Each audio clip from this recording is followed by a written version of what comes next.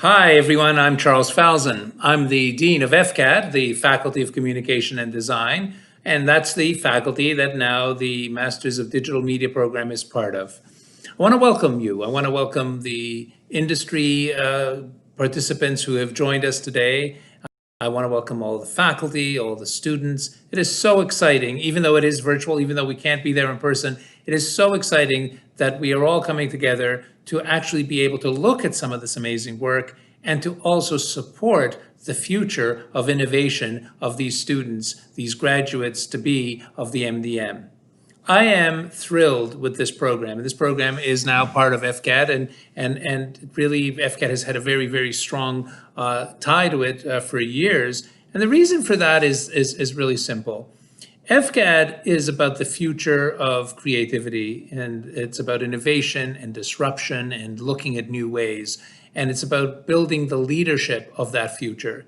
Well, the MDM has, since its beginning, been about getting students who are really pushing the boundaries of imagination, pushing the boundaries of technological and digital innovation, but also pushing the boundaries of what it means to be in a world of experience, design, of interactivity, of digital media, et cetera, et cetera. Wow, has it ever been more pertinent, more important than now? When we talk about the NeoNormal, when we talk about what it means to redefine reality as we go along, the MDM is a perfect place to unpack that in real time. And these students have demonstrated. They've demonstrated their ability to actually be current while current is shifting right beside us, right as we go along. It is not an abnormality for students of MDM or for the MDM program to understand what it means to actually be in a position to redefine normal on an ongoing basis. So today, as we're sitting here in a virtual reality situation, as we're trying to figure out what it means to be in a post-COVID world, I invite you to look at the work of the MDM students in a different way and to look at the nature of an MDM graduate in a different way. They are about this uncharted future of ours. They are the ones who are going to navigate and are going to be innovative going forward in ways that we can only imagine. I hope that you enjoy today's sessions. I hope that you look at these panels and they're amazingly strong groups of people having different discussions. I want to thank all of the organizers, the faculty, the directors, the staff of the MDM program for having put so much work and energy into this. And of course, I want to thank the students. And I also want to congratulate the graduates of this year. You are amazing. You are the creative juice that not only FCAD is proud of, but that society needs. So I hope I can meet many of you in person soon, but I hope for now you enjoy the moment, you enjoy this virtual connection, and you join me in celebrating the work of the MDM Showcase for 2020.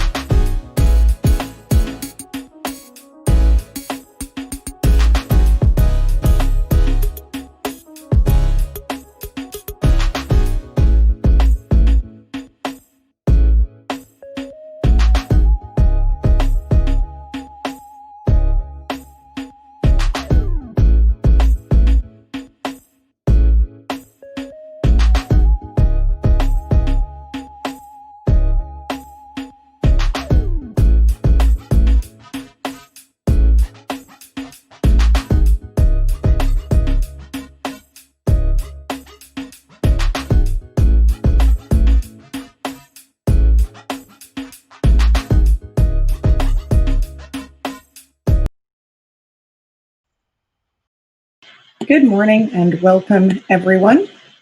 First, I would like to thank Charles for those opening words of encouragement and support. At the beginning of the year, none of us could have conceived of the concept of NeoNormal as being the unifying and defining aspect of our work. But as the world rapidly changes around us, we found ourselves challenged academically and creatively to pivot, change, and refine what our research means. Thank you for joining the NeoNormal Digital Inclusivity panel. My name is Megan Boisjoli. I will be moderating your first panel of the MDM 7.0 NeoNormal Showcase.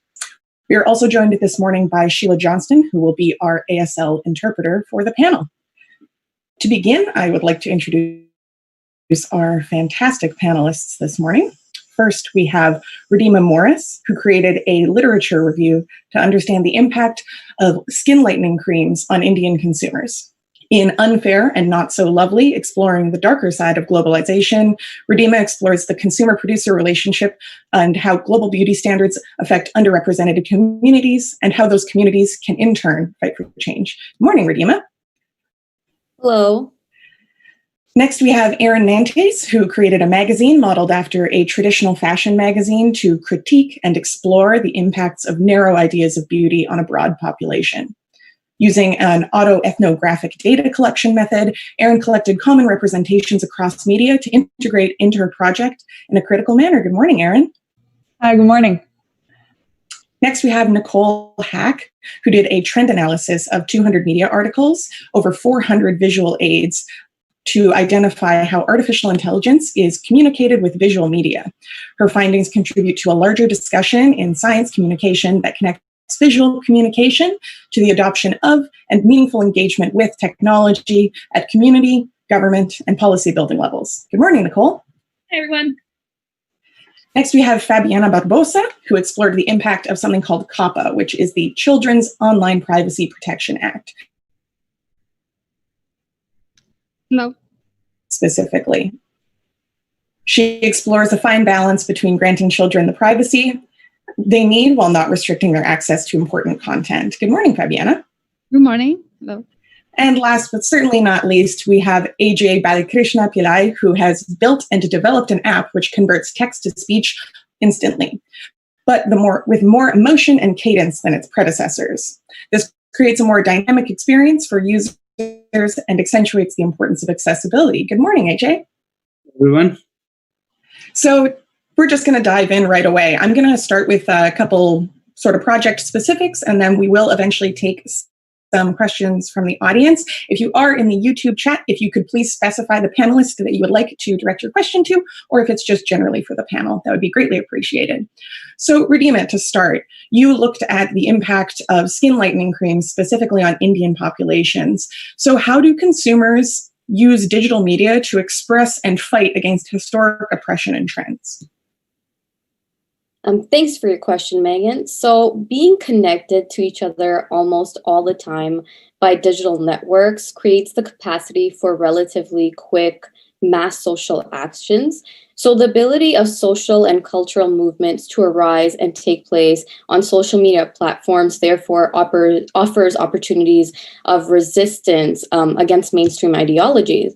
So, for example, the internet allows consumers to have a voice. And in the digital age, combined with networks, agencies, activism, and social media, they all work together to lessen the power that mass media communication corporations originally had. And these corporations were the one who were reinforcing these oppressive trends. So this has allowed a discussion to take place not only locally, but on a global level. Therefore, social media and other web processes has allowed agencies and the online public sphere to morph into an interactive space where people could come in, have conversations, share information, share knowledge, which basically brought new ways to create cultural change, and that really helped to fight oppressive trends. So in any way, has the notion of globalization helped create more diverse media, in your opinion?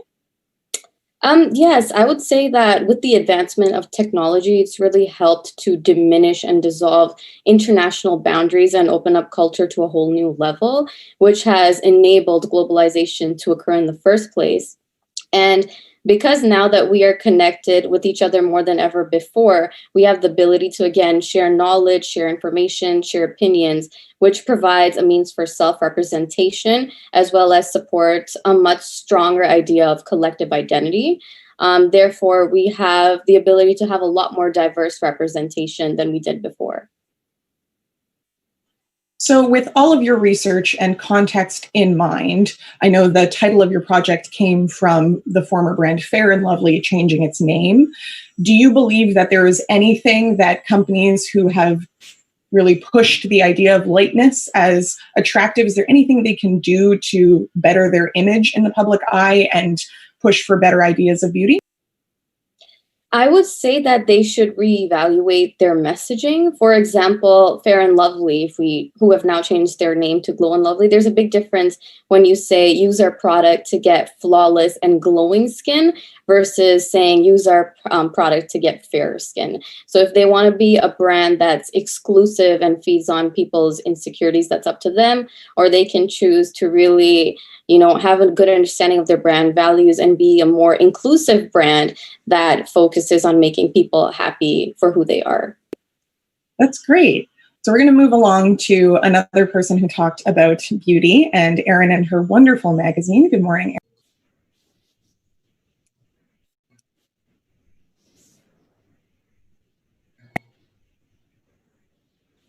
Megan, my mute got stuck.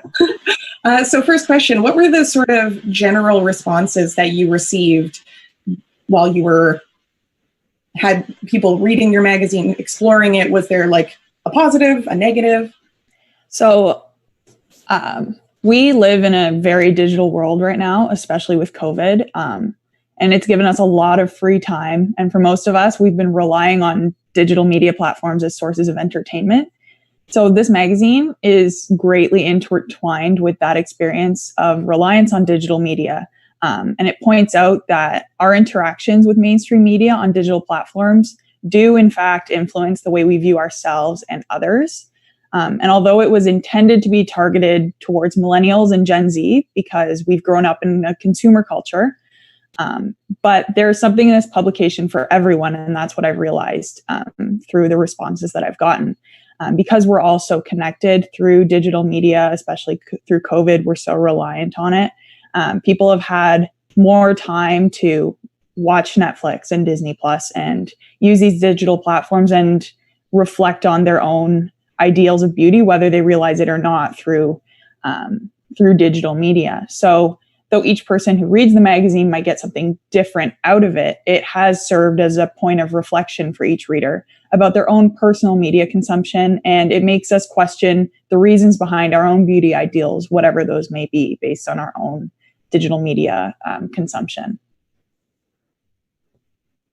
The magazine was a very personal experience for people to read, obviously, but across your research, do you see trends changing? And do you think that there's a functional difference between trends changing because it's more profitable, or is it coming from a more earnest place of wanting to expand and allow?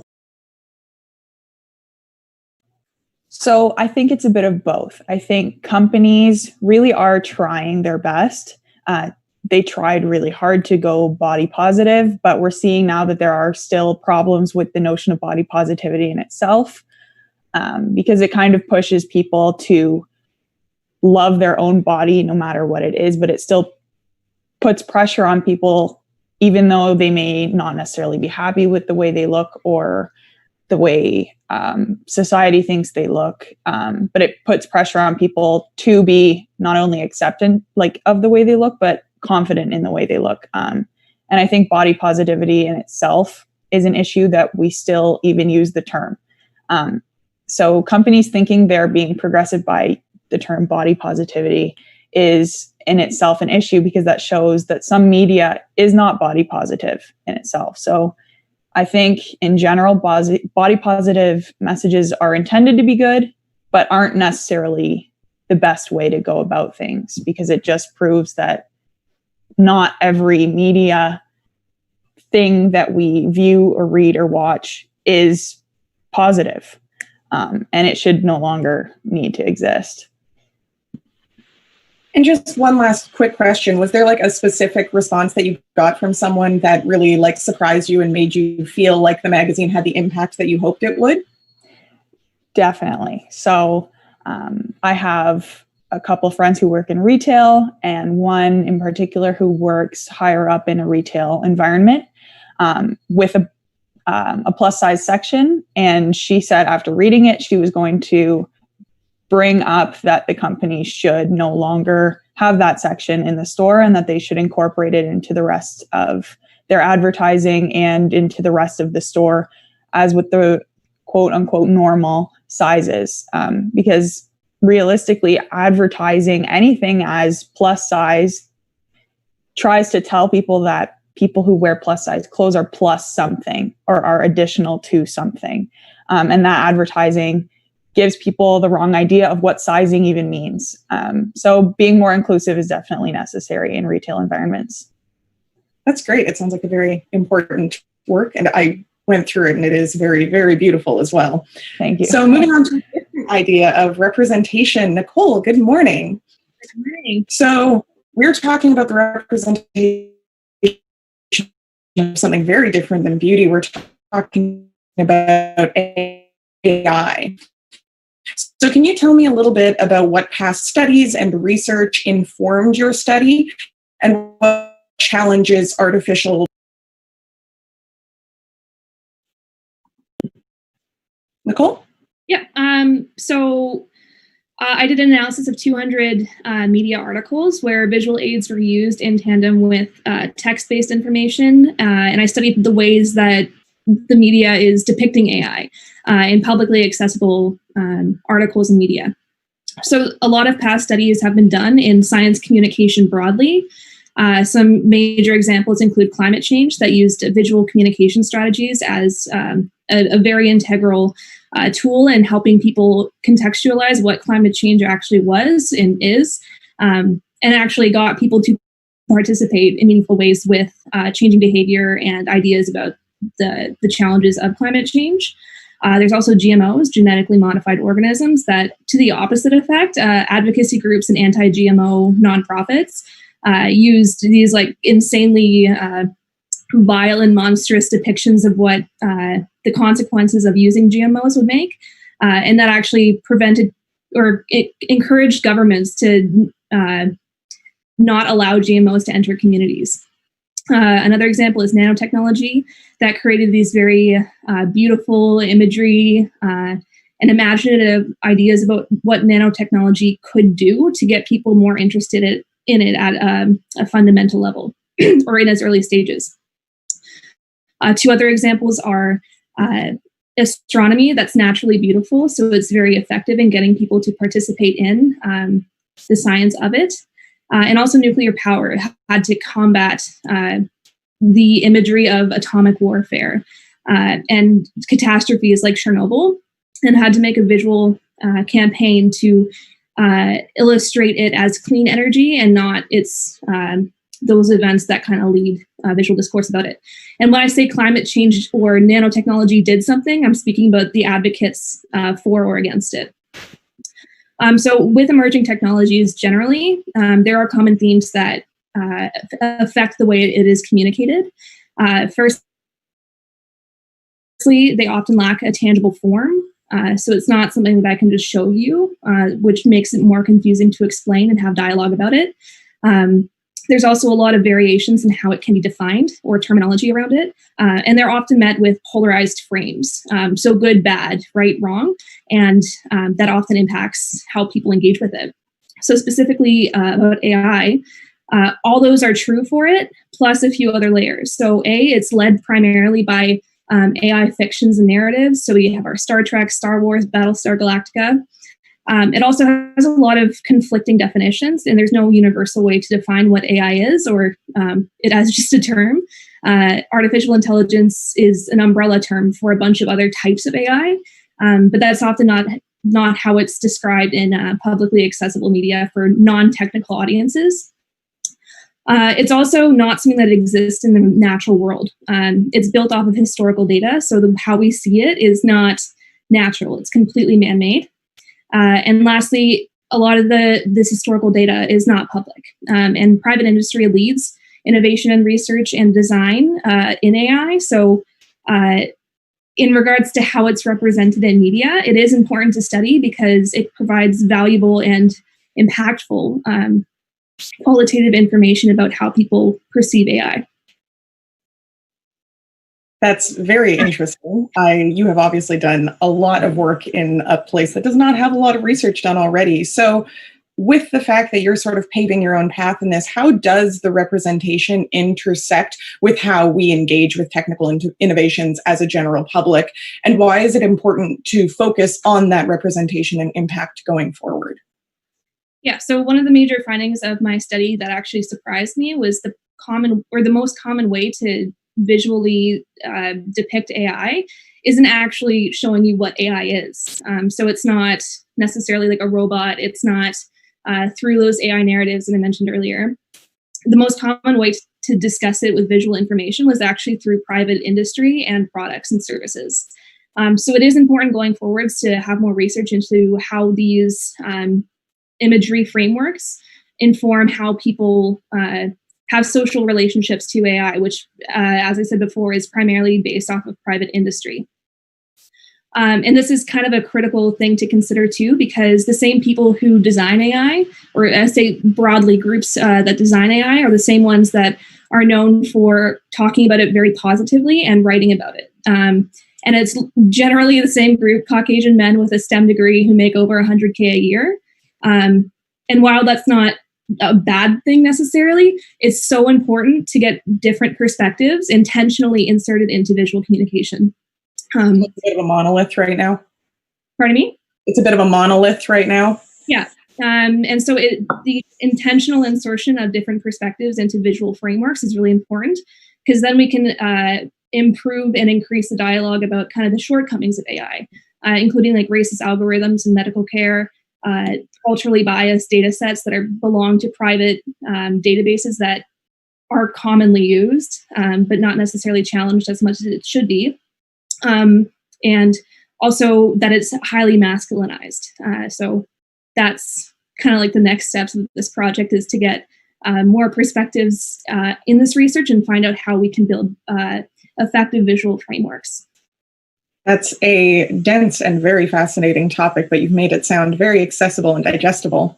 We are going to move on next to a little bit more of an accessibility and inclusivity topic. So Fabiana, good morning. So we're talking about COPA this morning, the Children's Online Privacy Protection Act, which had a pretty big impact on content creators, I imagine across different platforms, but you specialize in YouTube. So can you tell me whose voices and opinions were sort of at the forefront of this conversation? Sure. In my study, I found that when you search for COPA on YouTube, the videos that show up are mostly from white male creators, and those creators were not being affected by the changes that COPA rule brought to YouTube. And on the other hand, I also found that female creators were being heavily affected, especially smaller creators.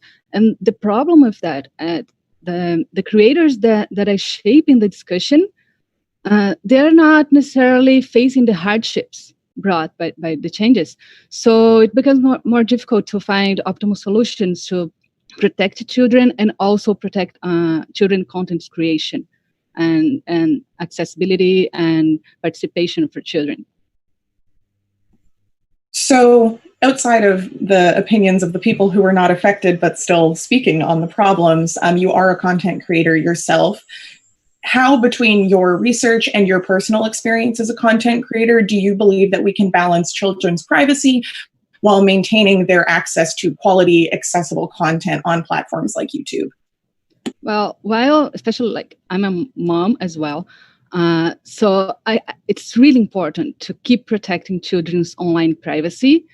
But the issue with COPA is that it's virtually affecting the monetization opportunities for creators, not only on YouTube, but also on other platforms and in the internet in general. So it's really important to find a way to keep protecting and do not take the incentives out from children's content creator.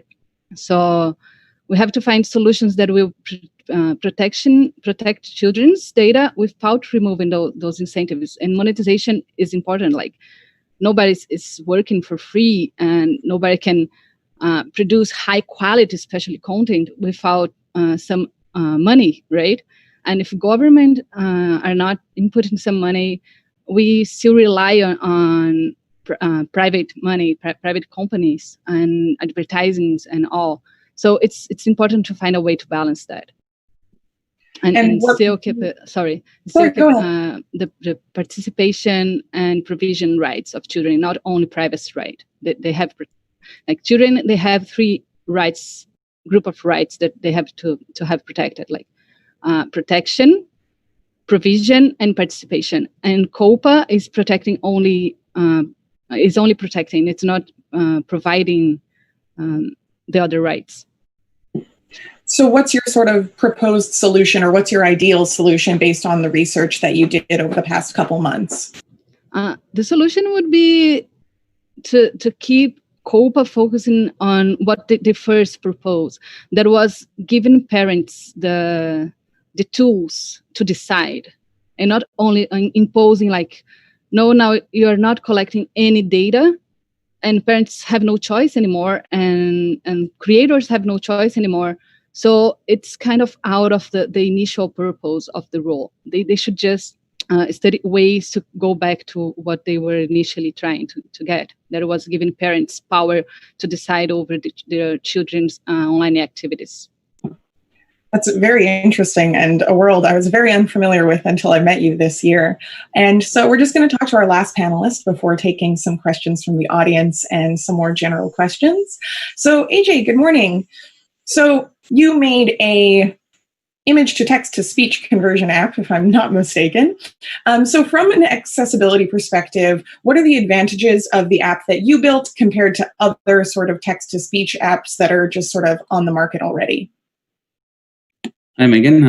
You rightly said that it is more than a traditional text-to-speech app.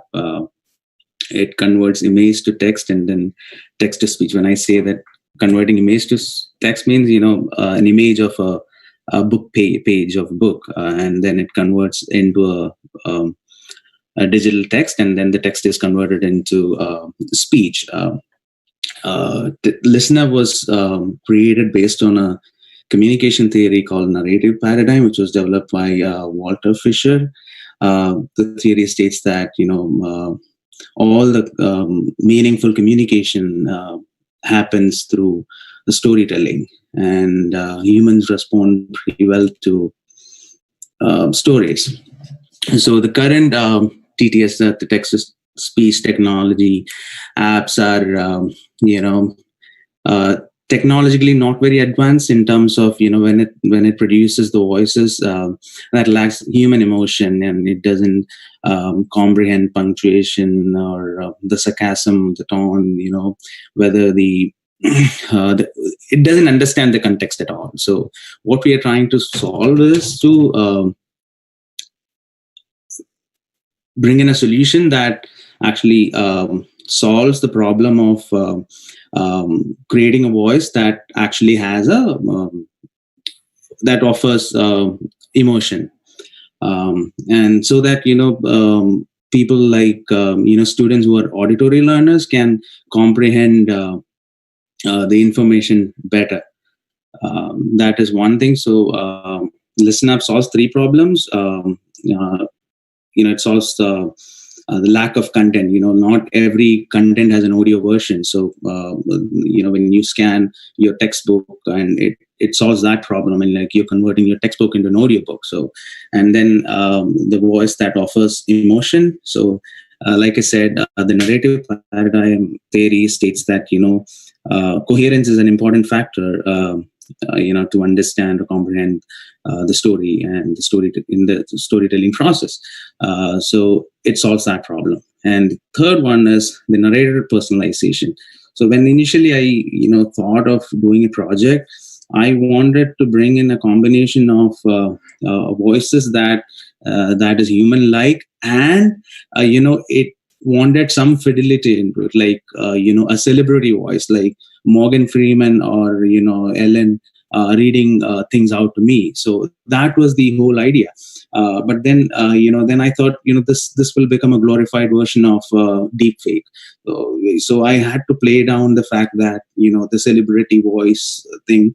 When I do a master's thesis, it's completely a different scenario. So so these are the factors, and this is what actually differentiate the current scenario with listener.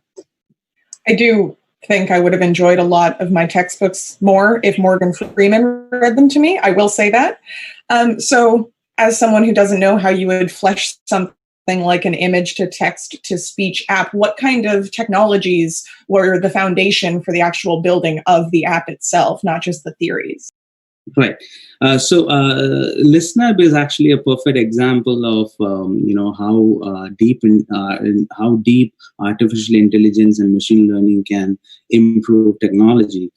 So it uses a backend, a combination of a backend that is AI based and a real-time voice cloning. When I said we could actually clone anyone's voice, though it is currently disabled on the app. Theoretically it is possible and technically it is possible. I have actually done it, but it's currently disabled on the app because of the legal issues, and there are a lot of other factors which get involved in it. So it uses a combination of AI based speech synthesis and a real-time voice cloning, which is called speaker verification to multi speaker text-to-speech technology. So it is that. So we have already created around 5 to 10 preloaded voices in the app. So this was created with 30 to 1 hour voice training session. So I can actually create your voice if you give me 30 minutes. And it will sound really good. I tried with my voice, but I sounded like those Indian characters who comes in Hollywood film, with the same accent and all that. I sounded pretty horrible. So I was like, no, this is it. Maybe they could use my voice for some of the characters. Yeah. So this is it. Yeah, that's fascinating. I'm very flattered. You'd think anyone would want my voice on an app like that, but I think I'll pass. Yeah, we have a general question from the audience. Thank you for participating our little YouTube chat. So this is sort of a general question for the panel. Do any of you see how sort of these projects interlap or intersect in any way? I think, the beauty ones might have some things in common: AI, privacy, accessibility. I can start. Yeah, please, Nicole. That'd be great. Well, this is because AJ and I both worked with an AI-based project. And I think it's interesting that there's so many legal issues with you trying to replicate somebody's voice. Because there's a lot of images out there. There's a website called This Person Does Not Exist, where an AI model has been trained on so many images that it can actually fake an image of a person.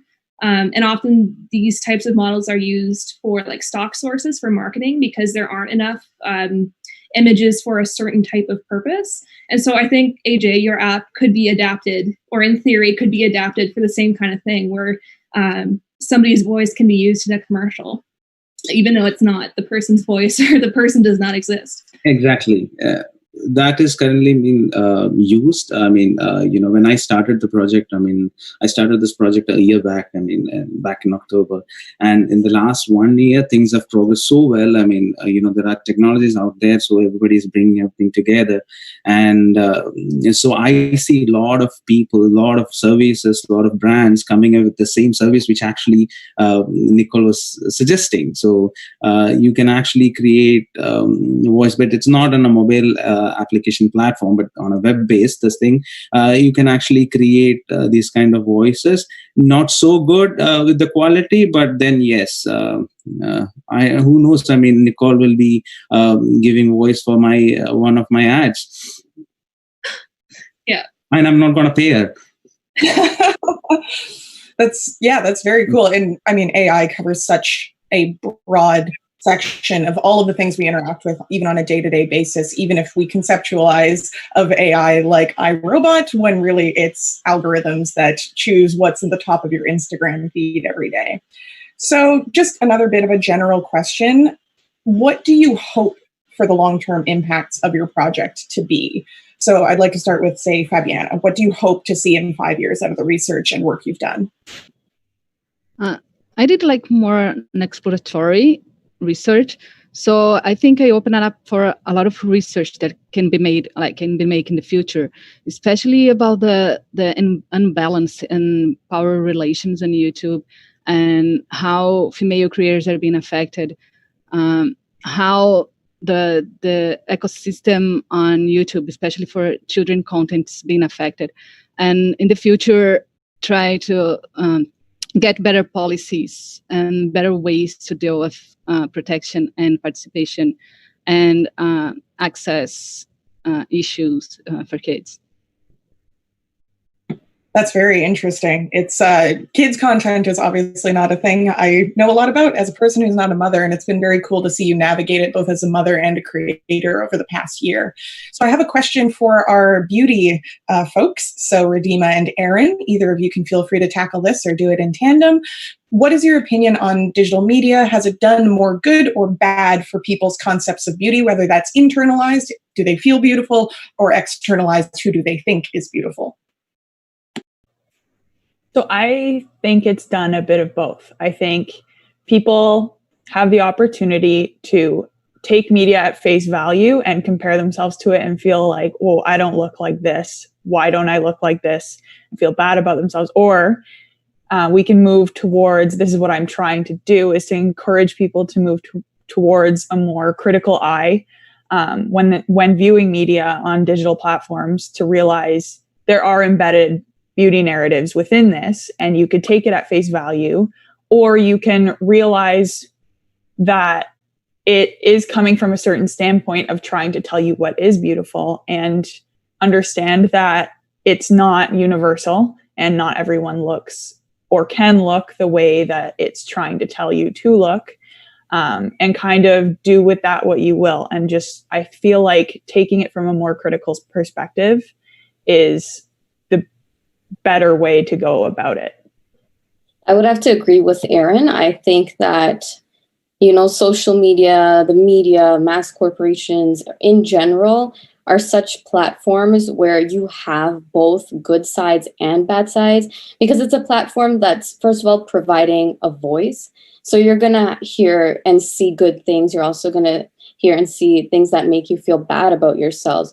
So I think that there is a shift now of power from originally the manufacturers of these like specific ads that are going out that are telling people you need to look like this or this is considered beautiful, to now the consumers who are saying, no, why are we being told to look like this? We should be able to be ourselves and express that beauty. So it's nice to see that shift, and I feel like there will be more of that in the future as well. As a frequent social media user, I hope there's a change in that too. It is such a fun and sometimes poisonous place to spend your time, especially when you're cooped up, like Erin said. So I actually have a specific question for Nicole. You sort of touched on the biases of AI, sometimes in medicine, sometimes in advertising, things like that. Can you speak to what those biases look like a little bit more and how they affect people, even if they're unaware of the goings on? Yeah, so I'll use two case examples. The first one, speaking to racialized medical care. There have been studies that show that Black patients receive, or in cases where AI algorithms are used to deliver medical care or to organize medical care processes, Black patients are more likely to receive a lesser quality of care than white patients, and their suffering is ranked of lesser severity to a white patient who has the same symptoms or same condition, and so those algorithms are often based off of data that's not publicly accessible. And I've said that before. That matters because people can't go in and criticize it, and it's historical data. So it's stuff in institutions that already have systemic issues. It just perpetuates it. Another example, is a lot of image databases come from Western sources. So there was actually a case where if you looked up bride, it would show the white gowned bride. But when you tried to find an Indian bride who would be wearing a red sari, it came up or was tagged as a costume. So small things like that come up. I'm not sure if I answered your question. No, yeah, that's great. And I think it's indicative of how embedded it is in our lives, whether or not we know. It seems very innocuous to Google something like bride or wedding and never have to really confront that culturally our weddings as Westerners in general do not look like what our multiculturalism actually is meant to represent, that we hold many different kinds of weddings. We just conceive of them culturally as one. I think that's very interesting. So we do have 5 minutes left. I just want to remind the YouTube chat, we are getting a swarm of questions, which we really, really appreciate. I will not be able to make it to all of them, but please be reminded that you can reach out to all of our panelists individually through the NeoNormal website. Everybody has project pages. You're welcome to explore and reach out to them if you'd like to know more about their research. So we're just going to do sort of a general one. This is someone who maybe is thinking of applying to the MDM. Did you have an MRP idea when you started in the MDM, or was it something you worked towards? I see some shaking heads. Does anyone want to share a little bit of their personal, definitely easy journey to figuring out what they were going to do? I had no idea what I wanted to do for my actual MRP, but I knew what I was interested in. I knew that I was very interested in exploring notions of beauty and how they were represented in media. But did I know that I was going to make a digital magazine? Absolutely not. It pivoted quite a few times. And Radima, I see you look like you were going to chime in there. Yeah, I was going to say the same thing. I had no idea. I had an idea that these are topics that I like to research on, but what really helped me was having such a wonderful supervisor who was really able to peek into my interests, and she's the one that really guided me throughout this entire process.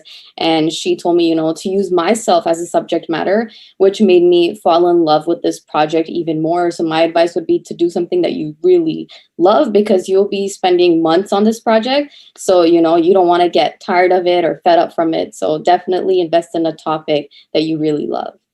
I can attest to that as well. AJ, I see you looked like you were going to chime in as well. No, for me, actually, one of the parameters that when I decided to do MRP was I wanted to do something that I'm not good at.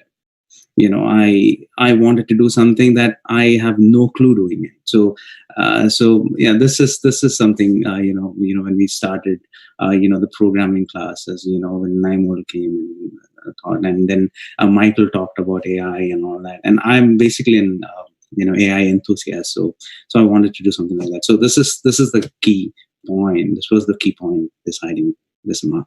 That's very cool. Like, challenging yourself is an admirable thing when you have to do it on a pretty tight timeline by the end of it, though none of us were expecting 2020 to be quite what it was. Nicole, Fabiana, did you have any personal strifes and journeys you'd like to warn people about? Yeah, I mean, I'm like Aaron and Radima. I had no idea what I was going to do. I come from a creative industries background, like film, TV, PR, all that stuff. It was actually a specific class where we talked about the future of work. That totally, I decided I want to work with AI, or I want to study AI.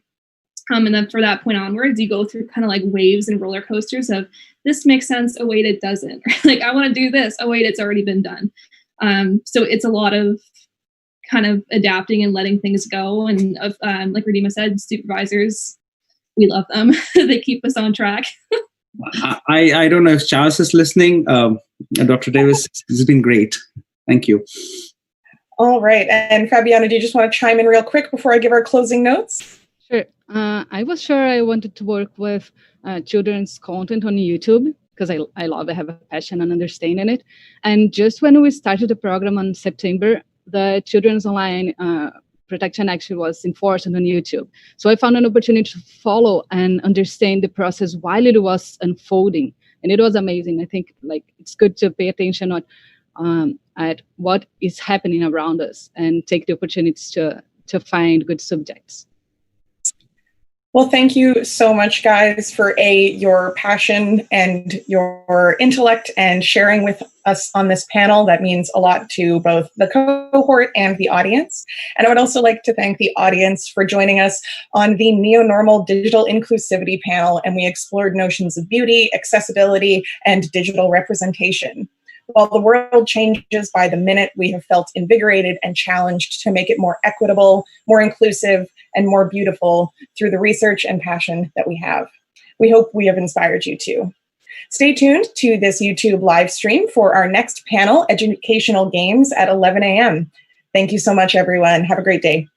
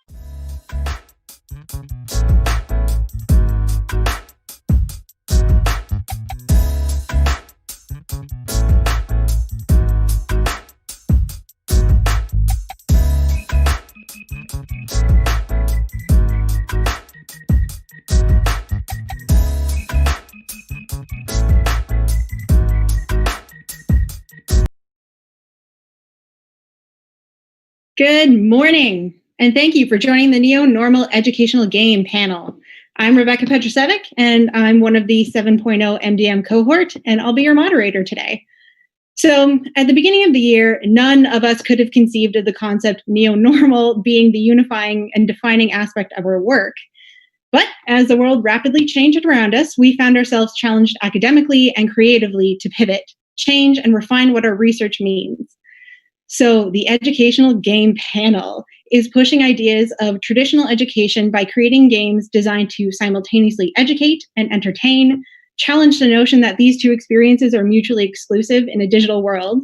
And this NeoNormal panel also explores the many forms of intelligence and education, understanding that knowledge is not limited to academic realms and can also be made easily accessible to benefit communities and individuals. So please welcome these amazing people. Ahad Alenkar to lead the way with her project, Young Leaders, Young Women, a game designed to help adolescent girls unlock their leadership potential. Ahad, say hi. Good morning, everyone. Hi. We have Khalid Al-Hamadi to discuss the possibilities present for online learning worldwide with his project iTutors app for online education. Khalid. Hi, everybody. Shenhem Gao to discuss deep online mentorship relationships through her research, Passing the Flame of Care, a study of Shi-2 master apprentice social relationships in Chinese video games based on the examination of JX3. Shenhem. Hello. I can't see you. Hi. Can you see me now? I don't know. We'll figure it out. Okay. Emily Hall to discuss the future of workplace training through VR with her project, Killing Them Softly, teaching emotional regulation and awareness through a VR-based rhythm game. Eloise? Adil Khan, ready to discuss all your fitness apps questions with his project, Let's Get Physical, exploring gamification in fitness apps to sustain user engagement. Good morning, YouTube. Jeremy Paquette to teach those darn millennials about cybersecurity with his project, The Scoop, how to protect your digital privacy in the age of surveillance capitalism. Hey guys, how's it going? And last but not least, Julian Yu to guide us through a difficult subject with his project, Dealing with Death, the gamification of social prescribing. Hey, what's up, everyone? So throughout the discussion, YouTube, please feel free to submit any questions you have into the chat box and pass them along, and we'll pass them along to the panel for discussion. If your question is about a specific topic or for a specific panelist, please put that in your message. And with that, let's begin. So to start off with, I'll put a warm-up question to the panel, and then we'll dive into each panelist individually. So, panel, why did you want to focus on education and gaming? Who wants to jump in? Adil, go ahead. And then Jeremy. Cool, yeah, that's right. Well, specifically for my project, I was looking at apps and educational apps. And why I thought it was an interesting place to research is that like a game is so much more accessible than other mediums sometimes when somebody may be interested in learning something new or just sort of curious to see what's out there. And it's a very lightweight and easy way to sort of get started. And with the way research in human and computer interaction is going to make really personalized learning systems, I found it a really interesting place to sort of look at the gap of how technology can make these learning environments fun, right, which is their goal, but then also really significant in behavioral change or any sort of learning outcomes that can come with the game. Amazing, awesome. Jeremy, did you want to jump in? Yeah, so I started with a specific problem, which I'll talk a little more about later, but I wanted to teach a subject that a lot of people don't find approachable. So to kind of build off of what Adil described about video games increasing accessibility, it's such an opportunity to create a world and bring somebody into it. And while they're there, they're yours. And you can teach them whatever you can manage to fit into that game. And I thought that was a really exciting possibility when I was looking at how to teach the subject that I wanted to bring up in my project. It's really an opportunity to engage people in a fun and creative kind of way. Absolutely. I mean, and even for myself, creatively, you're building a world and you have a chance to make it whatever you want. So it's fun for the creator and it's fun for the participant or the player or the student or whatever you want to call them, because they're all three. Right. Ahad, you looked like you wanted to jump in too. I agree with Adil and Jeremy. Gaming can motivate self-learning and problem-solving skills to a great extent. In fact, it became popular because it exists in many forms to be consumed. Today, gaming is no longer a hobby that is exclusively enjoyed by the young. It can actually target different age groups, and as a powerful tool, it can improve life and address issues of our time. I love that. Amazing. Khalid, did you want to hop in? Yeah, for me also, I'm trying to solve I'm trying to solve the problem of education in my home country and many other warring zones areas to use the technical and modern techniques to solve the problem of access to education. Right. So access, and other things, but my brain froze. So we're going to move on. Sorry, guys. Ahad, do you want to take us through your project a little bit and why you chose to go through gamification and teach leaders to expand on learning through traditional roles? So actually focusing on people who don't have traditional roles of power and using those as examples for young women. Thank you, Rebecca. So my research showed that an absence of accessible role models is a barrier to developing successful women. And I believe that women in every walk of life can encourage others to believe in their abilities and have the self-confidence they need to succeed. There is absolutely no limit for a woman to become a leader. For example, a leader can be an artist, a nurse, an athlete, an activist, a mother, or a business owner. And success has absolutely no age limit too. Young girls can be leaders, and the world could be a better place when they can celebrate their voices, their actions, and push for a change. Because my game is targeting young girls, it's important to know that girls look up today to women and celebrities who can dominate a trend with a post or a tweet and not always a purposeful achievement and a reward. So I aim to shift this knowledge base on power women and mark that influence and fame are completely different by telling stories of women from all backgrounds and careers. Again, any woman can lead her life and make an impact. Sometimes this impact might not make her famous or get her the credit and worldwide recognition that she deserves. But it's very important to talk about these incredible achievements and contributions and mention like their names to show girls how they can find success and fulfillment in their adulthood. I love that. I think that's such an excellent point that you make there too, where just because you're not famous doesn't mean you don't have an impact. So really having that conversation early on in a girl's life is such a brilliant idea. Would you like to take us through your game a little bit and what you've chosen? So my game basically is like a map on the board game where girls will be traveling from different ancient empires, and they will be going through challenging scenarios where they will be asked questions, and they will be introduced to different leadership skills. Different empires, they will have different characters, and they will demonstrate the actions or what the girls should maybe do in those challenging situations.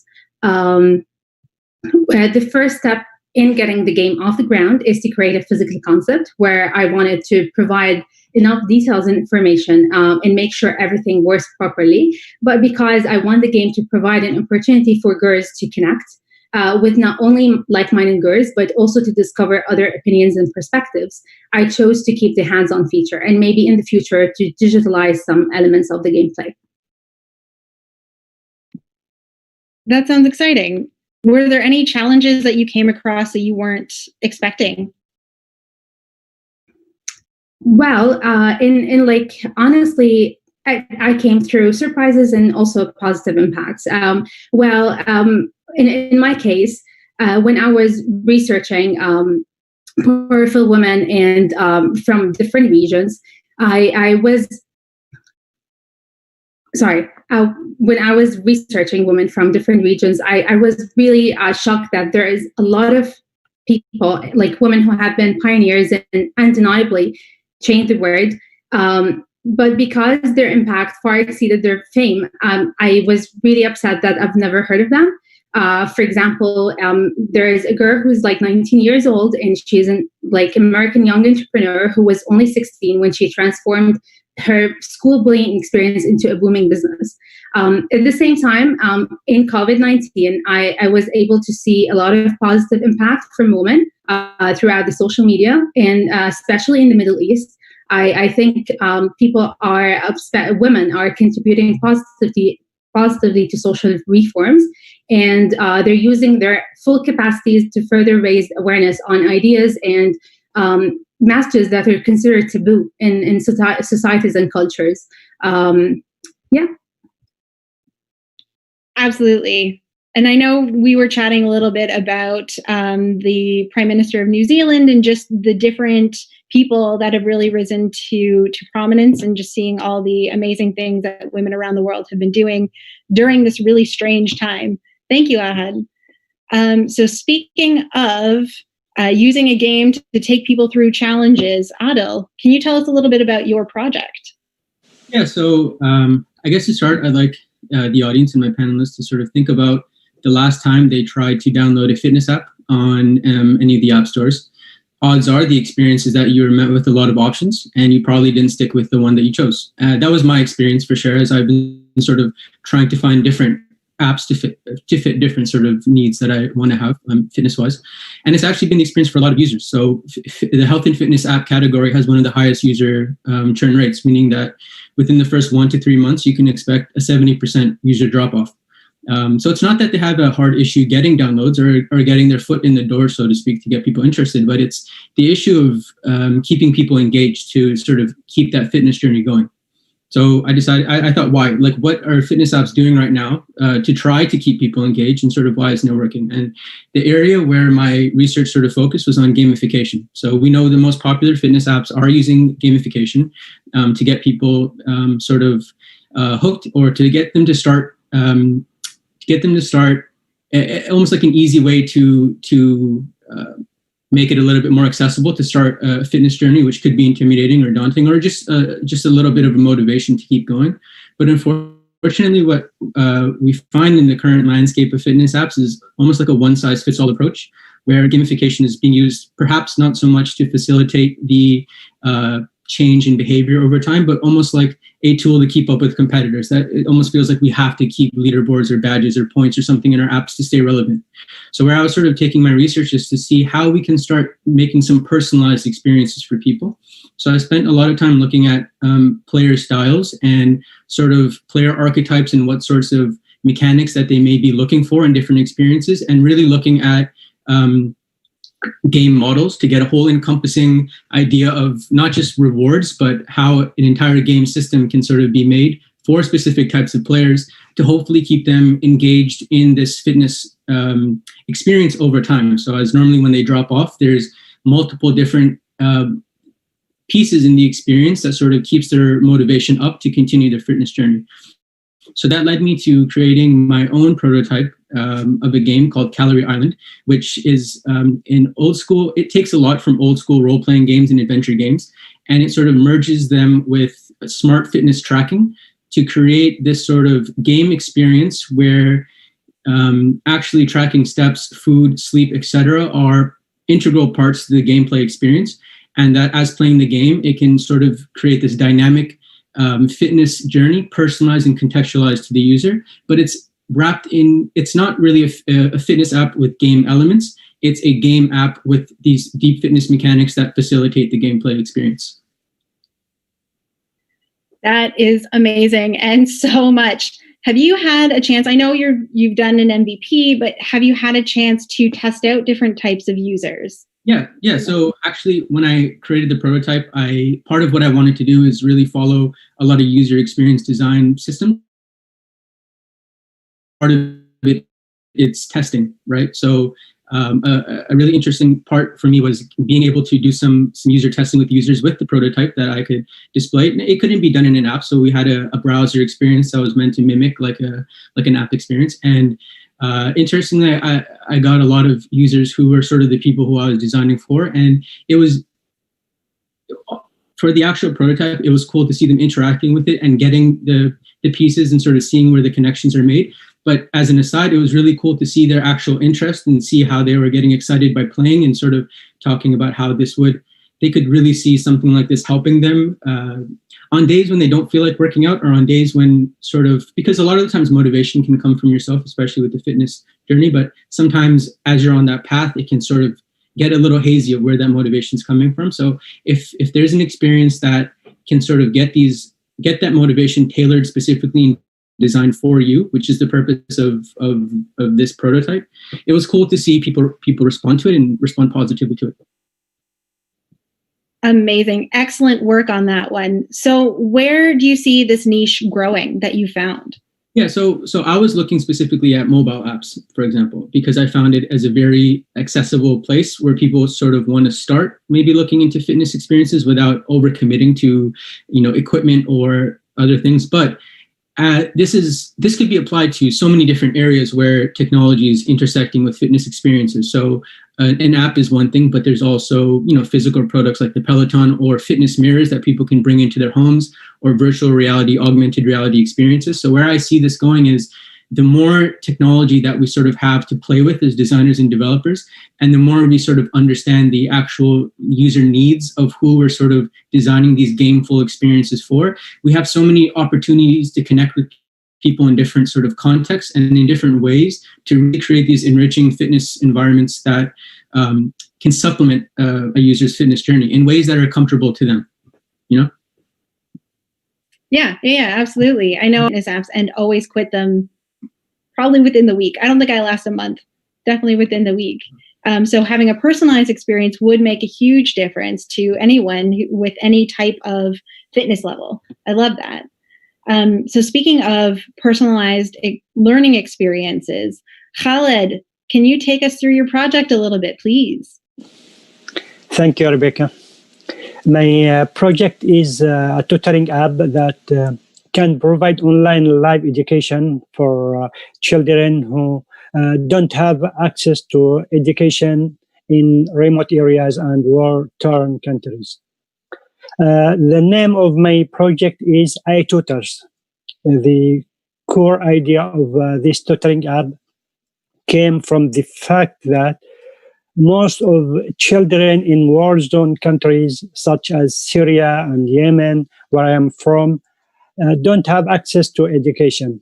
Students in those areas face extreme challenges, difficulties, and risks every day. The war in those regions resulted in millions of students dropping out of school over the course of the past 7 years. Plus, thousands of children have been either killed or injured just for trying to reach out to their schools. So this app is an attempt to bridge that gap of children having access to education in the war-torn countries as well as in the remote or poor communities. How will iTutors contribute to finding a solution to this problem? In an innovative way, it will have a kind of virtual marketplace in which students, regardless of where they live, can meet or find teachers who speak their language. This platform will help both students and teachers. The students will get free or affordable educational tutoring, and the teachers will be able to earn some extra income. The goal of iTutors is to be a platform that provides online live education via a smartphone or other device in a local language with local curricula for free for students in the war-torn countries, remote areas, or poor communities, as well as for learners for an affordable fee in the rest of the world. That's amazing. Khaled, that's such important work. Thank you so much for doing that. So you have already implemented this project in a couple places. Can you tell us about that, please? Yeah, this project is almost ready in the website and in app also. The people can look to it as it is ready in the address itutors.org. It's almost ready, but it's ready as a model. But when I get enough fund for it, definitely I will create a better platform and good and better app to be more professional. Amazing. So that was itutors.org to go check it out if you're interested, which you should be. And so, Khaled, what was your biggest challenge as you were trying to bring this project to life? Actually, any project should face challenges. And in this term, iTutors is facing at least two main challenges. The first one is how to have enough funds to run the platform and to cover the costs of its free tutoring plan. The second challenge is internet accessibility in remote areas. These two factors could negatively affect the achievement of this project on different levels. But the solution for the first challenge is to make partnership and create strong connections with international donors, as well as to get our own sources of funds from the activity of the affordable fees of classes from this platform. The solution for the second challenge of internet accessibility could be a bit harder to remedy, as the internet speed is not strong enough to hold live stream classes, but group calls and virtual meetings through Zoom and Google Meet seem to be working well in the war zones, such as in Yemen and Syria, as I have made many meetings to see if it works or not. For that, this indicates that this problem could be resolved by the time, as users in those regions increasingly have access to the internet through their smartphones or through Wi-Fi, as well as the internet speed will improve by time. Amazing. So access being one thing, but the cost sharing aspect, I think, is really quite brilliant. Where you're making it free for the people who need it to be free, and then if you can pay, you can help support people just by pursuing your own education, but then giving a little bit. I love that. I think that's a really genius way to make it accessible. So thank you so much for that. But we are going to tap into Shenhim and your project that explores more mentorship-teacher relationships. Shenhim, do you want to take it away? Yes, sure. Thanks, Rebecca. So my major research paper is study on Shitu, where I have the little poster here, translated as a master-apprentice social relationship based on the examination of GX3, which is a Chinese video game I will explain later. So if you have ever played any online video games, there are many different digital relationships you might think of, including romantic relationships such as virtual couples, the general game friends, which most of us experienced more or less, and also guilds, which is a large group of people who go to dungeons together and do other activities and extra. However, in my study, I like to introduce a new category, which is a master-apprentice connection that has never been explored before. This social relationship exists mainly in Asian video games, and it basically provides a way for more experienced players to mentor the newcomers, offer help when others feel in need, and build up a long-term relationship by imitating the old tradition of master-apprentice in the martial arts culture. So in my research, I investigated its nature and uniqueness based on the case study of GX3, which is a popular MMORPG, massively multiplayer online role-playing game in China, as well as its possible influences on individuals, communities, and subculture products such as fine arts. Since this kind of digital relationship has many benefits, including encouraging a more personal intercommunication and forms relatively long-term relationships in a virtual world, I believe it's important to introduce to the Western game industry. And also not only games, this relationship may also apply to online education and other digital fields. Amazing. This is such an interesting topic, and you took a very interesting approach too as you were trying to explore those relationships.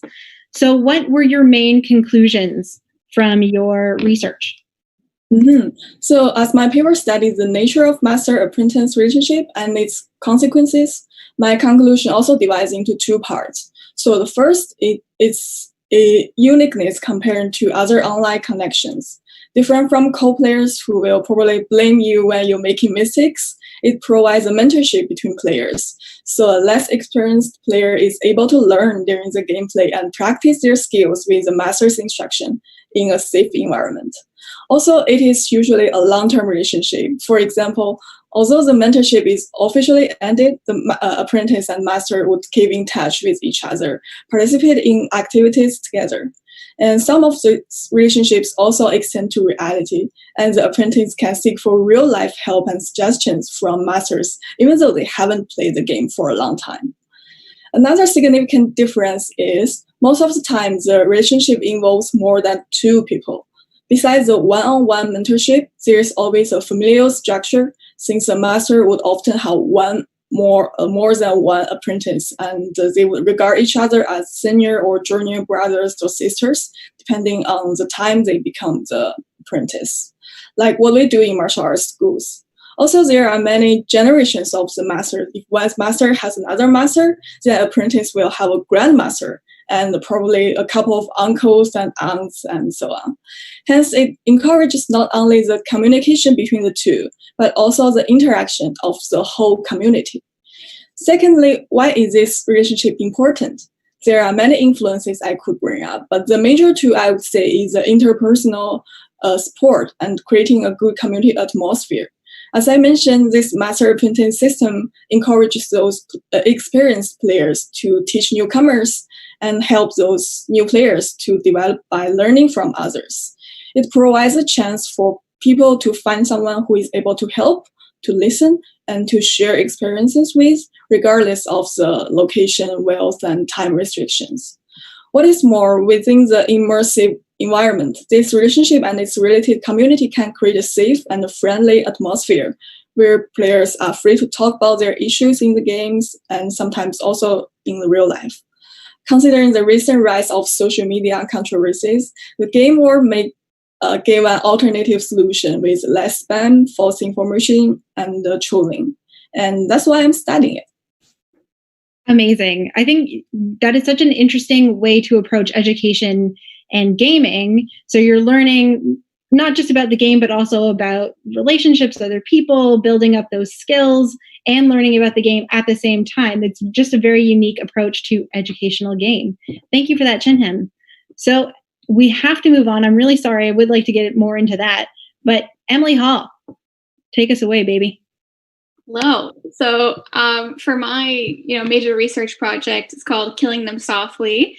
It's an educational simulation focused on soft skills training for students learning about human resource management within the creative industry. So essentially, I took a case study from an existing Ryerson human resource management course that is an exercise based on project termination and elevated it into a playable simulation. What inspired me was, hearing the professor's complaints about how students aren't engaging in this traditional learning method because it was too casual and not realistic enough. So then I had the kind of light bulb moment of taking the fundamentals of the original learning exercise and case study, then creating the simulation to get students more engaged and retain the information longer. So what ended up being created as the final project is a 3-phase simulation, each phase containing a few sub-levels. There are 8 levels in total that the user goes through, and each phase covers an essential stage in delivering bad news to your creative team effectively. And within each level, within the phase, is a small step towards executing your delivery in a way that would be considered successful. Okay, so using technology to teach people how to translate these skills into real life. That's such another really unique way of approaching education and game. So Emily, I know you're focusing on creative industries. Why creative industries specifically?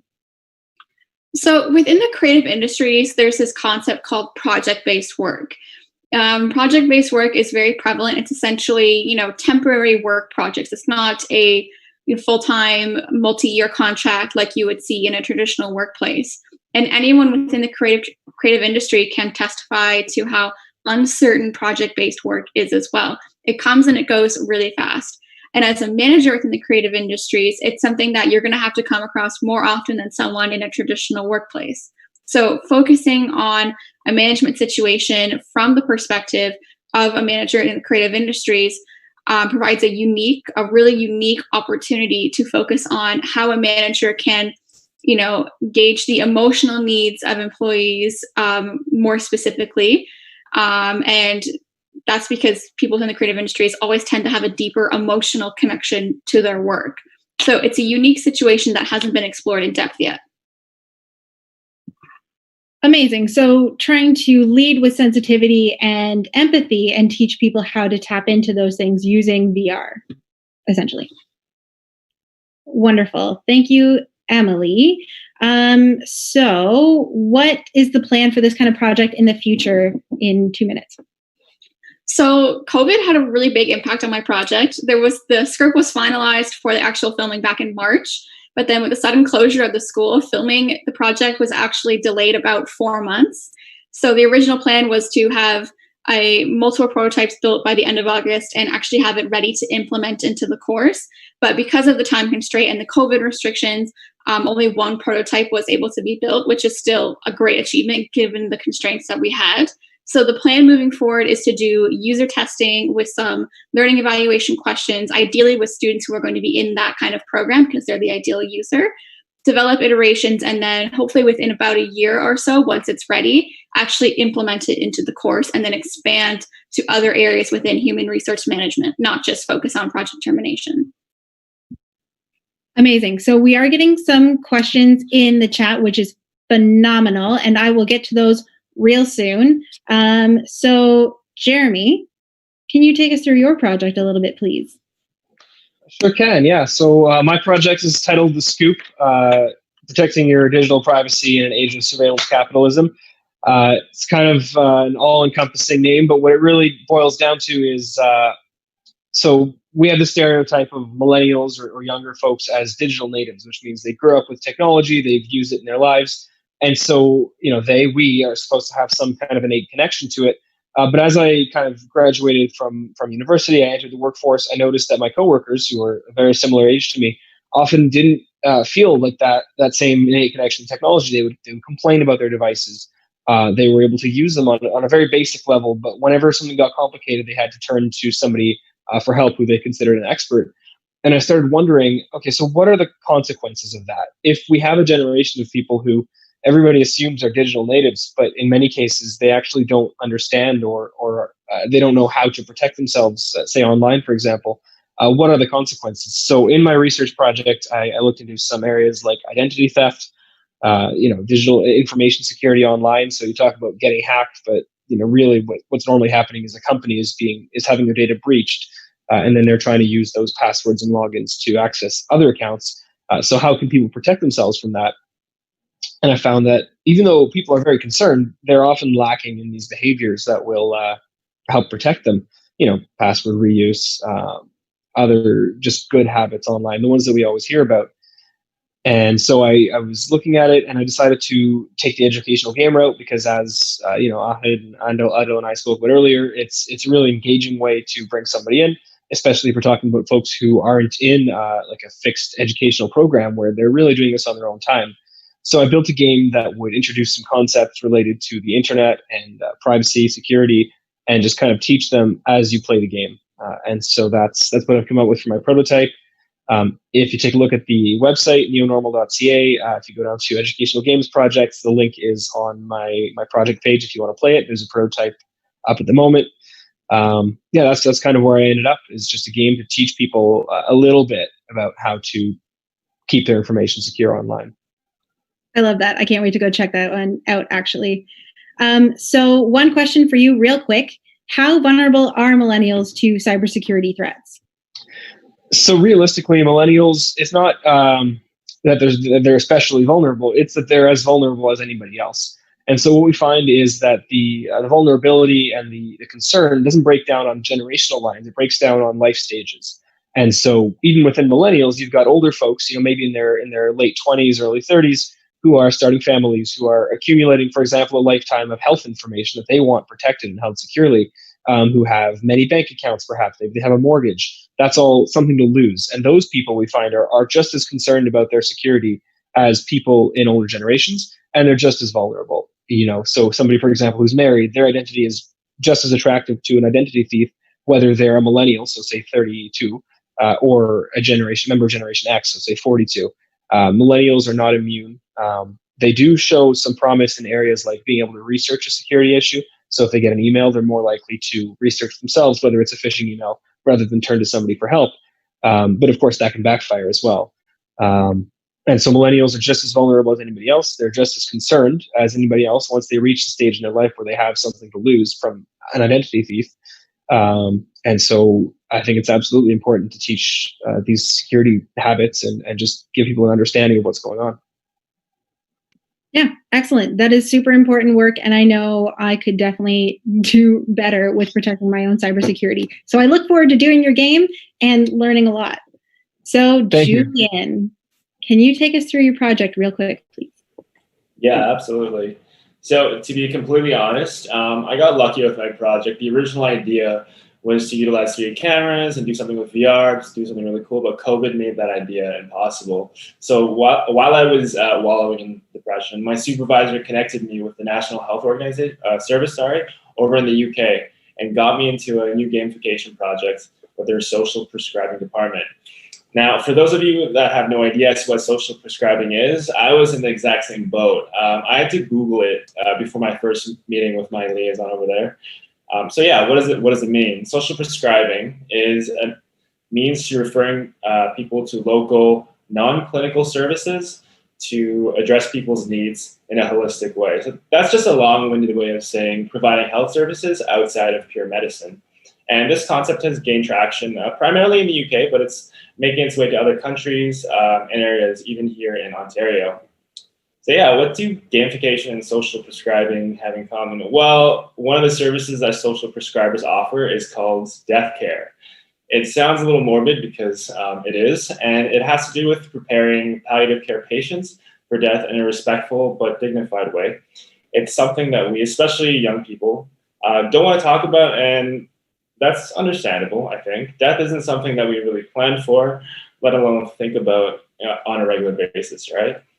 In some ways, I think that we think that we'll live forever and stay with our loved ones, but rationally, of course, we know that's not true. That sounds a little depressing, but stay with me. So when that time eventually comes, conversations about taking care of those final details can be awkward or just straight up tough. This is where gamification comes in. Think about the popular card game, Cards Against Humanity. The mechanics are pretty simple. Words on cards to spur on interesting conversation, right? So we took that premise of a conversational card game and transferred it over into a digital platform that would allow patients to have conversations about sensitive topics with their loved ones. So yeah, using the design sprint methodology, we designed features like achievements, custom cards, and multiple decks to help motivate and engage users to have those actual conversations. So the app right now is currently in alpha stage and it's pretty much ready to be tested. I'm looking forward to getting feedback from the users and seeing how we can have it ready for a full release very soon. Very exciting and such an interesting, difficult topic too. So I'm curious, how did you find walking that fine line as you explored gamification around something as sensitive as death? Yeah, that's a great question. To be honest, it was pretty tough to navigate those waters, especially since I really don't have any formal training in social prescribing or in palliative care, except for the research that I did. Funny story, when we first approached them with the gamification idea, the manager over there asked us to now put in magic and dragons into the app. And yeah, she was not joking. So obviously there was a big knowledge gap to fill on both sides due to the assumptions we had on each other's expertise. And the way to close that gap was to ask a lot of questions to each other and don't assume. Take achievements, for example, pretty standard in a lot of video games these days. A good example is the modern slot machine with their bright flashing lights, leaderboards. They even have complex narratives now and other visual cues to stimulate dopamine centers in the brain so that the users keep playing and spending money, right? So this type of motivation is effective in video games and in casinos, but completely inappropriate for something like death care. So the achievements have to be crafted in a way where you gave respectful notifications about completing cards and encouraging users to tell them what they're doing is meaningful versus egging them on for the sake of progression. Yeah, so it was a pretty fine line to walk, and there was some heated discussion as to whether they should be included at all. But in the end, we thought that some encouragement was better than none, especially since the topics could be quite heavy. Amazing. Such great points too about what types of elements would be appropriate in this situation and what definitely would not be. Thank you so much for that, Julian. So we have about 20 minutes to take questions from the audience, and I'm seeing a couple coming in right now.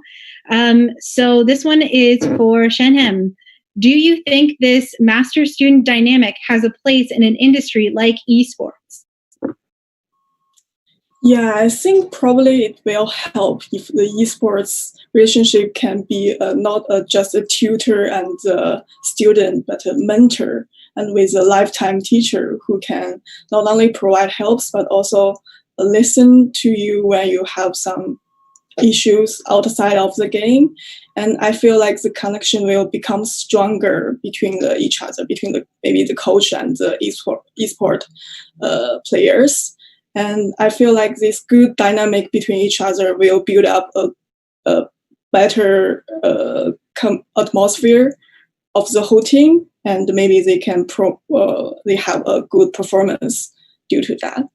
I would say it's a good question. Amazing. So yes, being able to tap into building that kind of deeper connection to increase performance. I'm sure we'll hear a little bit more about that with Robin Kang in the next panel on coaching in esports. So that's another interesting element to add to that. Thank you, Shenhem. So for this one's for everybody, what are your thoughts on people becoming addicted to gaming? I can jump in. Take it away, Jeremy. Yeah, so I think, as far as educational games, obviously Julian was talking about dopamine and how so many modern games are designed to stimulate parts of your brain to an extent where it's really hard to look at somebody who is addicted to games and say, oh, it's their fault, it's their personality flaw. We used to look at addictions as a personality issue, and now we look at them more as a medical issue, as a holistic, community-based mental health issue in some cases. So I think, if you want to look at an approach to limit addiction in gaming, you really have to get the people who develop games on board, because these triggers in people's brains are not going away. And there's always going to be people who are more susceptible to it. I certainly haven't done that research myself, but I'm aware that there's a lot of people looking into whether it's genetic or cultural perhaps, but some people are more susceptible to addiction. People say, I have an addictive personality, and that might mean in some sense that they're more likely to be hooked by something like that. If you want to address it, you really have to get the people who develop them on board. It's so easy when you're developing a game to just say, I'm going to make this button really fun to press. And it's a design challenge. And as a designer, you're not always thinking like, how can I make sure that my game allows people to step away from it and go live their holistic life?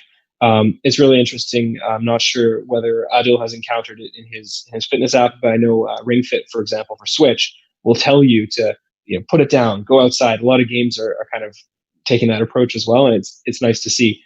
So definitely a concern, not so much specifically for educational games, because if you get to the point where somebody is hooked on your educational game, maybe that's a little better than some kinds of other games. But absolutely on the side of the designers, I think is more the responsibility than the players, who obviously can choose what games to play, but at a certain point, they're not choosing what content is shown to them. Absolutely. That's such a great point about designer responsibility and ethics around that. So how are you building this game? What is your intention behind building this game? And are you allowing for your design to give people space to live their whole life and not just be constantly attached to what you've created? That's a great point, Jeremy. Thank you for that one. Thanks. Adil, did you want to jump in? I was going to say, Jeremy hit the nail on the head perfectly in that it's a fine line, because as games are designed to be to get people to keep playing them and be addictive, so to speak, so many different things or apps or digital destinations borrow from that a lot and try to borrow game mechanics and experience design from games to keep their product addictive as well. Not necessarily like it's exactly like a one-to-one like a game, but you see a lot of patterns in the way things are designed and put together. And from the design perspective, there are tons of dark design patterns, is what they're called, that people can sort of go into to sort of take advantage of both people using a digital sort of product to take advantage of them to keep playing, or to sort of keep advantage of the fact that they're so hooked and into this sort of tool. So it's definitely a very interesting area to talk about. And as Jeremy pointed out, I think a big part of the discussion would be on how games are designed and developed for the first place. But like, it's really interesting to think about just the implications of design and development, and also like market demand taking advantage of, dopamine inducing design tactics and patterns, for sure. Amazing. My mind is blown. I just keep thinking about the loot boxes and discussions around having a loot box in an online game where people can essentially gamble to get more access to, whatever it is, better weapons or what have you in a game. Sorry guys, I'm getting inundated with questions. This is amazing. Emily, you have so many questions to answer right now. So we have, the first one is, how do you see your work being transferable to other industries? Oh my gosh, there's so much potential for this project to expand into other industries. There's this kind of assumption that with soft skills, aka like interpersonal skills, those can be developed on your own or over time, it's just a natural skill, which is not true. Same thing with hard skills. Whatever your niche is, there should be training. There is training, and there's potential for it. The truth is, this can go anywhere. Every workplace involves these types of skills. But two major areas I can see this being expanded into is the medical field. Kind of touching on what Julian's project is. People in medical professionals have tough conversations all the time, and there's so much potential for stuff to go wrong. So there could be, training simulation involved there. Another huge area that this could go into that's really prevalent right now in society is how law enforcement agents can interact with civilians in a safe way for all parties involved, and vice versa. I think that would be a really interesting opportunity that this project could be taken. In both of these industries specifically, the casual role-playing exercises or case study approach is just not enough. So those are two kind of niche areas I see this being expanded into right now. Amazing. Really building up those empathy at those really critical moments. So kind of, you're touching on this a little bit, but so why did you choose something like VR, and how would your VR platform apply to those other industries that you were just mentioning? So I chose virtual reality for this approach because VR has the potential to create a much more immersive and realistic environment than in those traditional role-playing exercises, and therefore more potential to try and replicate those feelings and emotions that the user would experience within the simulation. So it has the potential to really build upon those skills and the potential for muscle memory, essentially, people to remember those reactions that they saw in the simulation and apply those to real life. VR also allows learners to interact with virtual objects at their own pace and learn through a constructivist approach, encouraging active participation rather than being really passive and just whatever with your traditional learning experience. People don't get as bored, essentially, because you're fully immersed in it. There's no way to kind of get around it. So essentially, overall, it has the potential not only to be more realistic, but overall engaging for the user. In my research, I discovered that the use of VR promoted feelings of enthusiasm and impressiveness, both which are such key factors for the cognitive process of learning. So with all that said, there's so much potential, and it really engages the user that much more. That's amazing. Just making people enthusiastic about workplace training in itself is a challenge. So well done there. So for everybody, do you see gamification being the future for post-secondary education, games where your final prize is a university or college degree? Ahad, does anyone want to jump in? Khalid, go ahead. Yes, yeah. I think it could be, yeah. I have seen just in the US, Open University, which is for free. It's online app, and its name is University of People, and they recently launched on, but they started with some courses. But I feel it could be one example for successful in the future of educational gaming and educational platforms like this. Yeah, and also this was also one of the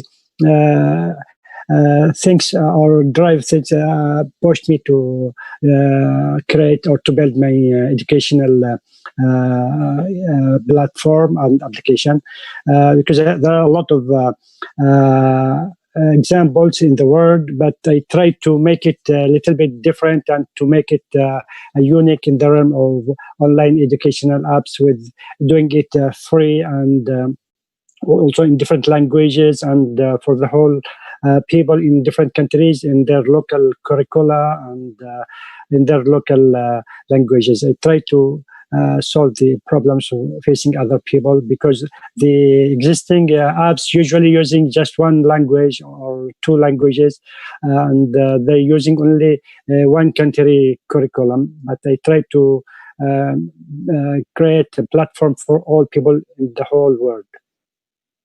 Absolutely. And I know when you were mentioning your project, just thinking about the ability for people to connect with your platform in their personal or their chosen languages or their mother tongue, and thinking about that in terms of a Canadian context, just the opportunity that is really there for people to learn in Indigenous languages too is just amazing. Yeah, because Sorry, yeah. Go ahead. Yeah, because the education in my application will be live, and for that the teacher will deliver the course or the class in their own language. Yeah. But maybe the platform itself could be in some languages, how to browse the platform, but the education itself will be live and it will be in the local language. Amazing, thank you, Julian. You had your hand up. Yes, I think it's already present in education, to be honest. Think about report cards or grades. You're getting a score that reflects on your performance, right?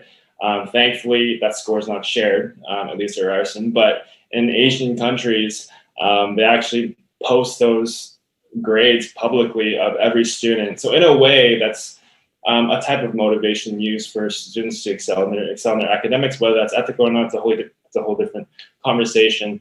But if you look at other areas like dating, for example, for any of you that have ever used Tinder, that's gamification right there. Think about what happens when you match with someone, and that that ding sound plays, and you see who the other person is, and you get all excited. That's gamification principles being used right there. So I would say that like today, it's a little insidious in terms of how gamification is in everything, and you could miss it if you're not looking close enough. That's an excellent point, Julian. Thank you for that one. So in the interest of time, I have one more question to tackle. There are so many great questions coming in, so I really do encourage you to reach out to the panelists directly at neonormal.ca. You'll be able to connect and see where their projects are at, and then ask them questions directly, because there are amazing questions coming in, but we just don't have time. So Ahad, this question is for you. Could your project also be applied to learning about women's health outside of health classes in school? That's a very interesting question. Well, the game can be tailored to anything that teaches girls about their characters, how they can push forward. There is like a gender representation, I would say, in video games in general. Girls are frequently displayed as sexual objects or characters needing help. And by adolescents, females already know about this discrimination, so they realize that males occupy more powerful, dominant, and higher positions. And they will notice that genders are portrayed differently in media, which could influence their perception of gender roles and might put them always under spot to behave and look a certain way. So the goal of the game is to teach them leadership. However, if there is anything to do with women, like to maybe to learn more about their higher like self-esteem and like to prove them like a better adulthood, then yes, I like the game can be tailored to anything. Amazing. So it's really quite flexible, but the the point is to get women to ask questions and be confronted with these real life situations that they might come up against, and give them the tools to deal with them in ways that advocate for themselves. True. Like Rebecca, there is absolutely no cure reacts to unconscious bias, right? But we need to disrupt stereotypes and redefine what it is to be a leader.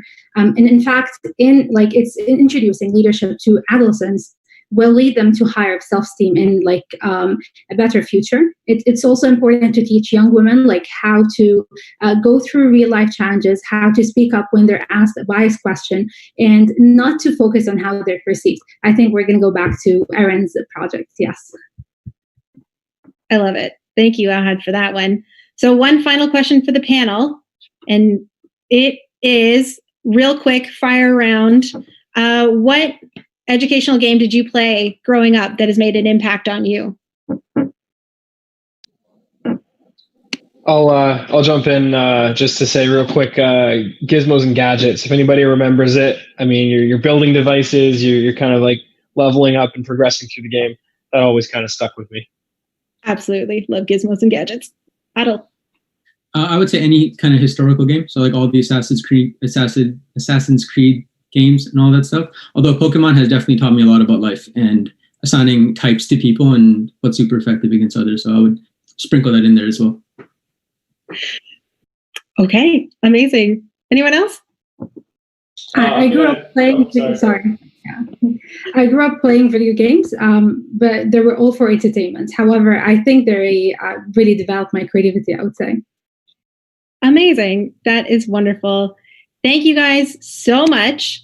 We are out of time, and I'm really, really sad about it because I could talk about this with you guys forever.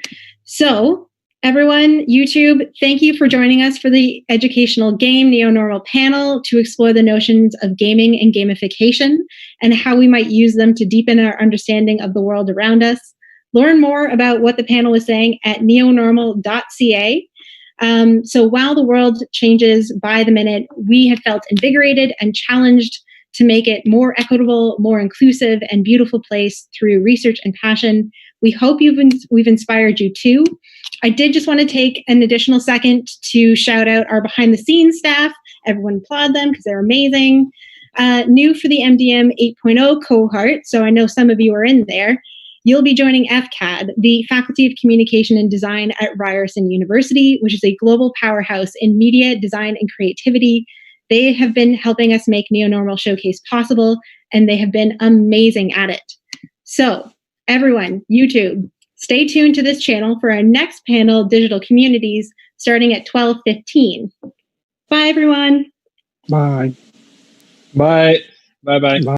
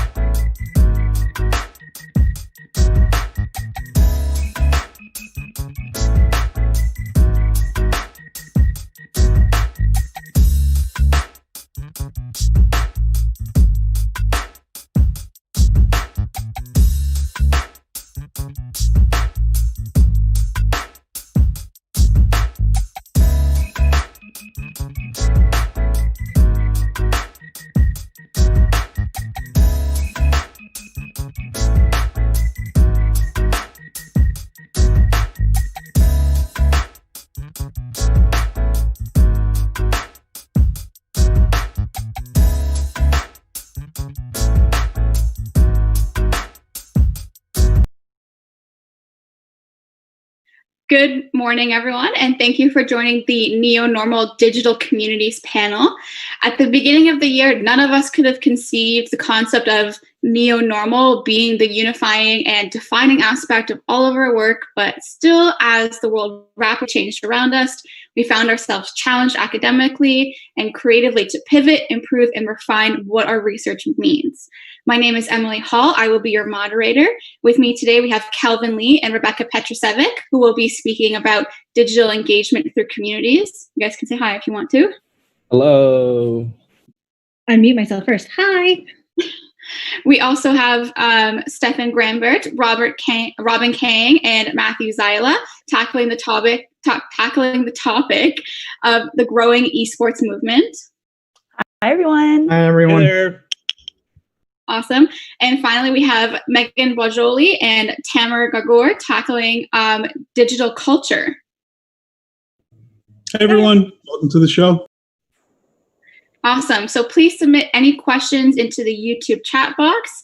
If you cannot directly message into the chat box, you can direct message the Ryerson MDM Twitter account or email fcadconnect, fcadconnect@ryerson.ca, and we will pass the questions along to the panelists.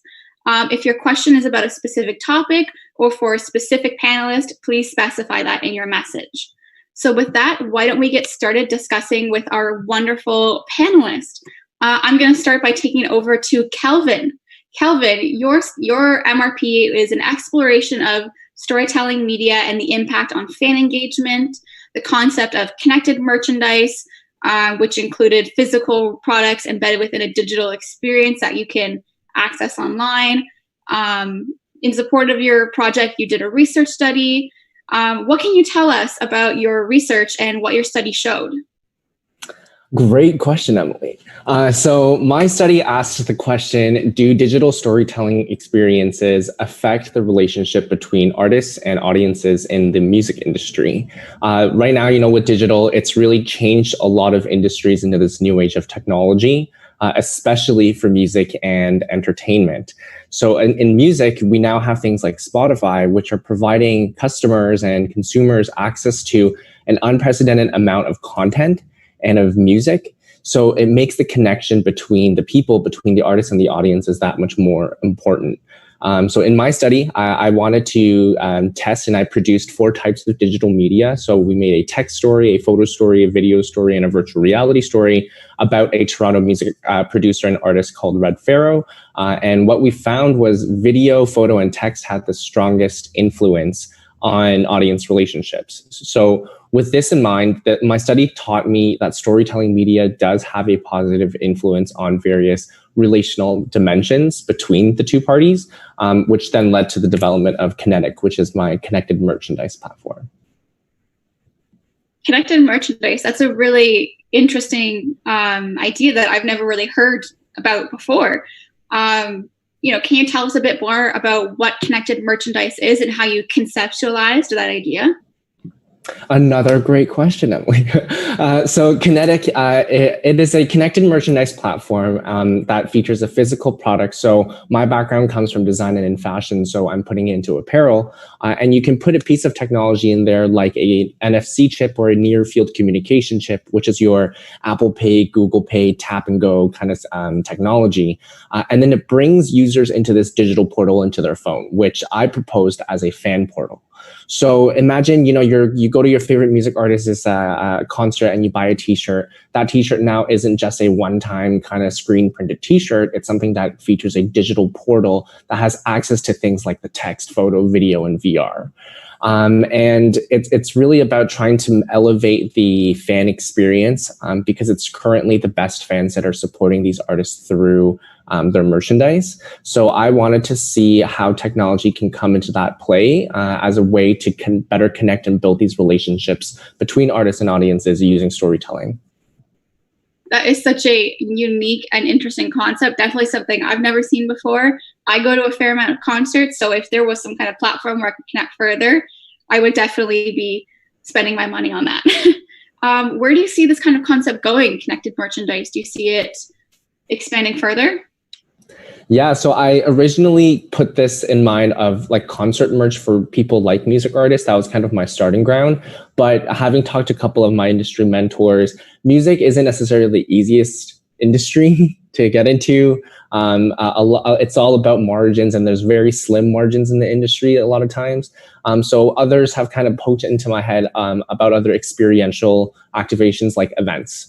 So the supervisor that I work with, he works a lot with Cirque du Soleil, and he asked, what about something like Cirque du Soleil that has a huge story element to this experiential thing? Stuff like Hamilton and other Broadway shows, they all sell not great merch, to be honest. I've been to various shows and I've looked at their merch. And it's something especially as unique as Cirque du Soleil. Imagine you get some piece of merchandise and now you get to see the 8 weeks of training with some of the performers, or like how the costumes are designed, or like what was the story behind who wrote the whole concept, stuff like that really, people are interested, and digital allows that platform to do it quite effectively and at scale. I love how your project is all about expanding the fan experience and really almost engaging in creating relationships between the creators and the fans long term. That's something that's I've definitely seen to be lacking within the entertainment industry. Thank you. More along the lines of digital engagement through communities, Miss Rebecca, your MRP is called A New Literacy, which is all about finding the opportunities for building digital literacy skills through libraries, as one example. Could you just define for us, what is digital literacy in relation to your project? Absolutely. I would love to attempt to do that. So much like traditional literacy consists of the ability to read, comprehend what you read, and then write to communicate at its most basic, digital literacy also consists of the ability to create, understand, and use digital elements. So many academic papers to date have used digital literacy to mean a wide variety of things, and you can ask 5 different people and get 5 different definitions. And these definitions were not comprehensive enough to adapt to the incredible pace of technological change or across digital environments. So, for example, people were discussing digital literacy before something like YouTube was conceptualized, and definitions have greatly evolved since then. So the definition of digital literacy that I've been working with, and I feel quite encapsulates the amorphous nature of technology and being able to use technology, comes from the Canadian organization Media Smarts and their focus on the create, understand, and use framework. So this frame can be applied to many different technologies, digital environments, and tasks. So Media Smarts also uses the elements presented by the International Society for Technology and Education to determine digital literacy levels. That includes 6 standards that I will read out because I will never be able to remember them all.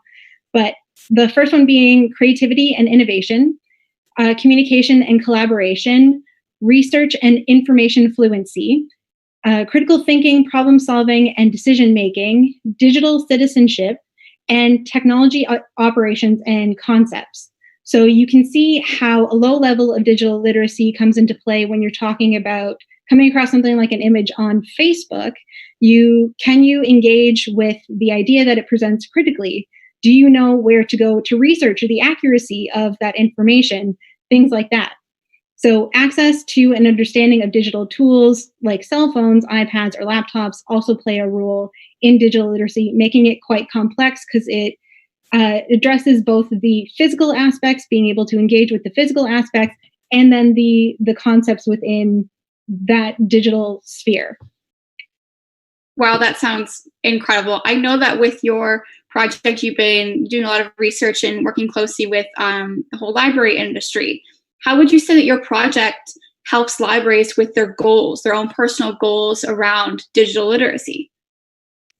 Absolutely. So I was quite fortunate because libraries are my favorite places and librarians are my favorite people. So they're already doing amazing work in providing access to devices, teaching people how to use those devices, and on providing courses and classes that help people with certain aspects of learning how to use digital elements. So what my project really aims to do is just augment those efforts and help with some capacity building when it comes to translating the physical into the digital and making the user experience as smooth as possible. So ideally, by translating the physical community to a digital community, it'll open the doors for more participation in digital literacy building activities like classes libraries already offer. Right now, a lot of online learning opportunities are heavily focused on the individual for good or ill. And so the individual can set their own pace and work through, pursue their own interests, but then they're left to troubleshoot and struggle through by themselves.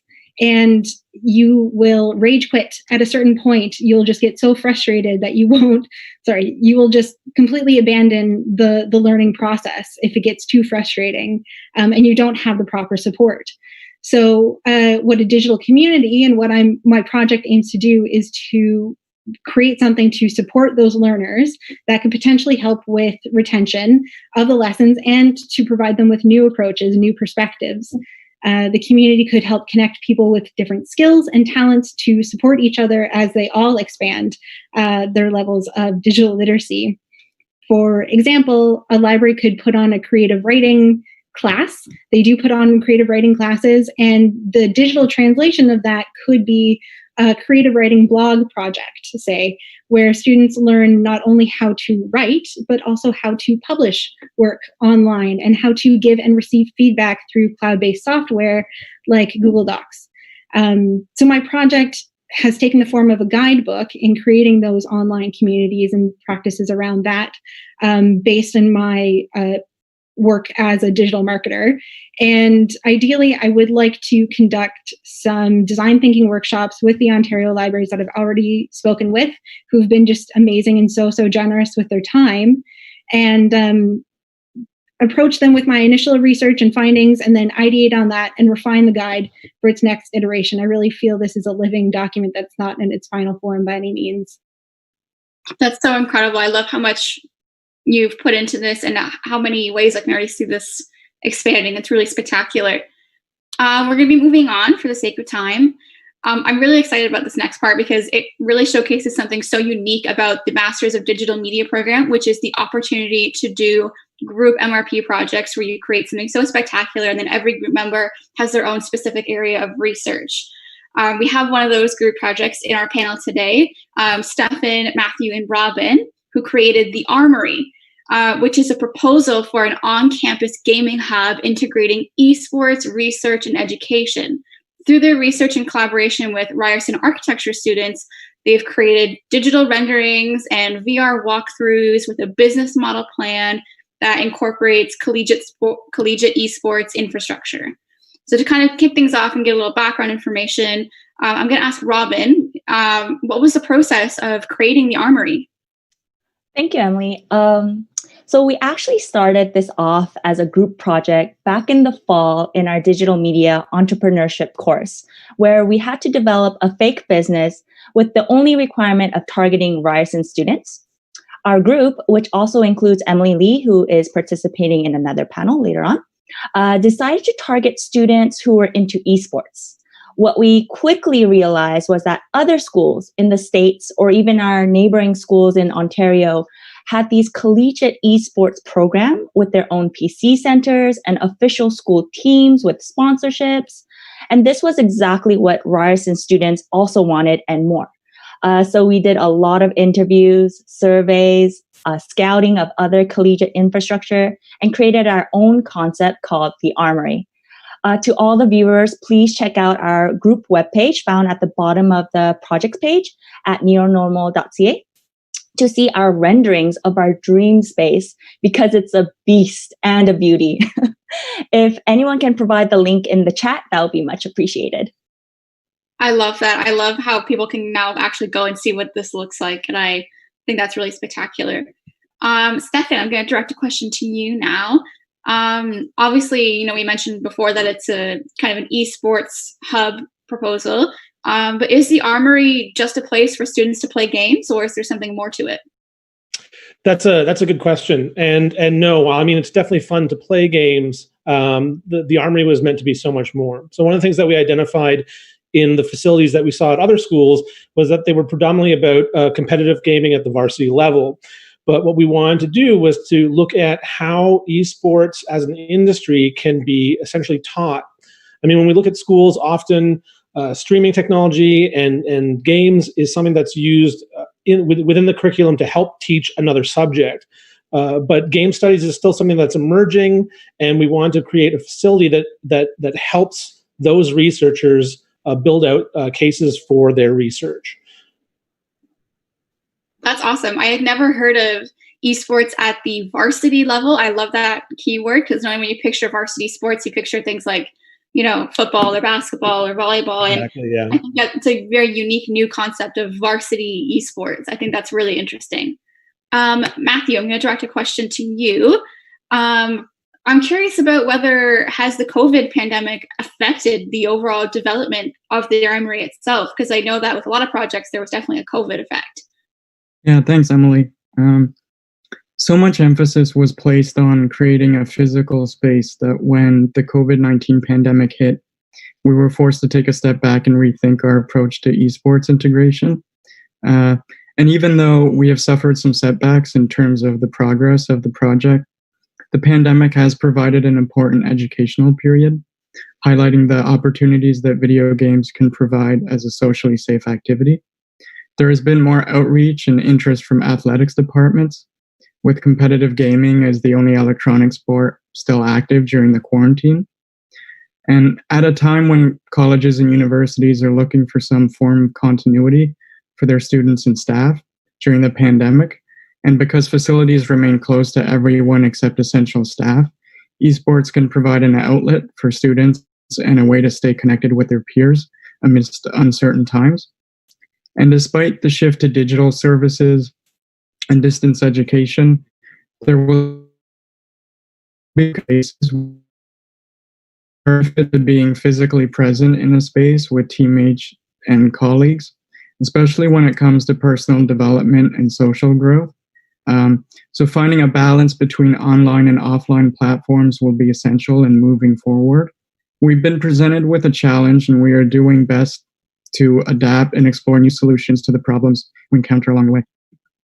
I love that. I love the specific mention of a socially safe activity. And I love how the project kind of took on those difficulties and, adapted to make it even better to suit the current global situation. Stefan, I'm going to come back to you because I'm curious. I want to get into your area of research specifically. Your specific focus was gaming video content and esports broadcasting. So can you really define what is gaming video content and how it impacts esports? Sure. So I think the name that comes to mind for most people when we talk about gaming video content is Twitch. The other major platform being YouTube gaming, and then Facebook gaming, and up until recently, Microsoft had Mixer, but now they've partnered with Facebook. So this content can take on a lot of forms. I mean, there's tutorials and walkthroughs, there's narrative and lore explorations, esports broadcasting, so the actual broadcast of events, and then speedruns and reviews and previews of games. And the impact actually goes beyond just esports, and part of that has to do with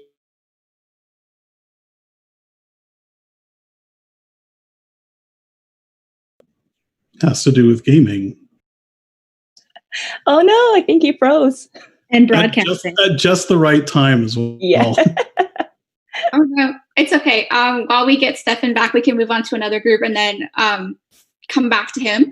So with that being said, I'll take it over to you, Robin. Sure. You looked at the experiences, challenges, and the professional identities of esports coaches. I didn't even know esport coaches were a thing. Yeah. So can you tell us about the study you conducted with professional esports coaches? Sure. So this study aimed to address the gap in esports infrastructure, resources, and career development by examining the professional identity of esport coaches. So by interviewing 25 coaches and capturing their journey on how they became coaches, what are their job responsibilities and roles, what resources and tools do they use, we get to understand who they are as a collective, and thus understanding their professional identity. That's really very interesting. I didn't know that there was all these resources that they had or that they needed. Mm-hmm. Can you tell us about what exactly is professional identity within this industry and why that's so important? Yes. So professional identity, just from the language alone, you might think, oh, I'm a doctor, that's my professional identity, or I'm a baker or an engineer, and so on. But actually, what professional identity encompasses is the shared commonalities and values of a group of diverse people that a group of diverse people formed based on their shared work experience and culture. So you might say nurses are more empathetic than others because that's part of a historic work culture for them to be nurturing, caring, compassionate of their patients, or a data analyst to be more analytical. And this is something that you don't switch off as soon as work is done and 5 o'clock hits, but that it's part of your identity that may or may not have been strengthened by the professional field that you are in. And one of the most interesting reasons why professional groups invest in studying their collective professional identities is that occupational related discourses can influence the creation of professional identities or reshape existing ones. So just a quick example, one study looked at junior doctors in their first year, and by studying their shared identity from when they were in medical school to transitioning into the work environment, they were able to pull out areas where the junior doctors felt incompetent and areas where the schools can offer better structured support. That's very interesting. Did you discover anything unique about the professional identity of esports coaches? So through this study, I identified 4 professional identities of esports coaches, and that is pioneers in a new industry, self-educators, hybrid coaches, and lastly, parental figures. And in my paper and on my project webpage, it goes more in depth on what exactly these identities are, but most importantly, why are these identities being formed? And it's interesting that no matter what location, from Toronto to LA, what game you're in, or what, or even how many years the coaches have been in the esports industry, the experiences that shape these identities are being shared amongst a variety of these coaches. And analyzing a bit more in depth of these identities, the most beneficial aspect to the esports industry as a whole from the study is understanding that there are gaps and barriers in the esports ecosystem. And we can pinpoint these areas by examining not just coaches, but all esports professionals at any level and sectors of their unique professional identities. That's awesome. Thank you, Robin. Matthew, I'm going to take it over to you. Your area specifically was looking at the importance of stakeholder relations. Your research focused on the different stakeholders at the collegiate and university level with a vested stake in esports integration and what those benefits could look like. How can you incentivize industry partners to get on board with this project? Sure. Circulating congruent curriculum and positive faculty engagement with regards to esports, showing that the university has taken an interest in competitive gaming and is willing to support growth would all be beneficial in attracting AAA backing. Highlighting students' integration of video games into their paths of study, like what we're doing, whether that be master's or PhD studies, surveys, or research conducted internally, would also substantiate the need for resources at the academic level. With 40% of video game players between the ages of 18 to 35, the very demographics esports companies target, the varsity scene is the perfect microcosm for them to tap into. But universities have to be smart and selective about who they choose to partner with. Brands can participate by reinforcing the esports experience and promoting their content, while supporting the student-driven structures that maintain their popularity through funding and resource allocation. There would be sponsorship opportunities to integrate brands with leagues, tournaments, and live events hosted by the school. It's also important to reach out to industry professionals. Esports experts immersed in the industry should also be sought out for schools to gain insight into how to manage events and venues, and to ensure the collegiate esports structures are successful and sustainable for a long period of time. Since we're kind of on the topic of, collegiate level activities, what kind of measures can be put in place to combat toxicity to ensure gender equality at the collegiate level, especially as, we see that gender gap being filled within the esports industry? Yeah, with the NCAA's decision to opt out of collegiate esports altogether due to unfamiliarity and the need for more studies, it's become necessary for universities and colleges to take it upon themselves to create a safe environment for all students. This can only be achieved through thoughtful and thorough policy crafting. So for us, that means drafting an extensive code of conduct and facilitating a push for more inclusivity within the gaming space. Having academic regulations in place would be invaluable for combating toxicity, discrimination, and harassment. The path towards regulation should be student-driven, but ultimately enforced by the university. In regards to your question about gender equity, in Canada, 49% of people who identify as gamers are female. This doesn't necessarily translate into the world of esports, which is still largely a male-dominated activity. But the seeming lack of female gamers has been perpetuated by the media, in advertising, and unfortunately in video game culture, even though the female gamer segment remains a growing demographic. So it's time to start catering to underserved groups and provide not only opportunities, but marketing to push a different narrative. So one solution is to provide more visible positions for women in esports, especially when it comes to leadership positions, and propagate that as the new norm. And this can help to change the culture from the inside and make esports accessible to students of all genders and promote diversity. That's amazing. I had no idea that the market for female gamers was already so large. I had no idea that it was 49%. So that's a really interesting, thing to learn. For the sake of time, we're going to be moving on to our next cluster. Megan, so your MRP is an interactive fiction project geared towards people who have either seen their family members or are witnessing people, their loved ones, being indoctrinated into the online right and how to recognize the signs. So can you tell us a little bit more about the project and who the intended audience is for this and, what you want people to take away from it? Yeah, of course. Thank you first, Emily. So it was an interesting choice to choose what platform to use for something like this. Educational content takes many forms. We just had an entire panel about how it can be games, it can be pamphlets, it can be lectures. And while I want people to take away certain lessons from this, I also needed it to be an instructional tool, which is why I decided on interactive fiction. So this is a Twine game that tells a story. It's kind of like a digital choose your own adventure. That's kind of the best way I have of describing these things to people who are unfamiliar with the platform. And it functionally shows you, who are all of a sudden put in the place of a character, watch your teenage son slowly change, and his language changes and how he treats you changes, and you can either choose to ignore it and watch your interpersonal relationship with your in-game son completely disintegrate, or you can engage with real-world research that I have actually integrated into the game.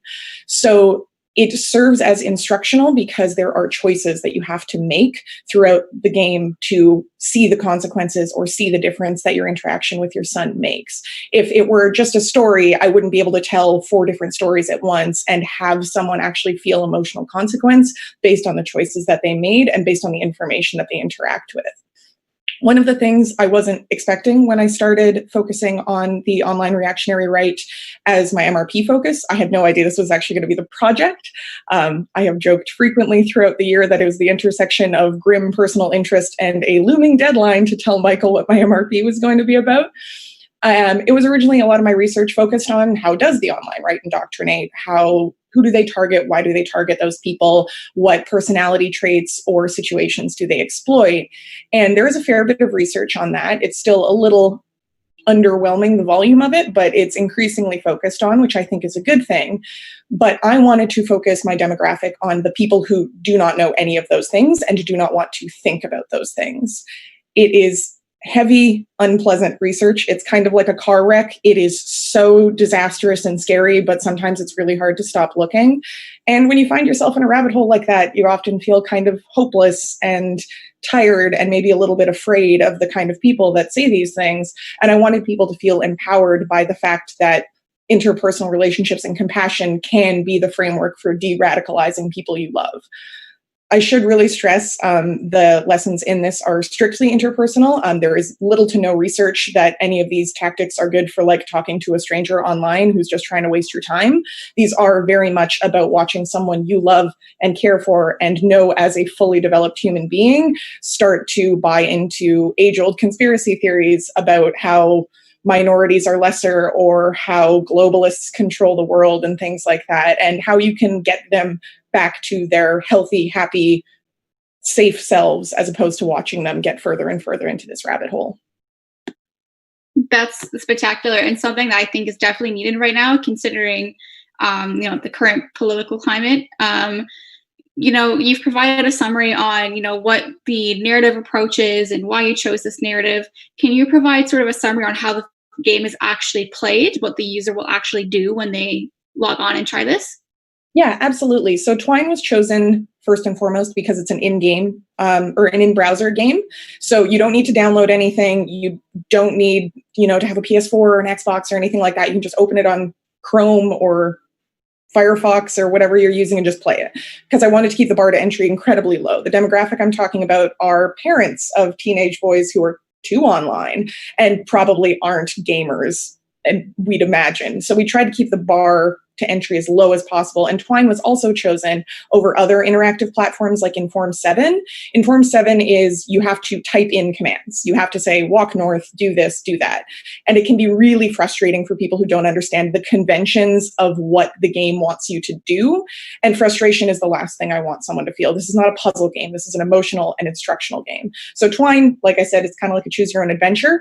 And there are in-game hyperlinks. So you click something that is directly before you. You have 3 choices, you get to pick one of them, and it takes you somewhere else. And so the bar to entry maintains very low, and you can learn to use it in 30 seconds. It's very intuitive and very obvious. It is currently in prototype stage. It's very beta at the moment. There has been some talking of changing the style a little bit. Maybe it won't exist on Twine forever, but for narrative building and for, building up the characters and the story, it was a really, really useful platform for me, both as a researcher and a writer, and also to see how people reacted to an emotional version of this kind of story. It may eventually exist in a slightly different form. There has been conversation about that between my second reader and my supervisor, but at the end of the day, it will always be in browser. I don't want someone to have to download this and figure it out and then find it in their download file. It just needs to be accessible and understandable pretty much immediately. I love how easily accessible you made this because, looking at trends, you can see certain areas in which this online right movement is most popular. And unfortunately, that does coincide with, lack of digital literacy in low-income areas where they might not have access to fancy tools. So I love how much thought and effort you put into making this accessible for absolutely anybody. Yeah. One of the most interesting observations that Umberto Eco, noted anti-fascist, ever made was that conspiracy theories are almost always directed towards undereducated and impoverished people because it feels better to have a reason why you're suffering. That's a very interesting perspective. So we're going to be moving on to Tamer. Tamer, your project is called Traveling While Arab, which is all about collecting stories from people who have experienced discrimination while traveling to North America, who are of Arab descent, and kind of putting them all into a podcast type form, if I'm correct. So can you just talk about your own experience with this, if possible? So first of all, before I continue, I would like to thank the Masters of Digital Media course for forcing me to elevate my product, because I got a chance to work alongside some of the most talented people and professors and some of the best support that I've had in my academic career. So thank you for that. I'll start it off. Getting into Canada, I didn't necessarily have that problem. However, I have 4 times consecutively been stopped at the U.S. border, even though I'm an American citizen. I'm of Palestinian descent, and I have a Jordanian passport. So initially it started from one of the courses, Dr. Richard Latchman's course called Foundations of Digital Media, where I didn't quite comprehend just how often the digital privacy breaches that occur on a day-to-day basis happen to, around us whenever we put in our information online. And it got me thinking back to 2017, where one of the last times I was detained for about an hour and a half by a Customs and Immigration Border Patrol officer. He asked me for my social media.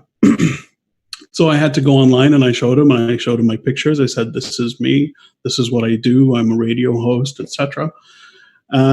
but I was recalled back to that time, and I began reading more and more often about stories. For example, you have Ismail Ajawi, who is a Palestinian-Syrian refugee who was accepted into Harvard scholarship, freshman, 17 years old. And upon arrival to the United States, because of a third-party broadcast on WhatsApp from somebody he didn't even know, and he has no control over what messages he received, he was actually returned. He wasn't allowed to enter into the United States. So it just got me thinking as to how often does this happen? You know, if it's happened to me, somebody who is extremely white passing, I don't have a heavy accent, I'm not predominantly Arab looking, it may be my name. That's the first thing that comes up, or my destination of origin. But for somebody whose first name is Muhammad, this is a regular thing that will happen in North America and other countries around the world. So I wanted to sort of collect stories, but also balance it with an understanding of immigration policies, as well as data collection, both on the government side and private side, because now we know that there has been a back and forth of information, and there may very well be even more in the future. And this is something that everybody needs to be aware of, not just people who will face, you know, immigration problems and travel problems, but it's a huge issue, which I don't think a lot of us recognize just how all-encompassing it's becoming. So I wanted to meld those two, a personal interest as an Arab American, but also just from a technological side, how interesting I find our blasé attitude and towards how much information we freely give and is collected about us as well. I'm very sorry that you've had to go through those experiences. That's definitely not something I don't Not think in Canada. I just wanted to say it didn't happen in Canada, but you know. In general, though, it's something that isn't acceptable, really. So going back to the social media tie, how do you think social media, a free digital platform, has affected traveling for these individuals? What do you think is the cause of this? Well, I think ultimately because social media has become such a huge giant as far as data collection, especially now in our situation, they're becoming one of the main sources to allow the evolution of the term free speech and freedom of expression. Because now we're teetering on the edge of being tolerant of the intolerant, and we don't know where that line is. So I think social media play a very big role in being one of the forefront leaders in helping define that ever-evolving and exponentially evolving role of what is free speech without it turning into hatred. So I think one of the things that I've noticed is social media, there's a cultural ability to be able to look at another culture's way in which they use social media, and to understand that, you know, a U.S. Border Patrol officer cannot necessarily look at a 60-year-old Mhajabe lady's, Syrian Mhajabe lady's Facebook, which is predominantly through culture and tradition, how they use Facebook. A lot of it is going to be Quranic messages. A lot of it's going to be automatically in Arabic.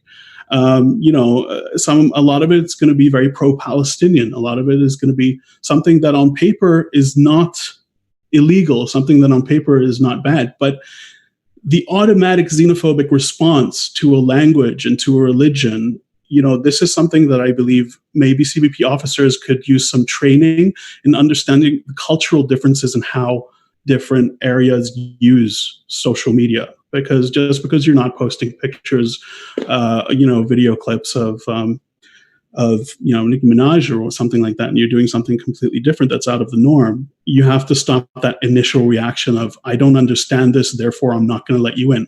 Because they have such broad absolute powers that they don't really need to justify the reasoning behind it. And that's what's so scary, is that there is no recourse for a lot of people who are not legal status like permanent residents or citizens. There is zero recourse. They could just say, I found something, I don't like it, you're not coming in.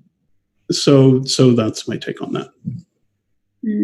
And, after someone looks at your series, which I highly encourage everyone to do, you can get a link to it on neonormal.ca. Everyone, please listen.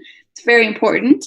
What kind of effect do you think or hope this will have on those who travel, to North America who are of Arabic descent? It's difficult to tell a person who is previously sort of, average technical ability to understand just how much information they give away. I'm not going to tell people to stop posting about their lives on Instagram and sharing the things that they want to share. But the only takeaway that I can find from this is that it is very possible to be frightened into being stifled. So on the contrary, I wouldn't tell somebody to stop posting about things that they believe strongly about, because this is how conversation gets lost. Again, it comes down to that fine line of freedom of expression or promoting hatred and intolerance. You have a right to say, I don't believe in this point of view, but I think there's more responsibility on us as social media users to be able to have coherent conversations and to do our due diligence, do our research, fact check the things that we do share. So when it comes down to it, you can confidently say, I understand your point of view, but I don't believe in it because I have done the research that I'm allowed and entitled to my opinion without hurting anybody else. So I think it's just about us being more responsible as to the information that we ingest and what we regurgitate as well. We need to make sure that it's where it's coming from and be sure of the accuracy of it. This is one of the big things that we face today, a big problem. Awesome. Thank you. I'm going to take a question from the audience for Tamara before we go back to Stefan. This one's from Dr. Lockman in the NDM program. He's asking, do other countries give better rights or protections to non-citizen visitors at the border? From what I have seen, no. This is one of the issues with, depending on what kind of government you actually have. The United States has the Constitution, and basically the border is considered sort of no man's land, where there's even a gray line as to, even for Americans, whether or not the Constitution applies over there, because you're crossing into the country. You haven't technically reached there yet.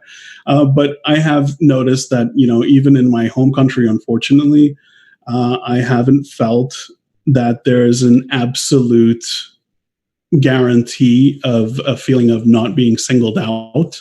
So I can take it more so in the sense of personal experience, because my area of research was specifically towards Northern America, Canada, and the United States. But from a personal experience, I would say it's very rare that you travel to a country where you don't feel followed by this anxiety that you might be pulled aside for something that you don't quite comprehend.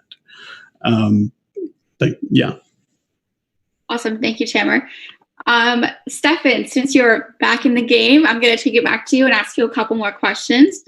Going back to your focus of gaming video content and esports broadcasting, I know earlier we asked you what is gaming video content and the impact of that on esports. What I want to ask you now is there really a difference between broadcasting esports over sport events? Oh, absolutely. I mean, think about it this way. If you were a camera operator at a football game, you've got a wide open field, you've got two teams that are easily distinguishable because they're wearing different colored jerseys, and they're kind of working in this back and forth tug of war to try to get the ball from one end of the field to the other, right? So now let's take a look at a camera operator in esports, where the first major distinction is that your players are sitting on a stage and playing on PC desktops, but the actual characters in the actual game are happening in a virtual arena. So there's this separation of player and game, and that means you have to have a virtual camera operator and an actual camera operator. So now let's take a look at the game itself. The field is a maze with multiple different levels. So if we take, for example, a hero-based shooter, something like Overwatch, which is one of the larger or more popular esports games, right? So you have different characters with different abilities that don't match the look of the team player, obviously, because it's a fictional character. You have these maps that are different per game that have their own sort of choke points and sniper camps that players will use in their strategies. And as a camera operator, if you don't understand those specifics of the game, it'll be very apparent because you won't be able to film or be where you need to be to film the action. And that lack of knowledge will be picked up by the fans immediately. That's very interesting. More on the topic of broadcasting, we have a question from the audience that we're going to give you. How do you see esports changing the way we teach broadcasting in universities? That's very unique because Ryerson does actually have a broadcasting program. Yeah, Ryerson is actually one of the foremost schools in broadcast media and in media in general, and that's why I feel that this subject is actually really important to the school that we're in. The way that I see esports and gaming video content education happening is that it would potentially be a stream that supports others. So, for instance, you could either major in esports and GVC and then take courses from broadcasting and from digital media as you see fit, because it's such a wide range of vocations that will come out of esports, right? You could be involved in event planning, you could be involved in the content creation. It's not just about game programming. But additionally, you could also have those esports programs and GVC-centered programs or courses sort of be plugged into other streams for students. So for instance, if you are taking law, you might want to take a business of esports course to learn about the specifics about contracts and copyright issues that plague esports and gaming video content. It's interesting how esports has become such a big movement, and now there's potential to teach courses on it, and specifically esports contracts. I didn't realize that was even a thing. It was my assumption that you just sign up, play, and away you go. If you win, you win. If you don't, you don't. But that's so interesting how it's expanded so much.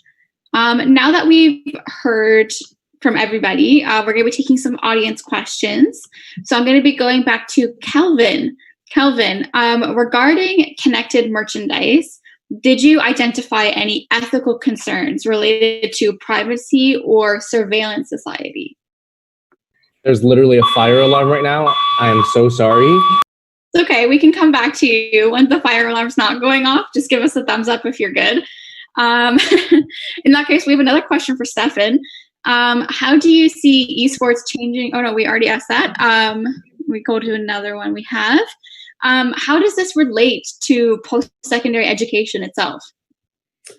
Well, I think if we look at sort of the broader themes that we've been talking about in this group, which is the idea of digital communities, I think it's really important for schools to be involved in teaching streamers and gaming video content creators how to create their content.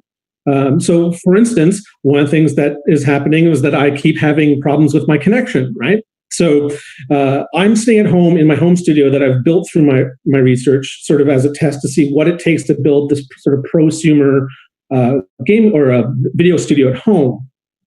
But I still have issues with the connectivity. It took up my entire bedroom. So I have a second bedroom that is no longer a bedroom, has a giant desk in the middle and a bunch of lights.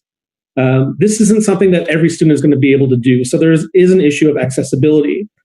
So one of the things that the Armory could provide is a place for every student to have the access to the stuff that they need.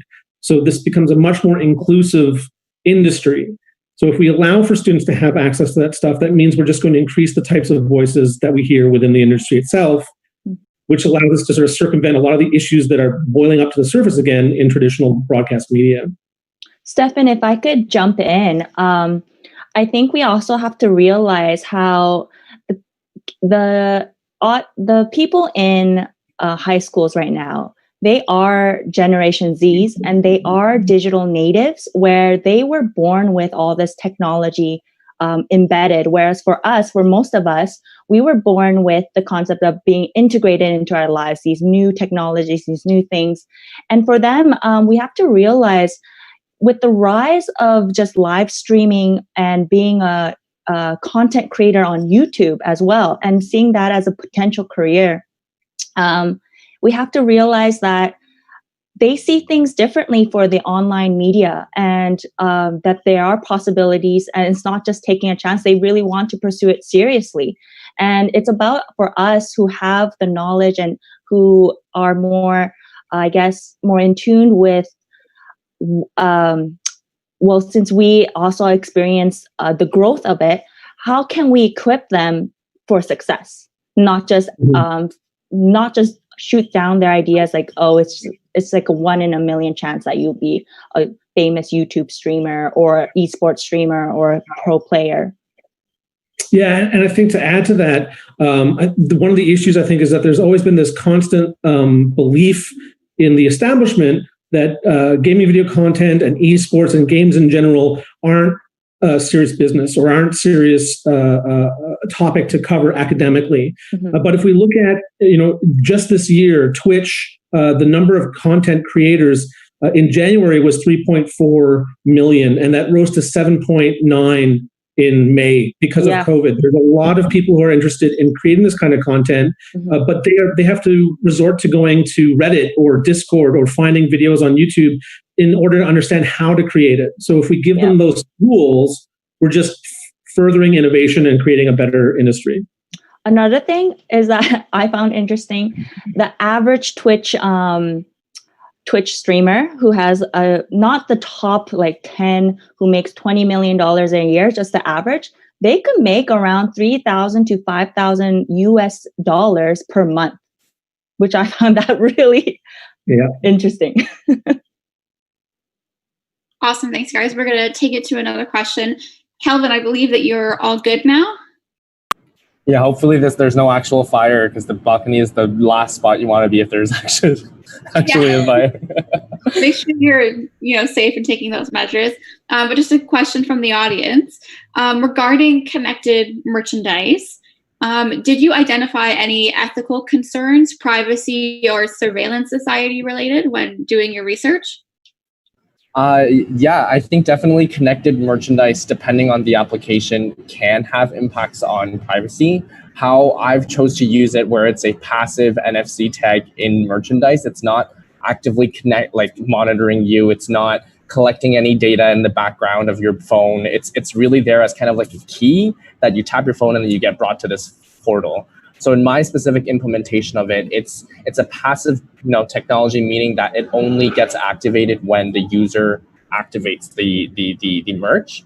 But in other implementations, let's say you see some connected fitness products that can monitor your workout live. That's collecting other data like your body demographics and all that kind of stuff, which does definitely have a privacy concern. But like I said, in my specific implementation of it, it's really a storytelling piece, not really something that's actively taking any kind of sensitive data from the user.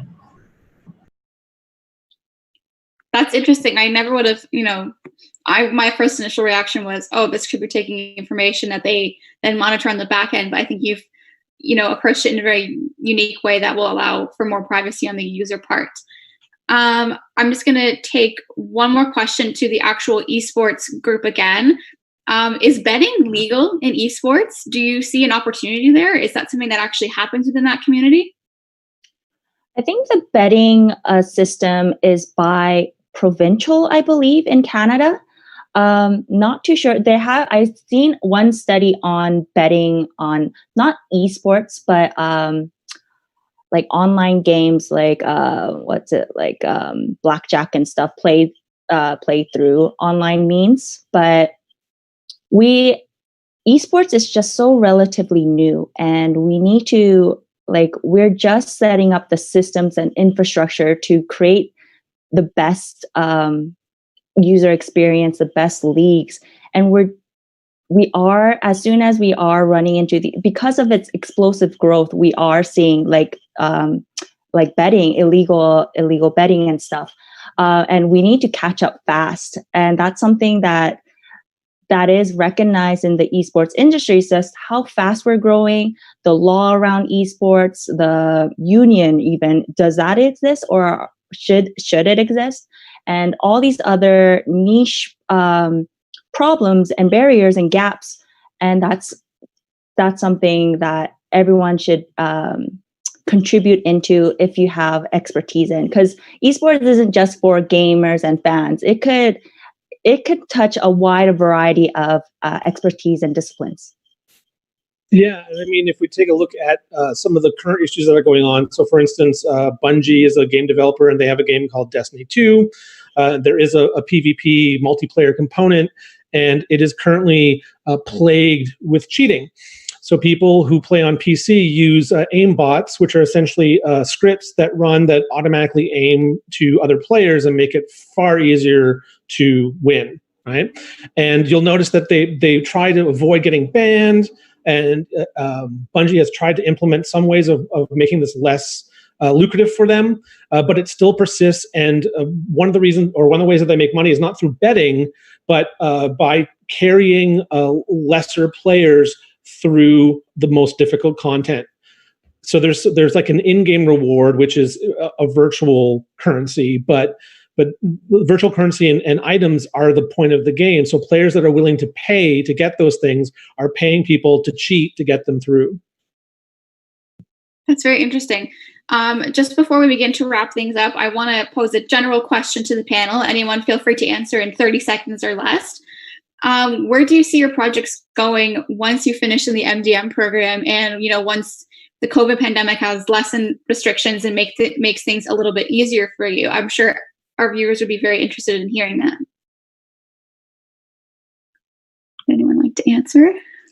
I'll start. I'm just going to say that I'm really interested in taking my project further. I think a lot more research needs to be done because we started off as a class project. A lot of the stuff that we researched was sort of restricted to Ontario schools, but I want to take that further. And I'm looking at the Creative Studios recovery cohort as a potential. I don't have a lot of time to submit my application, but I'm going to do that as soon as we're done.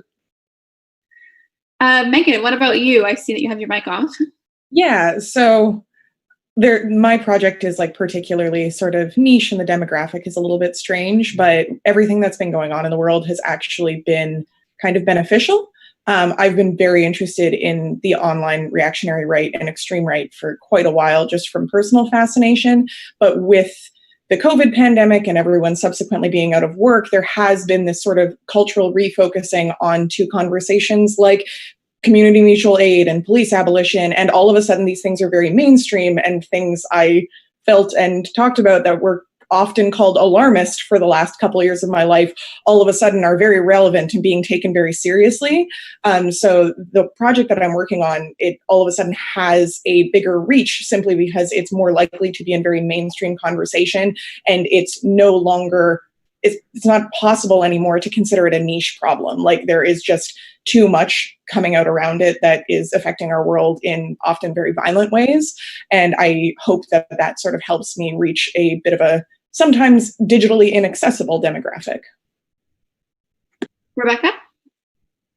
Yeah, kind of on the, I don't want to say the flip side of Megan's focus, but mine has been on really the value that comes from deeper social, online social connections, and seeing as we have 90% of Canadians reporting that they're online, yet libraries were the only ones who were agile enough to address this device access gap. So they immediately jumped into to work. They started calling seniors to make sure that they were still socially connected and not isolated. They started working really hard to make sure that people who didn't have access to devices had access. So even things like a Wi-Fi hotspot, because you don't have a basic internet connection.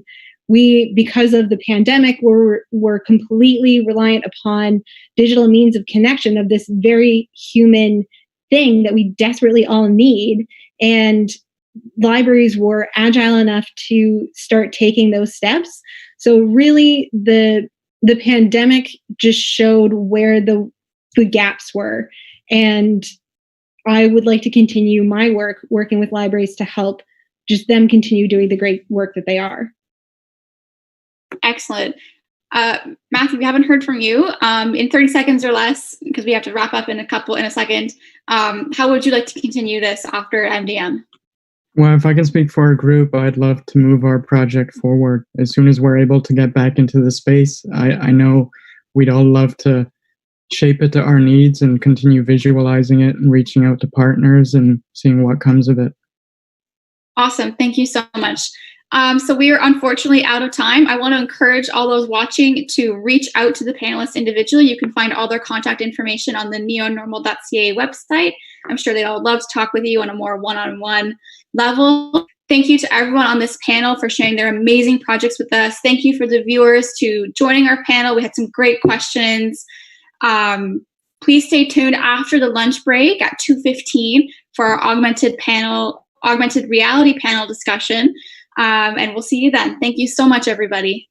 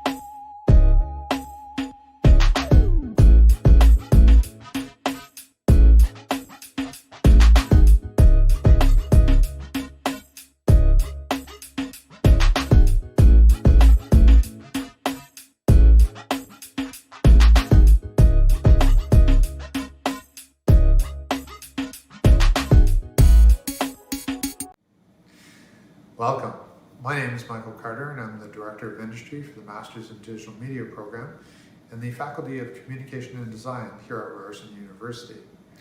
This year, the MDM 7.0 showcase is called NeoNormal.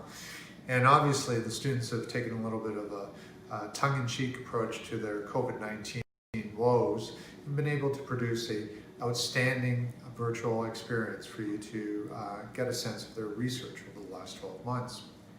It's been an interesting year for us here in the MDM program. We are now into our 7th year. Originally, when the program was established way back in 2013, the program was actually set up in the Yates School of Graduate Studies. The reasoning is because the program itself is a transdisciplinary environment. We accept students of all types and sizes, if you like, all types of areas of specialty, of ages, of backgrounds, nationalities, and we like to mix them up. And we call this a transdisciplinary research environment.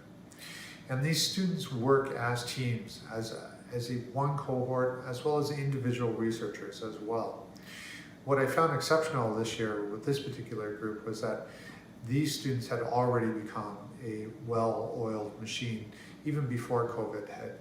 So when COVID actually occurred and we had to switch from in-person classes to virtual classes, there was really no hiccup.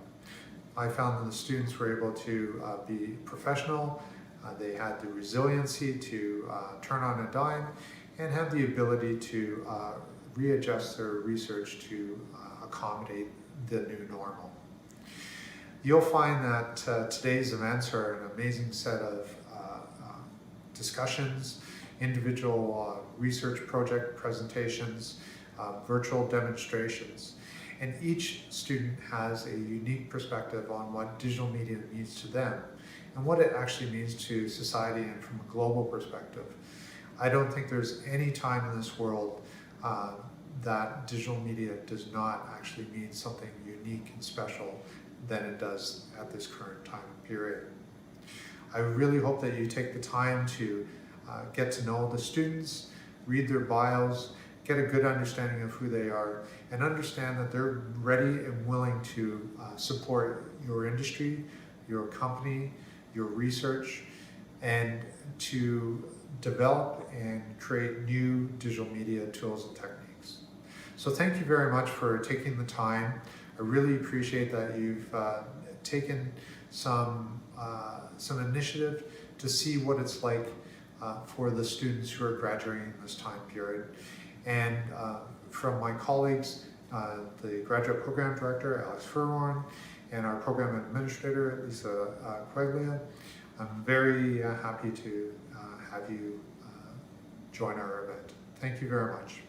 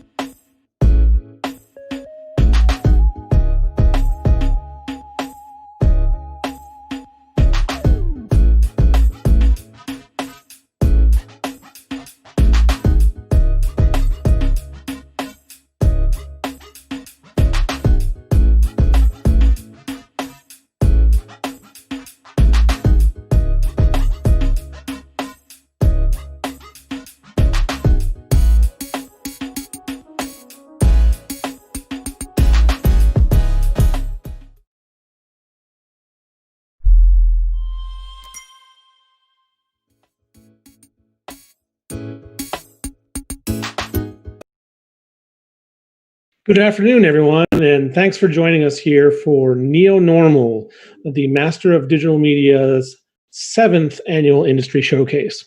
We just heard from Michael Carter, our Director of Industry, and I wanted to say thanks from all of us for those very kind words, Michael.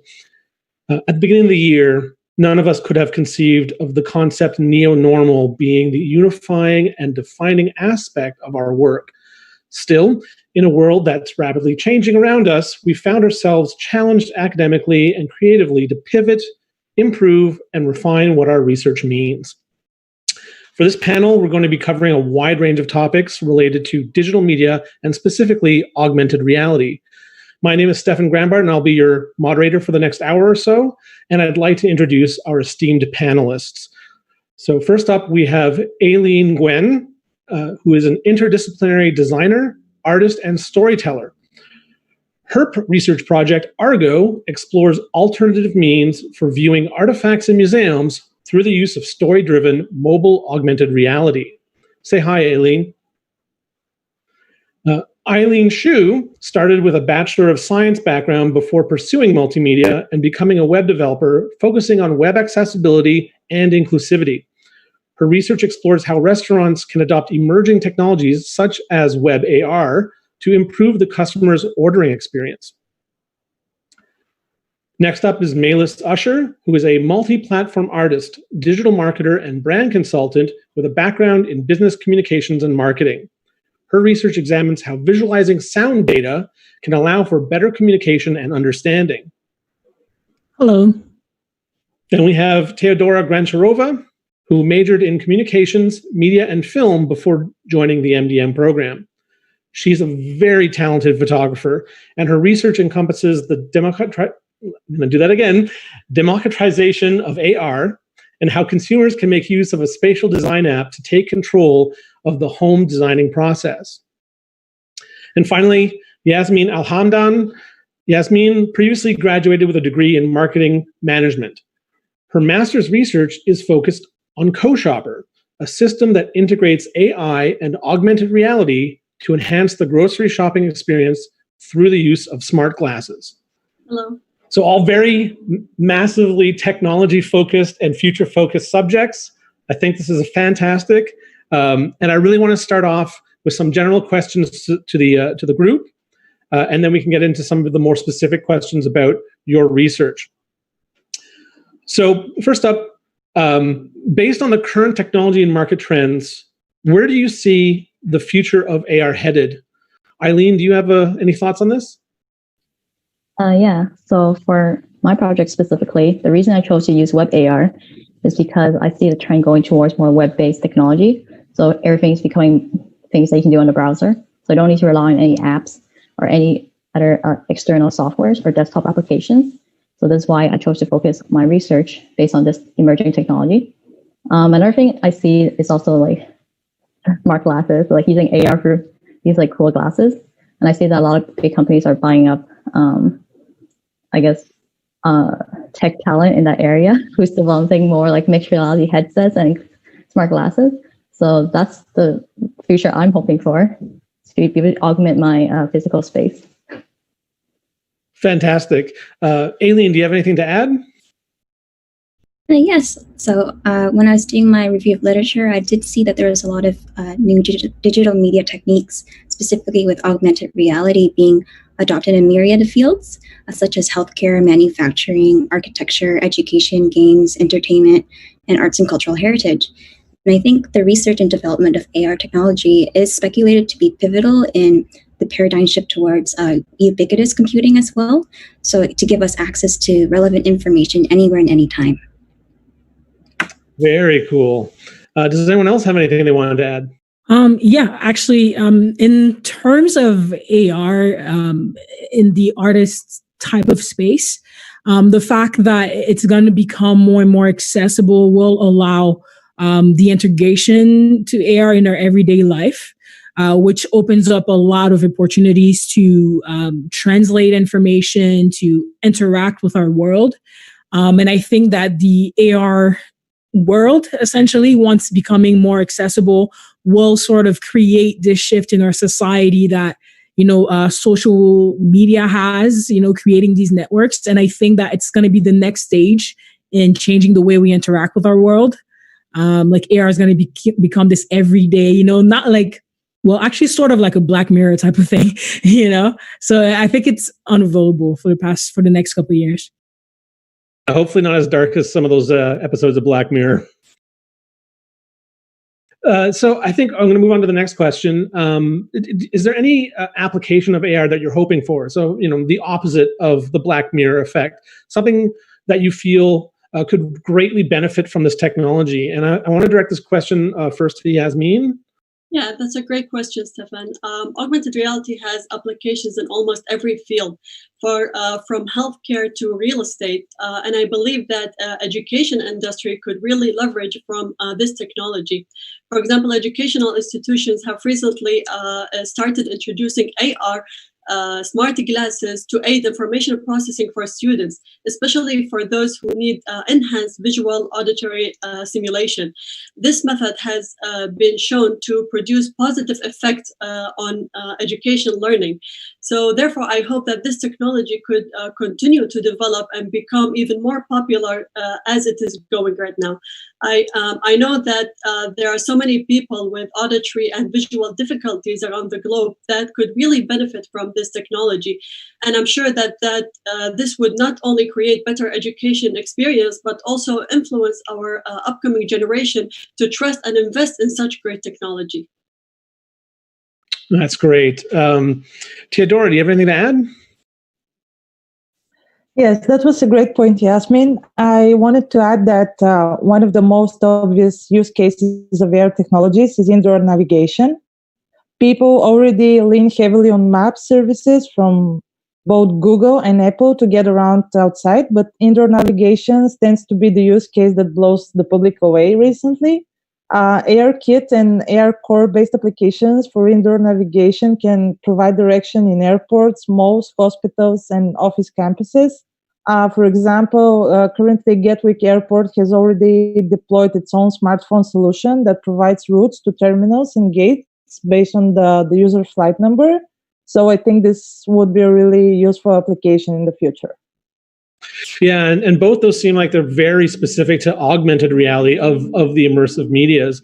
But it makes me think back to the whole immersive media growth that's happened since 2014.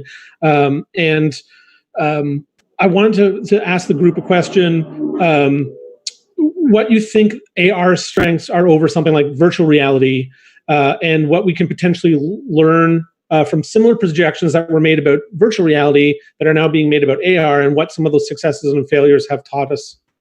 Eileen? Sure. So with virtual reality, most of the time there's a huge barrier for consumers to use because you need specific headsets, you need a strong computer, or even sometimes you need an actual physical space for some of the bigger VR experiences where you have to walk around. So with that, a lot of people aren't able to, utilize this technology, or even if they want to try it, they have to go to a very specific location, like a VR bar, to try these experiences. Where with AR, right now, you can use a lot of the AR applications on your phone. So everyone, a lot of us here already have smartphones. We already have this device that's capable of using these AR technology. And I know that in the past, a lot of AR applications rely on apps. You have to download a specific app to trigger this experience. So with what I mentioned before, with the trend going towards more web-based AR, you don't need to download apps. Everything just works directly in your browser. And so there's less. Yeah, go ahead. No, and I was just going to say, and if everyone has a phone in their pocket and it's now accessible on the web, it just makes it that much more prevalent for people to be able to do these experiences. Yeah, exactly. So there's less barrier for consumers, and also less barriers for people who want to develop these experiences, because it's basically similar to building a website, and a lot of companies have websites. So yeah. I'm going to want to come back to that in a minute, but first I thought, Aileen, it looked like you potentially had something that you wanted to add as well. Yeah, similar to what Eileen was saying, because we all prototyped some form of our project, and there's a lot of advancements in like the key technologies that made AR much more easier to build than VR. Is that there's more software development kits, and there's a lot of improvements to like the power of smartphones as well. And plus they're very mobile, so you can go anywhere with it, like versus a VR headset. Because I wanted to try exploring my idea in VR earlier on, but it was so hard for me to find a VR headset that was within the price budget that I had. And with COVID-19, like, Amazon was like backed up with so many orders, I couldn't order it online either. So I think AR has a lot of potential, and is currently a very rapidly growing area of research as well. Oh, I love that. I totally agree. It's really hard to get some of this stuff right now. But I think I'm going to take a question from the YouTube chat because I think it relates to what Eileen was just talking about, and essentially kind of what you're talking about as well with the prototyping. So the question is, AR tech can seem daunting or scary for someone who doesn't have a tech background. What do you suggest for beginners who want to start working in this medium? Well, actually, there's a lot of applications that helps you develop AR. And so it makes it very easy for anyone to start creating. So all you have to do is like drop in like an image that you want to use as an image target to scan. And then with your app, you can add in the interaction that you want. So that already exists. So there's actually a lot of creation tools that you can use. I know that recently Adobe also has this Adobe Aero app that you can basically download the app and create the experience live. So that's pretty useful as well. I think there is a lot of limitations with web AR right now.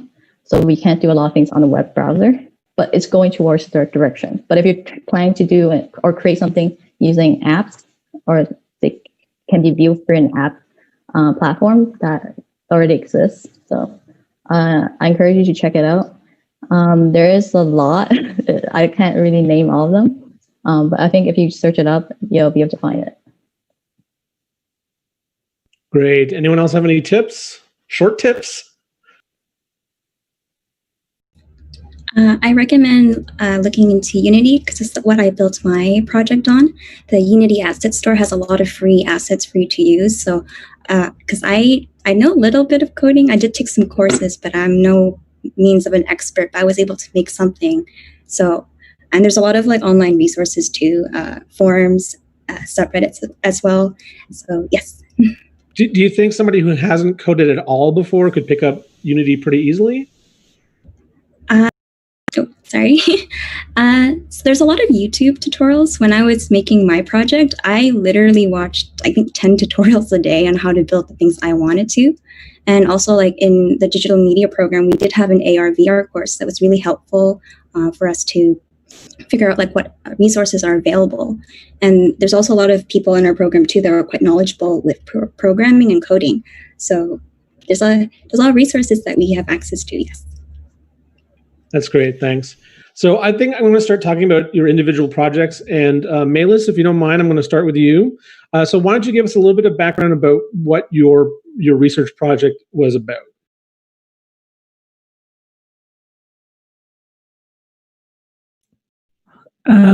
So essentially my research project was mainly about trying to understand how to use data visualization in order to further the understanding of sound. But I did focus on music composition, so with like no lyrics or anything. So where that really came from is like with my background in marketing, I definitely understood how important data visualization is in the decision-making process. Being able to visualize data, like numbers and stuff in a way that's very easy to understand and process. So it leaves less room for wrong interpretation. And so the idea was in the creation aspect of music, it's a lot more ambiguous how the composer's mind state is translated to the listener. And so my approach was to see how to create a visualization from those audio files in a way that was as direct as possible, sort of like creating an infographic for a long list of data, you know. So I tried to remove my personal creative biases from that process of creating that visualization in this research to try to see how being able to visualize the sound and hearing it can allow like the comprehension of the mind state of the composer to be clearer, if that makes any sense. Yeah, totally. And what I love about that is having a marketing background. It's interesting how normally you would see art or music being used in marketing to sell things, and now you're sort of using the data visualization that's often used in marketing to help that sale, but now being applied back into art. Now I know pre-pandemic, we talked a little bit about your project, and I think initially you had meant to incorporate sort of like an art installation that used projection mapping and 3D printing of sound data, which I found fascinating. And I just want to ask, like, how do you feel that the sort of tangible aspects impact the communication of ideas? So what I was very interested in is, so I did a lot of research in synesthesia and like the different how perhaps like associating things that are not meant to be associated. So like sound to touch and sight and things of the sort and smell. So it was to create this immersive interactive experience where people can actually interact with the music. So that's why it was going to be multiple digital mediums, like 3D printing. So people can sort of visualize and touch and interact with the audio piece, if you like. So that was my initial intention with going with all these mediums, with to like incorporate all the senses in that one experience. That's great. And I love how it takes the idea of like augmenting reality beyond just a digital means of communication, but makes it something that's also physical and in the space. So obviously that was altered because of the pandemic. Do you think that that's something that you'd want to focus future research on? Oh yeah, for sure. Like I'm hoping once the pandemic, like once the restrictions like get a little looser to actually be able to still put together this type of events, so I can really sort of see my vision through, if you like.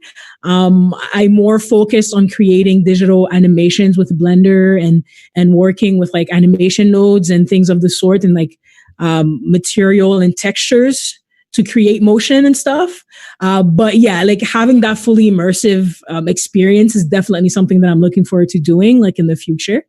And it works out as well because it allows me to even get better at, experiencing different things and stuff like that. So once it's time for the event to happen, hopefully it'll be like even bigger than what I had initially planned, because I'll have like a year now. That's great. So I'm going to move on. Teodora, I want to direct some questions for you and to talk about your research, mainly because there is this sort of shared thing of space, right? So I wanted to ask you to talk a little bit about your research, and then let us know what inspired you to research that in regards to augmented reality. Yeah, sure, Stefan. For my research, I saw an untapped opportunity in the realm of AR and interior design. Up until now, the more popular technology that was implemented for home interiors was virtual reality, while AR is still gaining popularity and it's not that used in this regard yet.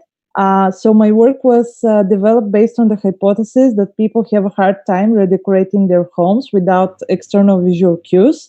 And according to many different studies, mobile AR applications used for indoor design have a beneficial effect on enhancing the user's spatial perception and design preferences, as they give almost realistic results in the representation of space. So that was my initial inspiration to start this project and develop it. Interesting. So there are some current solutions that are out in the market for people to be able to sort of design their own interior space. What is it about the research you've done and the app that you've proposed that differs from those solutions? Now, if people wish to redecorate their homes, they either have to hire a professional or they have to do it themselves. The focus of my research was to identify and evaluate the current state of the mobile AR applications in the design field. Currently, there are many different mobile apps that could help with the design process, but the ones available are not sufficient for complete and accurate design experience, as it was proven during my research.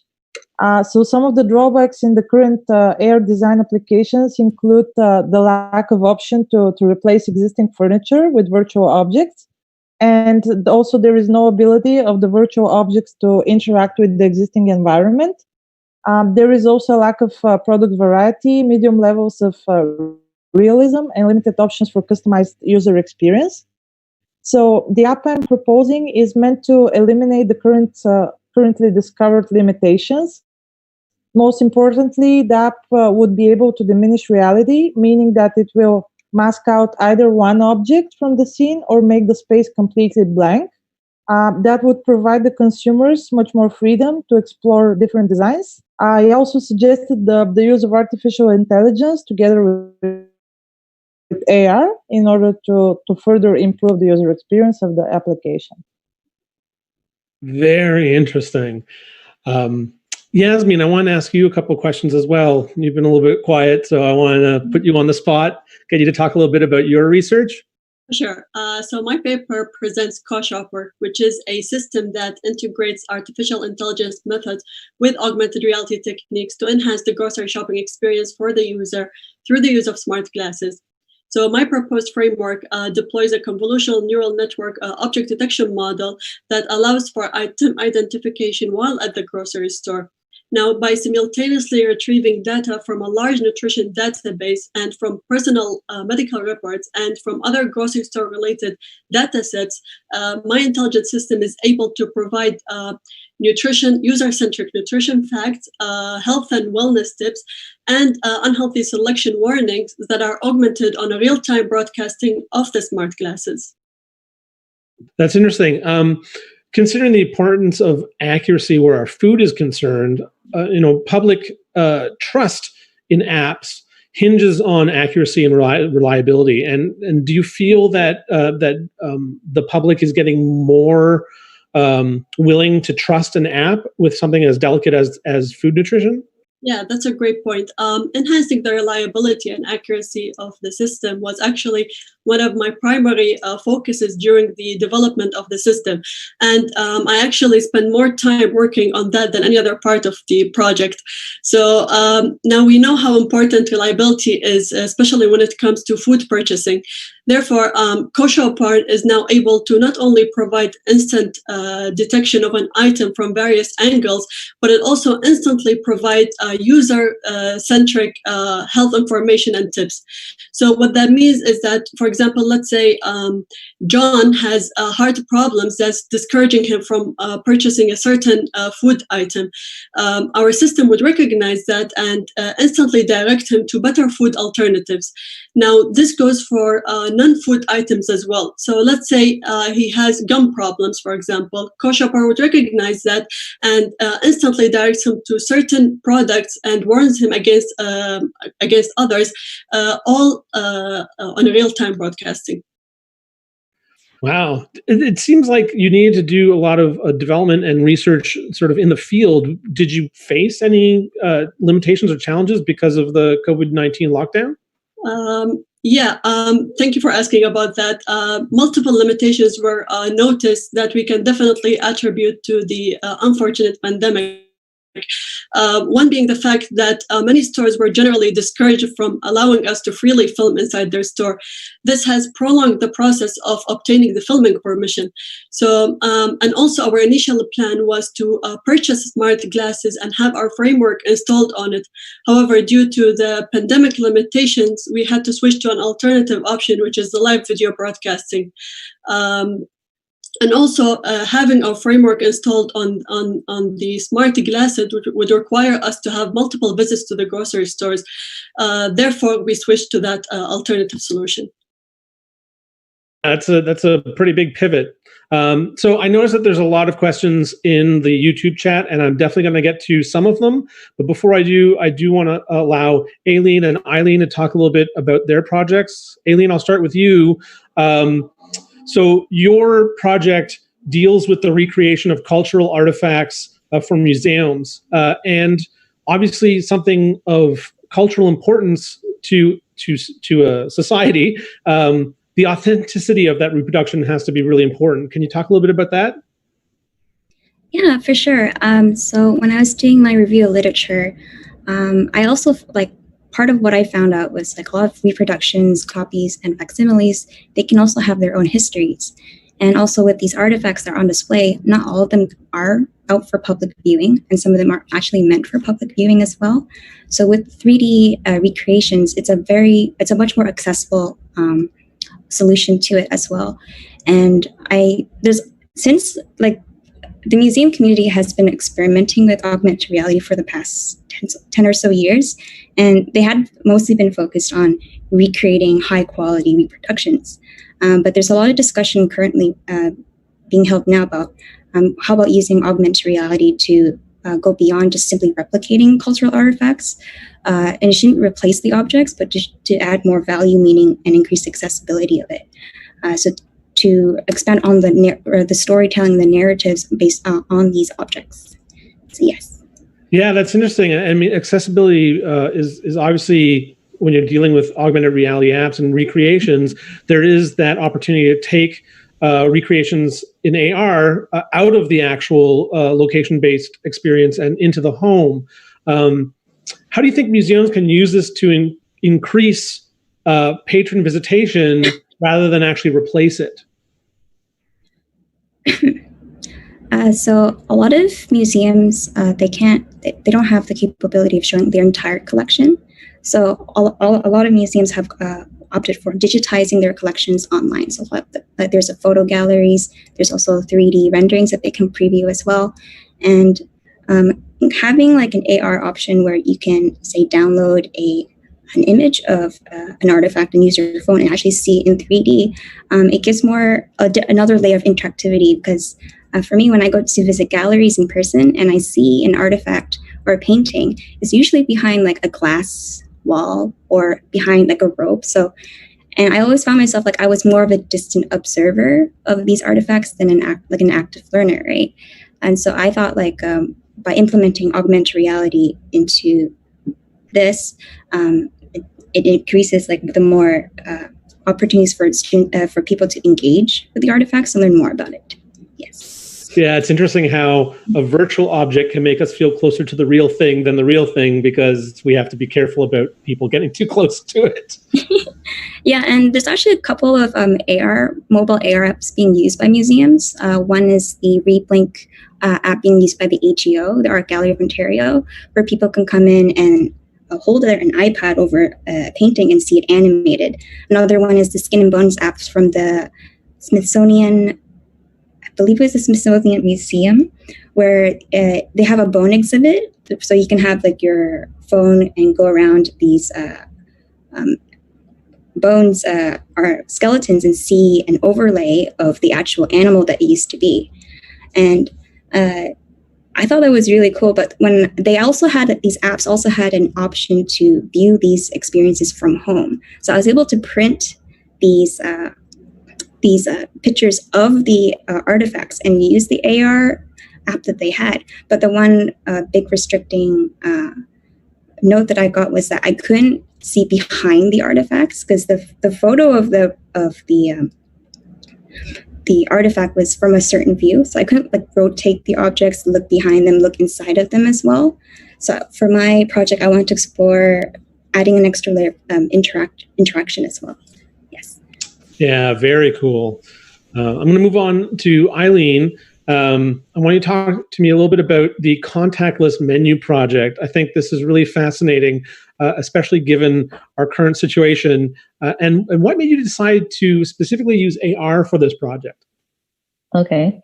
Even before the pandemic, I already wanted to use augmented reality in the restaurant space. So in the beginning, I wanted to do projection mapping for restaurants. That's a very different way to go about it, because projection mapping is basically a huge spatial augmented reality experience. So I want to kind of emulate that in a restaurant setting. So this is more for like high-end restaurants or places that can afford this kind of experience. But quickly pivoted to whittle it down to like just a regular like AR experience through a mobile app. But then through my research, I realized that web AR and also like web XR, which is like a broader term for VR, web VR and web AR, is becoming very popular, especially because Chrome, the browser, is developing and focusing heavily on it. So I want to jump on that right away. So there's a lot of limitation with web AR right now. It cannot do a lot of the functionality that you're used to with like a typical AR app like that you've used before. So that's the things I have to like kind of deal with. And so for my prototype, I have to mimic certain functions, but I'm very proud of what I've accomplished with the limitations. And it's all on the NeoNormal website if you want to check it out. And it's also on my website right now. So it's my name, eileenshute.com/MRP. If you want to check it out, just to see a quick glance of what it looks like. Yeah.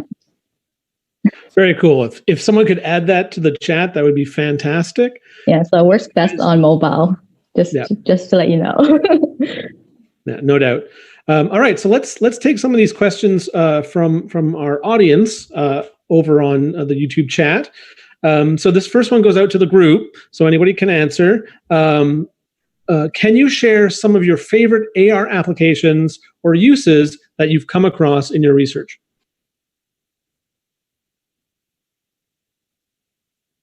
I can answer this quickly. There is one very popular one called iJack that a lot of people have told me about and also have used. This one's one of those creation tools where you basically upload an image and then you can put a video over it. So it's almost like, a popular example of this is like Harry Potter. If you remember the Harry Potter series, the newspaper is moving, the image is moving. So you can simulate that. You have a physical book or object or an image, and then when you put your phone over it, suddenly the image becomes animated. It becomes like because like almost like look very magical. So that's something that you can do with iJack, and a lot of other creation tools allows you to do something similar as well. And a lot of museums are also using this technology. So what Aileen was mentioning about, like a lot of museums already implementing these different types of AR apps in their whole entire museum experience. They're taking the similar concept where they're animating the exhibits, like the art pieces, and making it come to life and make it more interactive and fun and more engaging for younger generations. Very cool. I mean, it sounds like there's a lot of application in the world of entertainment for this as well. Are there any specific AR apps or websites you would recommend to entertainment execs to look at if they're inspired by AR and want to know more? Is this directed to me or anyone? Anybody can answer. Yeah. Keep thinking about the type of app that you're talking about. There was a wine company, I think it was called 21 Crimes. Oh, yes, yes. With a label animated. Yes, yes. It was telling a story. So each label had like a little criminal, like exactly old-timey criminal. And he would talk to you and tell you his story. It was pretty fascinating. Does anyone have any thoughts about education, if not entertainment? What they think, how AR could be used in education? Especially in the world of distance education?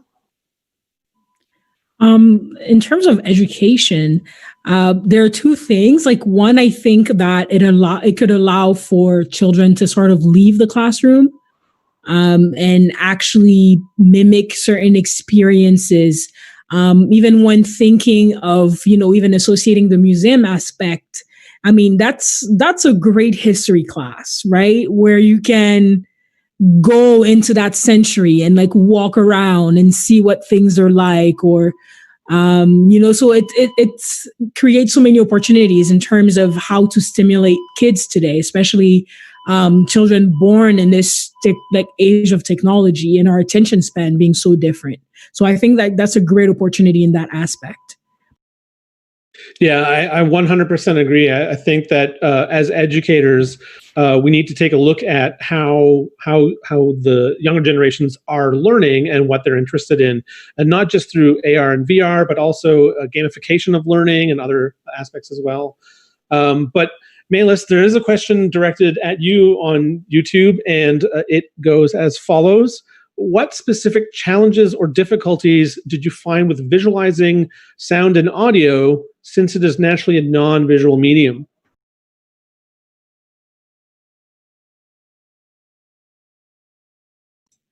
So I think, well, of course, the first major obstacle was finding that, right? Like, how can I bring this audio data into a visual aspect? And so there was a lot of research that I did.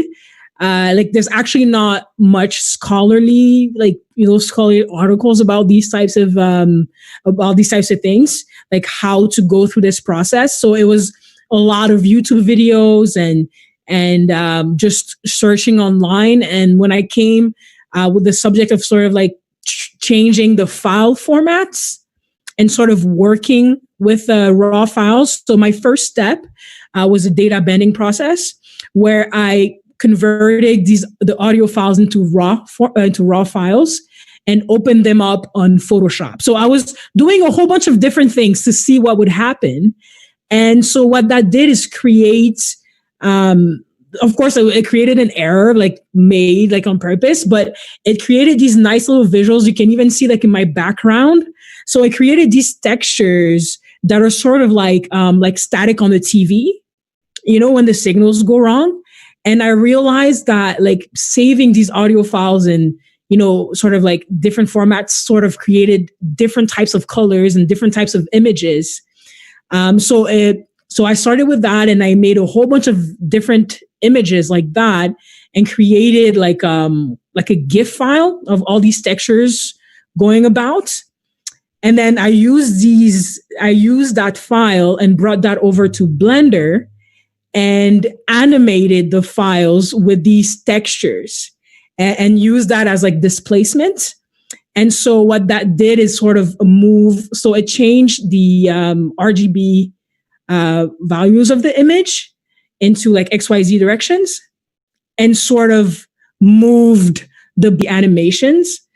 So it wasn't because I wanted it to be really, okay, so this is a direct representation of the audio file. It's not, me just creating something pretty. And so that was really the most difficult aspect of it, was not turning into an artist and being like, hey, let me just create something fun. So yeah, that was definitely the most difficult part of it. It sounds like you're forcing your computer to experience synesthesia, which is just hilarious. Yeah. All right, so I have a question again here from YouTube. This is for everyone, so whoever feels like they want to answer. Are there any industries or fields that don't currently use AR that should or could greatly benefit from AR solutions? I'll just quickly take this because it's relevant to my topic and we didn't get to that area yet. So one reason I chose to do AR in restaurants is because the hospitality industry hasn't been as fast in adopting this technology. So with AR, it's mostly in education, like you mentioned earlier, and entertainment, for artistic purposes to enhance the art. But it's not really used in places such as restaurants or hotels or just the broader general industry of hospitality.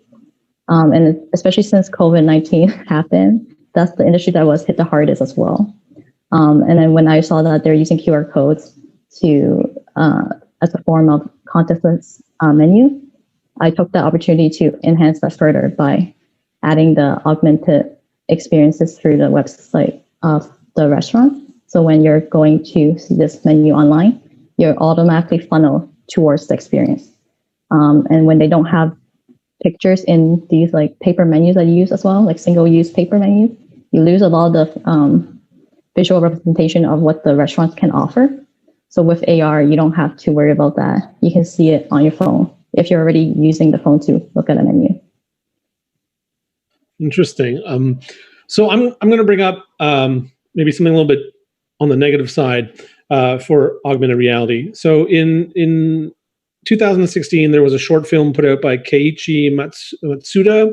It's called Hyper Reality, and it proposed this AR shopping experience that was really less concerned about consumer needs and more about the aggressive marketing tactics that you could see through augmented reality. Besides AR consumerism or hyper consumerism, do you see that there's any kind of dangers in this technology that we should probably think about now before it becomes ubiquitous? I'll take that. Mitsuda's work is a well-depicted example of what AR future may look like in the future if it was purely controlled and monitored by private corporations and retail stores. Financial gains might become the number one priority when AR is used, and of course at the expense of consumers' best interest and well-being. So these potential aggressive marketing tactics can result in harmful overstimulation to the consumer and ultimately lead to depression or anxiety.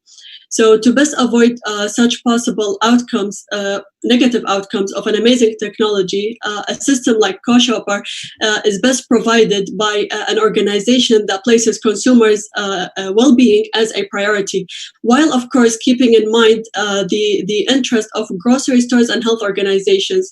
And from this exact point of view, I designed CoShopper. Yeah, I thought that you might have a very interesting take on that question. Does anyone else have anything to add? I think that the regulations would be the most important in these stages, or especially like age regulations, because we're not too sure already with the internet. We're not too sure like what happens to teenager brains and younger brains when they're so overstimulated with everything online. So it would probably be that. It could also be nice to have, these sort of self-made filters. You could just block things from happening and all these restrictions to happen. But it's definitely challenging because we already have a hard time online. So yeah, exactly. So one of the things I think about when I think about AR is that there is a wide range of types of AR. Everything from Snapchat filters, which are 2D representations that just sort of float on top of your image, to the fully 3D objects that you can move your phone around and actually see from multiple different angles. And I think Eileen and Yasmin, in your apps and in your research, we talked about the importance of authenticity, but also of fidelity. If we talk about 3D modeling, there's this problem with the uncanny valley, right? So when we recreate human faces that don't look quite real, we feel a repulsion to them. So when that comes to food, that could be exceptionally problematic. How do you think that might impact your projects? Okay, so talking about that, there was a bit of a barrier for me because I am not a 3D modeler. I don't know anything about 3D renderings. So when sourcing these 3D models from online, which is all free, by the way, there's a lot of free resources online, and that's where I got a lot of my food 3D models and drink models and any models I use. There are certain models that are done by photogrammetry. So photogrammetry, they use a specialized camera, or even your phone can do photogrammetry now. So smartphones are so powerful now. So when you use photogrammetry, the file becomes really big, right? And then those are really realistic, but they're not usable and not feasible for the web. Imagine telling someone to download 50 megabyte just to see this render, right? So that's not feasible. But with 3D modelers, they are able to create realistic 3D models using it's still realistic, but it doesn't use as much, I guess, but I don't know what you call it, fidelity, less triangles or less matrices to create this realistic object. So it's a fine balance between getting the right type of model and also keeping it low file size. Yeah, it seems like even going a little bit more into the abstract and not trying to be too realistic might be the better way to go. Yasmin, do you have any thoughts on that? For my project, I used a well-verified nutrition database, which is Nutrition IX, to display. So when the user is facing a certain items, our system will be able to retrieve these data from that verified source, which includes like millions of items or grocery store items to display their nutrition facts for the user. So that's the method that I took to build my system. Very interesting. I have one more question for you, Yasmin. The idea of using smart glasses is fantastic, and it is definitely a different experience from holding up your phone and everything. But have you considered alternate ways of providing the improved grocery experience for people like myself who already wear glasses? That's a very interesting question. Actually, one of the projects that I've come across during my research is actually built-in lenses that can be programmable. That is prescribed for the users already. So I think that's a huge potential for our cross-shopper system, like to be built in on these lenses, which is a great opportunity, I think. Very, very, very interesting. That came from YouTube as well. But I also was like, what would I do with these glasses? Would I put them over top of mine? It's interesting because there is the potential that if this technology takes on, our glasses that we wear out of necessity would just automatically include the option to have some kind of AR capabilities. Maybe Apple will gift us with that sometime in the future. So we're getting close to the end, so I want to have a few more questions. But first I want to ask you guys, is there anything that you'd like to share that we haven't talked about yet? Anything about your research or about AR in general that you think is really interesting or exciting or important for people to know?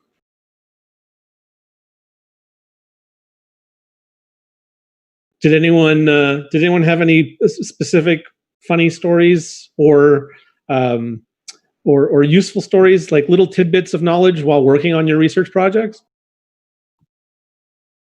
I think a future feature that could be definitely implemented to CoShopper is having it sync with the smart fridges, telling the consumers information regarding what's inside their fridge or their fridge's content. So there would be an AR display of, let's say, you are low on milk when you walk into the dairy section. So this will help consumers spend less time creating grocery shopping lists and reduces the chances of them missing to purchase a certain item or over purchasing an item that they already have. Oh man, I would use that every time I go shopping. That's perfect. Use it too.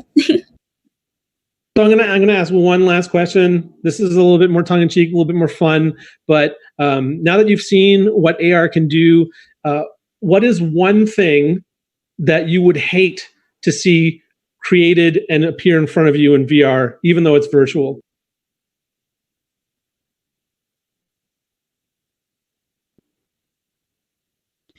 I'll go first. I mean, for me, it's I would not want to see a massive spider in any format, even low poly. That's not for me. I want to add to that actually. So yeah, people who knows me knows I hate bugs. But I recently came across a research where they use augmented reality to help people overcome fears. So basically, you can put your hand in a box and you're looking at it through a screen, but it's augmented reality, so it's not real. It's not actually there. The spider or certain critters will crawl over you. And like this research is meant to, I guess, see if it can help people overcome certain fears, especially like with creepy crawlies. That's a very common fear. So I thought that was research very interesting. So I don't know if you guys have any insights or. I'll keep my fear of spiders. I don't. Does anyone have any questions for any of the other panelists? You've all been working on AR together. Maybe do you see any similarities in your projects, or have any questions you have of the others that you may not have been able to ask in our lockdown semester? Yes, I actually have a question for Eileen. In terms of the museum, I've been reading some articles, especially in the past couple of months, regarding like museum in Europe and especially French museum appropriating so much of other people's artifacts and culture. and like things of that, of the sort. Like you go to the museum and it sort of hits you that, oh wow, this is a lot of stolen stuff, like after you're done thinking about how amazing it looks and oh my gosh, all those mummies, and then you pause and you're like, what? Wait a minute, these don't belong here. And do you think that this is sort of a way to sort of bridge this gap where people can sort of experience, these things and be able to see mummies and things like that without having this need to physically have them? You know what I mean? Like in terms of like just giving the artifacts back to the places that they belong. Yeah, so this was a topic that came up a lot. And having like 3D representations is a solution, because like a lot of times like these museums, they do have artifacts that aren't actually supposed to be out for public viewing, and they don't actually belong where they are. And so I think there was one example. I was listening to a panel by the Factum Museum, I think, and they were discussing how it could be a solution, because like there was an example of I think a cave in Thailand that had like a giant Buddhist statue, and people went in person to see it, but the more tourists that came to see it, like the more damaged the cave was becoming. And also like with the pollution of like the cars coming in and people just littering around, and also like artifacts too. They're, as much as we like to preserve them behind glass and behind ropes with no touching policies, like, they do age, and eventually like they won't be as what they are. So preserving the memory of them in augmented reality with 3D models or pictures, it's one way to like keep the discussion going about these objects. So yes. Very cool. Yeah, I could see that being used in different industries as well. For instance, we see a lot of city development where neighborhoods get destroyed because they're old and need to be repurposed. But sometimes there's some value in keeping a real documentation and record of what that area was. So I think we're going to wrap it up. I wanted to thank our panelists for taking part, as well as everyone in the MDM program, and especially Kate from FCAD, who helped make today happen, and all the support staff from FCAD who helped with the tech. And we had a fantastic and inspirational year in the program, and we really hope that we've inspired our audience as well. So we're having a short break now, and then our next panel is going to be on VR and psych, and that's starting at 3:30. Thanks again for attending, and I hope you guys have a wonderful day. Take care.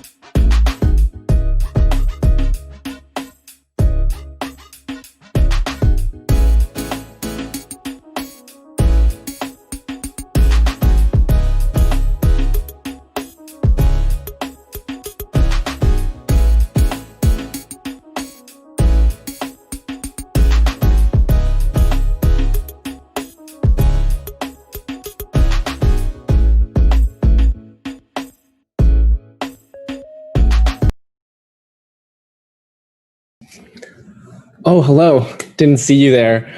So hello, everyone. My name is Kelvin Lee, and I will be your moderator for this NeoNormal panel on virtual reality and psychology.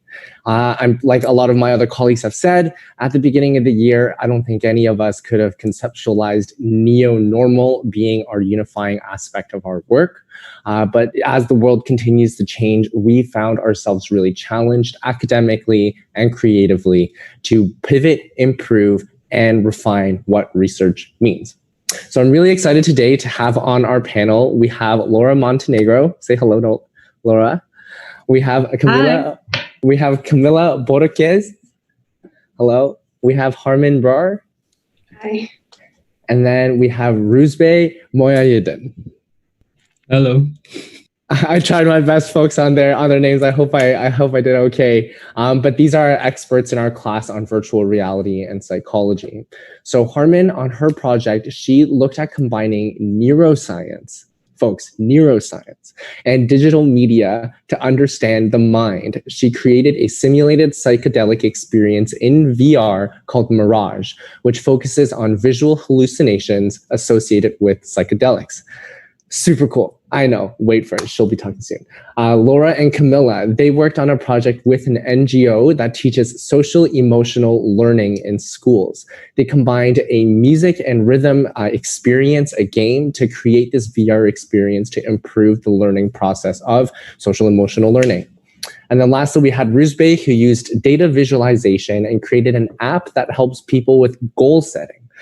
So as we have mentioned, if you have any questions, please submit it into the YouTube chat box. Everything's being monitored right now, so we will try to get to your audience questions when we can.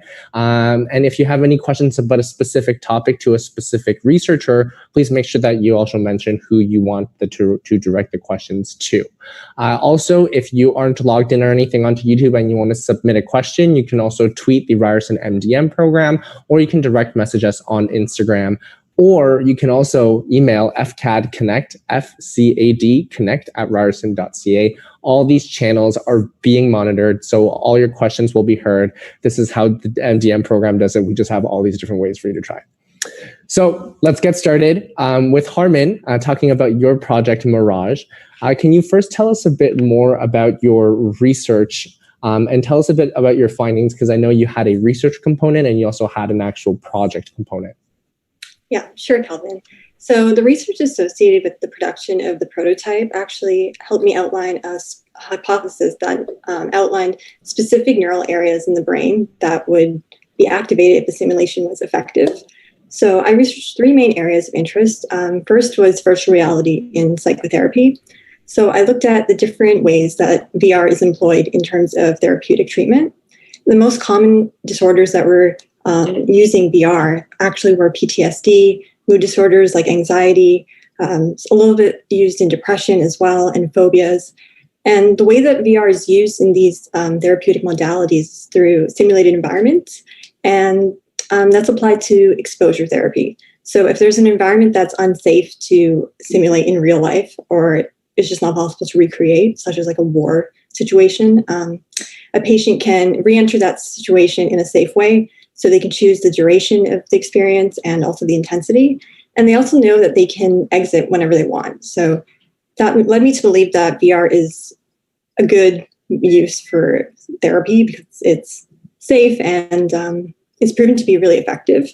So in the case of PTSD, participants who used VR therapy actually had decreased levels of cortisol, and depressive symptoms also decreased. The next area that I looked at was psychedelic therapy. And psychedelic therapy actually started in 1950s, but for a lot of political and social reasons, mainly, it was halted in 1970 after the Controlled Substance Act. But for research purposes, psychedelics were found to be really positive in terms of treating addiction, such as alcoholism, and also had positive effects on depression, especially treatment-resistant depression. There was a significant overlap in the treatment applications of psychedelics and VR, but no combination of the two so far. So that led me to my last area of research, which was simulated psychedelic experiences in VR. And there's very little research on this right now. I only found about 2 studies, but they didn't really address the impact of the simulations. And most of the data collected was like self-report. So there's no areas of the brain that were activated or looked at. There's no use of neurofeedback or biofeedback. And they also didn't approach the studies with the idea of like the therapeutic effects of a simulated psychedelic experience. So I concluded that there were some gaps in the literature regarding simulated psychedelic experiences and their potential therapeutic effects. And that helped me build my hypothesis, which looked at specific brain areas that would indicate a successful simulation. I just want to say, I feel like probably why there's potentially so little literature is that there's not many people with your kind of background, Harman. Like, coming into the MDM program, like you came from a pretty hardcore science background, and it's because of that and your interest in digital that you can do something like this. So I think it says something really unique about your background in the field as well. So kind of going off to what you were talking about then, how are you assessing if a simulated psychedelic experience is effective? Can you kind of talk to more about what are you actually testing or evaluating in your simulation? Yeah, definitely. So I looked at the neuroscience of psychedelic drugs and what accounts for their positive effects. And I found that, as most people know, psychedelics have a positive effect, and that's due to the fact that they're serotonergic agonists. So that just means that they act on 5-HT receptors, and specifically they act on 5-HT2A receptors, and that helps promote positive moods and mood elevation. Many studies sort of looked at that, and what's interesting is that that receptor is also responsible for like the visual hallucinations because it modulates the visual cortex. So I decided to focus on that specific area of the brain that would be, if activated, would indicate that's a similar effect neurologically. And that would just show up in terms of EEG or fMRI. And if you're using fMRI, you might be looking at brain areas. Like, for example, I would probably be looking at the default mode network, which is implicated in like self-awareness and the sense of self concept, and also affected by psychedelic drugs. So it would be through experimental data and collecting neurofeedback that we'd understand whether or not the simulation worked. Right, versus what you were saying now in the current literature, it's like self-reported data versus using the EEGs. So another question I have for you before we move on to our next speaker is, can you, now moving on to your actual designed project, Mirage, can you tell us a bit more about what this environment is? What were some of your goals for the design, and how did you go about achieving those goals for your project? It's an interesting process because I wasn't really sure how to approach this. I considered like AR, for example, in the beginning, but I moved to VR.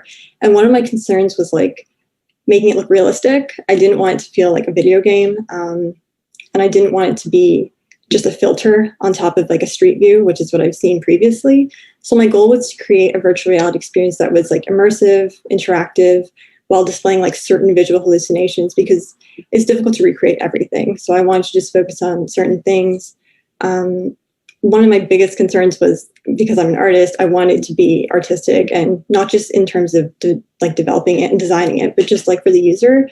So the visuals were important. And I made sure that it had certain elements that would represent like the visual hallucinations. So there's like moving textures and patterns and color saturation. And then just from a design perspective, I set the experience in the desert because I was using the desert as like a metaphor for the mind. Mirage is a hallucination, so it was just a play on words, really. Very cool. So we have a question from YouTube for you, Harman, right now, so I'm going to put it in here. Why did you want to stay away from the video game look? I wanted to stay away from the video game look because I didn't want it to seem like distractingly unrealistic. My idea with AR was that maybe you could experience those visuals wherever you were. Because when some people experience psychedelic experiences, they still have a sense of their environment. It's not like completely entering another realm, but that would depend on the dose and the drug. But yeah, I decided that it wasn't so important. I actually spoke with Michael Carter about this. I wasn't sure how to get over this like problem of things looking like a video game. I just didn't want it to be like distractingly fake. Yeah, but VR has certain elements to it that really lend itself well. So for example, with like a VR headset, there's a lot of like displacement that you might feel if you wear it for too long. Some people get motion sickness. So it's also like people feel a little bit dissociated from their body because you don't always have like limbs when you're in the experience. So there's just certain elements that I took advantage of. Yeah, that's awesome. Well, thanks, Harman. We're going to move on now to Laura and Camilla. So Laura, I'm going to start with you. Talk to us a bit more, maybe just for everybody on the YouTube who's not familiar with social emotional learning. I know your focus of your research was really on VR, but one of the things you wanted to teach was social emotional learning. So can you talk to us a bit more about what that is? And then also, how did you incorporate virtual reality and rhythm and gaming into delivering this kind of learning? Sure. So social emotional learning is the process of developing a set of skills that are vital for school, work, and life success. So this includes a wide range of skills, but we have, for example, understanding and managing emotions, achieving goals, empathy, establishing positive relationships, and also making responsible decisions. So we wanted to explore how educational technology can further support the learning process of these skills. So to do this, we partnered with an organization called CoSchool that teaches the skills to teenagers in Colombia, where Camilla and I are from. So we focused on from all these social emotional learning skills I just mentioned, which are identifying and regulating emotions.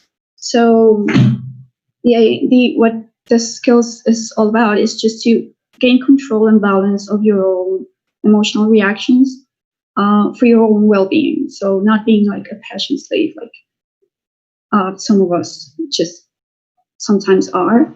So after understanding the pain points and the needs of the teachers that are over there in Colombia teaching this program, we proposed to create an experiential and immersive learning environment to practice emotional regulation and awareness. So we prototyped a VR drumming game that it's called Heart Tunes. Heart Tunes is a rhythm game where the music tracks that you play represent a basic emotion. So the rhythm and the tempo of the songs mimic different emotional states, as well as the 3D environment around you. So, for example, for this prototype right now, we picked anger. And the song that you can hear, it begins in a slow tempo and a low volume, and then it progressively increases its pace, just like escalating anger does. You know, at the beginning when you're angry, you begin not just a little bit annoyed, but then the intensity can go really up to fury, right? So because the tempo increases, also the difficulty of the game, because it's a rhythm game, right? So there's more notes coming at you. This overall makes an emotional experience. So once the player reaches that emotional peak, the song stops and also lets you practice deep breathing, which is a strategy to relax and control anger. So that's one side of it. And then a second part of the experience allows the player to play a particular emotion in the drums. So facilitating emotional expression and also reflection on how an emotion feels. So while you play, there's also several words around you that describe that primary emotion more specifically, and they're in the environment. So that allows you to actually name that feeling correctly. So for example, let's say you're playing sadness, and then while you're playing sadness, you can reflect on what kind of sadness are you feeling. Because sadness is just the primary emotion. There's many types of sadness. So you can say, okay, maybe what I'm feeling is grief, maybe it's disappointment, maybe it's hopelessness. So that was the second part of the experience. And yeah, that's how we mixed music-based methodologies for social emotional learning with a VR rhythm game. Very cool. Can you talk a bit more about what was the gap? Like, how were they teaching it before that kind of pushed you into this direction that like you identified there was an opportunity to use a technology like VR? Like, what were they doing before that you think left an opportunity for you to try to fill? Yeah. So we did user research with the teachers, right? We did a lot of interviews with them. The teachers, they provided us with a lot of insights on their workshops and on the daily lives of the students as well. So we noticed that the students had some trouble with the usual methods used to foster emotional awareness and regulation in this workshop. So for example, meditation, because, well, it's a very passive activity and they had some trouble, for example, focusing after, let's say 2 minutes of meditation. It's not hard to keep a teenager engaged in something like that. So they also told us that they struggle expressing their emotions because of fear of being judged or they feel embarrassed. And some of them don't seem to control their emotions, especially during conflicts. So there were some cases of bullying and aggressiveness in the classrooms. So the teachers thought it would be an added value if technology could help them not, let's say, replace teaching methods, but something that would complement the workshops they were doing, focusing on this particular skills, emotional regulation, awareness. So, but there were something we found out in that they were very motivated by music and media. So this was what encouraged us to look into how we could implement music to motivate them and actually speak their language and make a good tool that would motivate them. So that was like the gap. Great. So my last question for you is, tell me more about how you see learning and VR coming together. Clearly, you've identified strengths to what VR can do. But talk a bit more about specifically in the act of trying to learn and teach learnings. How does VR come into play? Well, I think VR has a huge potential in education. We've seen it with so many applications right now. It's not just used for social emotional learning, but for everything else. So there's history, science, all sorts of stuff. But what I believe is that one of the big components, it's what's called presence. So in VR, players develop this subjective impression that they are actually present in a three-dimensional world. And these worlds, they can implement virtual objects to represent almost anything. So, and this could be just from historical events or going to space or going to a country, or it could be anything, to very abstract ideas.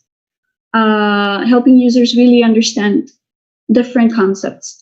So, and from a first person point of view. So, why not doing this?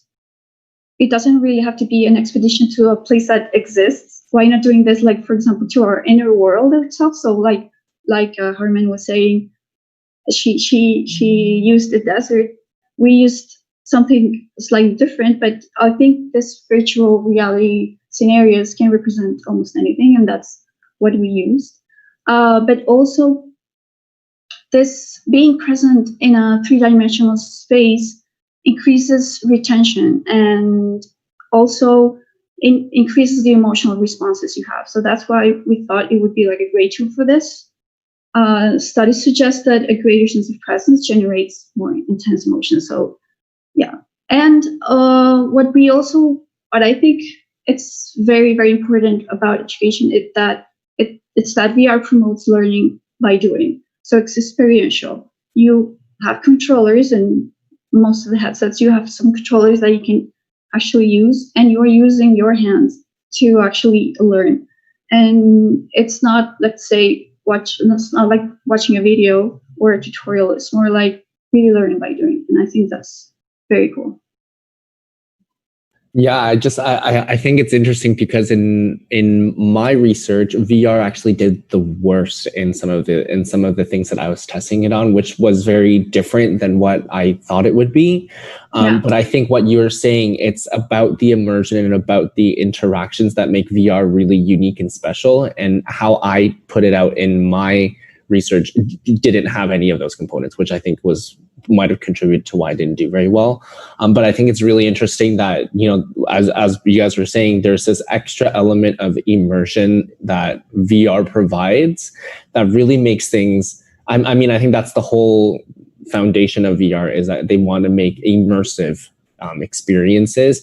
They want to make it in most cases, very realistic. And I think going to what Harmon's project was, how she wanted to stray away from the kind of fictional aspect to how some games want to appear. There's really this capacity for VR to simulate the real world in a very, like a safe space, like you're sitting there, but very cool. I want to now direct the questions to Camilla, who is your partner in crime for this research project. And I want to focus a bit more on the creation side of your experience. What was the game called again? Hearttunes. Camilla, can you talk a bit more about the goals of the design of the game? And then specifically, what did you do in the design to achieve those goals? So clearly you guys, like you said, you're making this VR drumming game. Talk to us a bit more about how you designed that game. What were your intentions and how did you actually create it? As Laura was saying, passive activities lack of engagement for students, so we primarily wanted to engage students through the experiential learning. So we wanted to improve learning while they are in an active process. So in our demo, students are playing, but not only playing a video game, they're also playing music, they're listening to music, they are moving, and they're interacting with this environment. In our demo, we have 3 main design elements. The music composition. So we use different rhythms from traditional Colombian instruments combined with urban beats that are really popular right now in Colombia. The interaction, we build it from the knowledge of playing percussion instruments. So you use your hands and you have that in yourself. And the third is the environment, which is a natural space, which is really common in Colombia. We have this surrealism, magic culture that we interpret nature as part of our identity. So I would say that as an overall, we wanted to elicit emotions through activity. Very cool. Can you talk a bit more about when you guys were designing this, right? Did you have VR set as your medium straight from the beginning? Or was that something that you guys found out that you want to do, based on your goals, you found VR is your best way to do so? And if that was the way, can you talk a bit more, what did VR allow you to do in the design process that maybe other mediums wouldn't have allowed you to do? We spent a lot of time thinking about VR, especially because you have different devices, different mediums. So you have the cardboard, but the cardboard lacks of interaction. So you have a very limited spaces. And we really wanted to create an immersive space that promotes learning from introspection. So you need interaction. So using VR, in this case, we try to use the Oculus Quest. So this device provides this private environment, which makes possible for the student to experiment without feeling pressure from external influences. So they are learning by themselves in this safe place. Cool. If I can add to that something. Yeah, go for it, Laura. I think it was a big part of picking also the exact device, which was it's an Oculus Quest. It's what Camila was saying about interactivity. And also the fact that you can actually play, because playing the drums was such a big part of the experience. So actually experiencing that emotion through movement, moving your hands. I think that was a big part of it too. Yeah, for sure. So my last question for you, Camilla, is and maybe you can elaborate a bit more, but you guys mentioned that your project is working with a community organization, I think, in Colombia. And can you talk a bit more about the relevance and importance of what you guys did for countries in places like Colombia? I would say the project is important to the third world for two reasons. Like, one side, we wanted to use emerging technologies to counter some vulnerabilities and needs in our social cultural context, because this project might help to take care of the mental health. It's not only to learn emotions, it's also to accept that all emotions are good. Even if you feel hunger and you are mad, that's okay. It's okay to feel these emotions.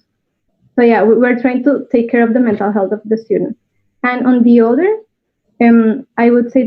I think it's necessary to normalize this technology in order to make it available for everyone.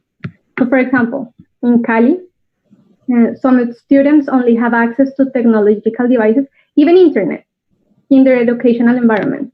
So if you think now with the COVID impact, many of these students don't have access to the few resources they were used to. But after talking with teachers, we realized that they have the ability to quickly assimilate technology into their lives. For example, smartphones. Many of them have smartphones, even though it's not really cheap, but they already have it because they are improving that. So, yeah, I think one of the biggest revolutions that smartphones have done is that they've been able to make smartphones relatively more accessible now from a pricing perspective, that all of these other developing countries can serve programs, whether it is delivery of medical supplies to third world countries or like in this case, trying to provide education at scale. It's really been able to provide that extra level of access to those places. So thank you for that. Now, I see that we have a couple YouTube questions, but I do want to get to talking to Rusbe first before I get to those questions. So Rusbe, talk to us about your really cool data visualization app.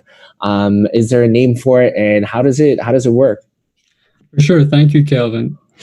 So my project called Planetarium is a productivity self-care smartphone app that consists of an ever-evolving and ever-expanding universe that is essentially a metaphorical representation of you, the user of the app.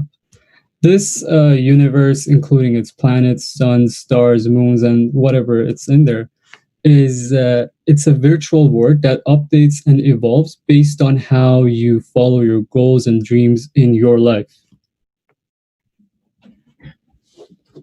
That's very cool. So is it something like, oh, if I wanna read like 5 times a week, and then you set that as a goal, and then you track how many times you do that behavior, and then your star grows? Like, am I painting the right picture?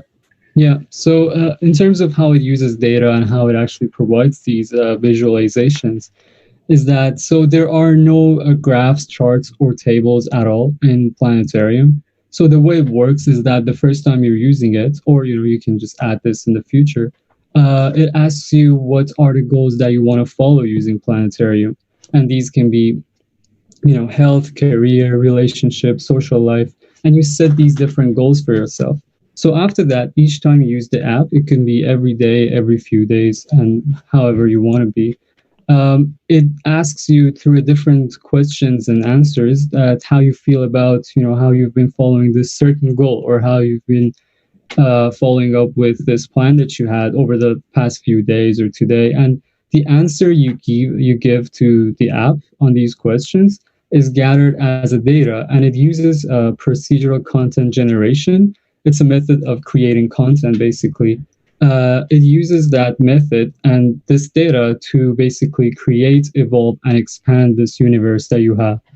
And, as the name suggests, Planetarium, one of the main mechanics is, of course, has to do with planets. And so that is that at the beginning of each month, you are basically given a newborn planet, which is basically a metaphor of your self-progress during that month. And as we know, newborn planets, they are unstable. They don't have a certain form, and they can collapse at any moment. So by following your goals and your plans during that month, you help this planet to take form, evolve, and finally the goal is to actually grow life on it and make it prosperous. So that's how your data and your actions kind of help this universe to evolve. But there's no direct action that you can edit something in there. It's all through your actions in real life, and it takes that data and automatically represents it to you in that form. Right. Just a kind of a comparable app, similar. I'm visualizing these planets with like cute little smiley faces that are saying like, "Oh, like this is you." And I use this one app called Forest, where it's a timer where like you set it for like 25 minutes, and then it blocks off all the apps on your phone. But if you try to go to Instagram or Gmail, there's a little tree that comes along. And it's like, "Oh, do you really want to chop your forest down?" And I think those ways of representing data to motivate different types of behavior, there are other examples. So it's really cool that you're trying to do that in a goal setting, personal usage way. So I think that's really cool. I know there's an element of gamification in your project. Can you talk to us a bit more about how you incorporated that gamification into the planetarium? Of course, Kelvin. And before that, I just want to add that Forest was one of the main inspirations for this project. So yeah, thanks for noting that out. And about gamification is essentially the core of Planetarium's design. It is how these visualizations and these personal data are connected to you and your life. So it fills that gap in between. It works in a way that by challenging yourself and staying committed and true to your goals and plans, you help these visualizations grow and you help it prosper. And that connection is achieved through the use of gamification elements. Other than being the main core here, there are also smaller, more prominent perhaps gamification elements incorporated within the design, such as challenges you can join in. You can compete with your friends and family, or there are other plans for future steps, such as creating factions and galaxies of different planets and communities, and helping these grow and all kinds of different interactions with other people. Yeah, I think the element of competition is a very strong pusher for behavioral change. And I'm speaking to this from in COVID, a couple of my friends and I signed up for the Nike Run app, and we started doing these challenges. And then it really got us going. Like, we got competitive about it. If you fell behind and your other friends can see you falling behind, it kind of really motivates you to not fall behind. And I think that element that you just brought up, where it's not just necessarily your own planetarium, but there's a way of engaging other galaxies, for if that's a right word, and really being able to connect with other friends to try to motivate, like I said, behavioral change is a really interesting aspect. So a final core theme that we've talked about is the self-care aspect to your project. Talk to us a bit more about why this was something that you wanted to focus on through your app, like why goal setting, and then what did that mean for you when you were actually trying to implement the app? For sure, yeah. So I guess the app is the combination of goal settings, as we call it, self-care, data visualization, gamification, and personalization. And the way I see it, the only way that you can move forward in this app, and let's just call it a game, the only way you can move forward in this game is to move forward in your life.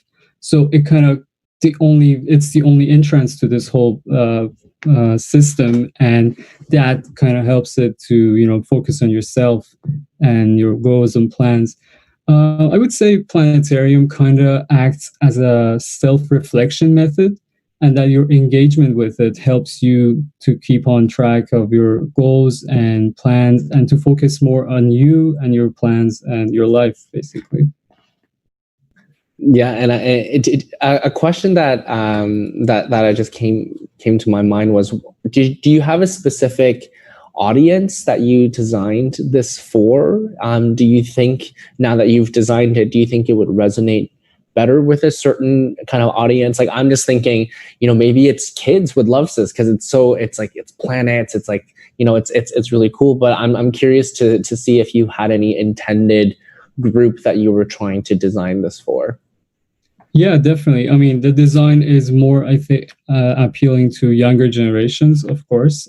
And I want to note that in the beginning, this project was supposed to act as kind of like a social media usage tracker for teenagers, because that seems to be a very big problem today. And that's how it started, actually, and evolved. And because of some technical difficulties of getting that, the tracking usage of social media, getting that data and using it in the app, it was not as straightforward. It kind of moved into this self-reflection form.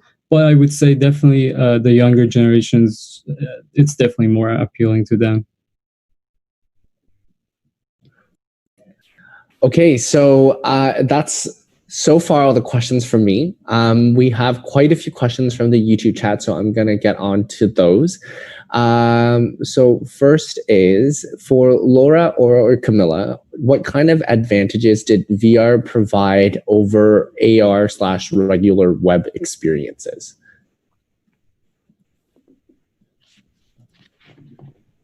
Should I go?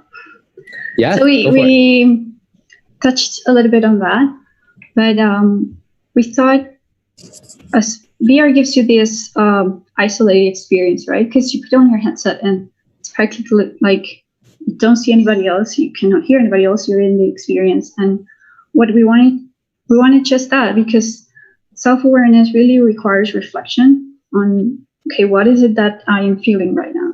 So it's hard to do this in a classroom, right? Sometimes. And it's actually what meditation is trying to do in this kind of workshops. So that was an added value, I think, from compared to AR, which it's a different kind of user experience. But I also think what I was talking about, say that this, having that self-efficacy, that agency, that you see yourself doing something. So if you have this digital hands and you play this instrument, but you also see how you can control the music and how you control the environment through your movements. So that gives you like agency to tell, okay, I can do this. And I think that is very important in this kind of learning, which is social emotional learning. And you want to add something, Cami? Yeah, I think it also depends a lot of the objective you have, like the goals you have, because you can use AR also for learning abstract concepts as well in VR, but it depends in what you want to do. Like we really wanted something very immersive with high levels of interaction. That it's absolutely better to get that using VR. So yeah, it definitely according to your objective. Right. So a question to lay the lands for another question. Can you guys talk about specifically what softwares you guys use to make your experience? Did you use Unity? Did you use something else? Yeah. We all, I think, use Unity, and I just wanted to continue about this. So I did my project on Unity, but contradictory to this being a VR team and VR group, my project is not a VR project, and I just want to talk a little about that. Yeah, go for it. Yeah, in the beginning, it was supposed to be an immersive VR experience based on real-world data for data from the issues we have, such as pollution, war, stuff like that. But then I moved into a more personalized visualization of data, and for the purpose of this app, VR did not seem to be the best choice, because it's an app you want to use every day for a few minutes, and it's you want to use it on the subway, you want it to be more accessible. So I think VR definitely, although being great for many different scenarios, it doesn't always work. And I just wanted to put it out there that we should always consider what technology we're using about that. Yeah, I think that is a great precursor to my question that I was setting up for. What like I think a couple of us took the same AR VR course, and Unity is tricky. Like Unity is not like people say, you know, there are a lot of learning materials online, but it's not easy. Like there's a huge coding component. Like I want to hear more about what was the most challenging part of both of all of your projects' design process, maybe in particular with Unity. And that kind of software. And was this the first time you guys have used the software? Do you have any background in this field? And then what was your kind of, talk to us more about your challenges in actually developing these VR experiences. Does anybody want to? No, you guys all are just geniuses and just had a sailing time and had no issues, no error codes. I remember. So particularly in our experience, rhythm game, it was tough at the beginning. Like everybody told us, like, no, don't do a rhythm game. It's just do something a little more simple. But we wanted to use music, and it fitted very well with rhythm gameplay. So yeah, we had to look to many tutorials, and actually we got help. We bought a plugin, not very expensive plugin, that really helped us out.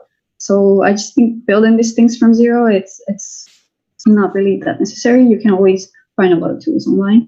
But yeah, of course, and it was a process from starting the VR course in the winter term and then finishing with the project. It was not easy.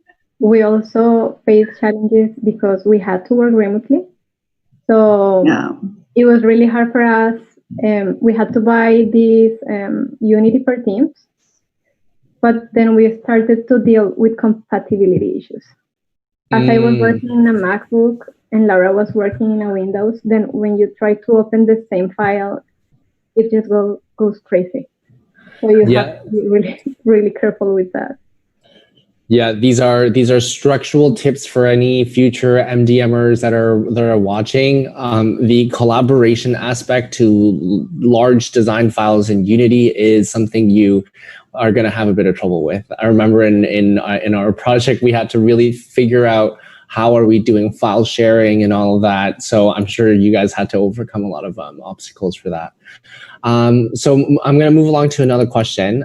This was addressed for Laura, Camilla, and Harmon. Do you foresee these kinds of VR-based solutions becoming prescribable as recognized treatments? If so, what barriers may exist? I can answer that. I think VR is already used in therapy for certain like disorders, like I mentioned, PTSD and anxiety disorders and phobias.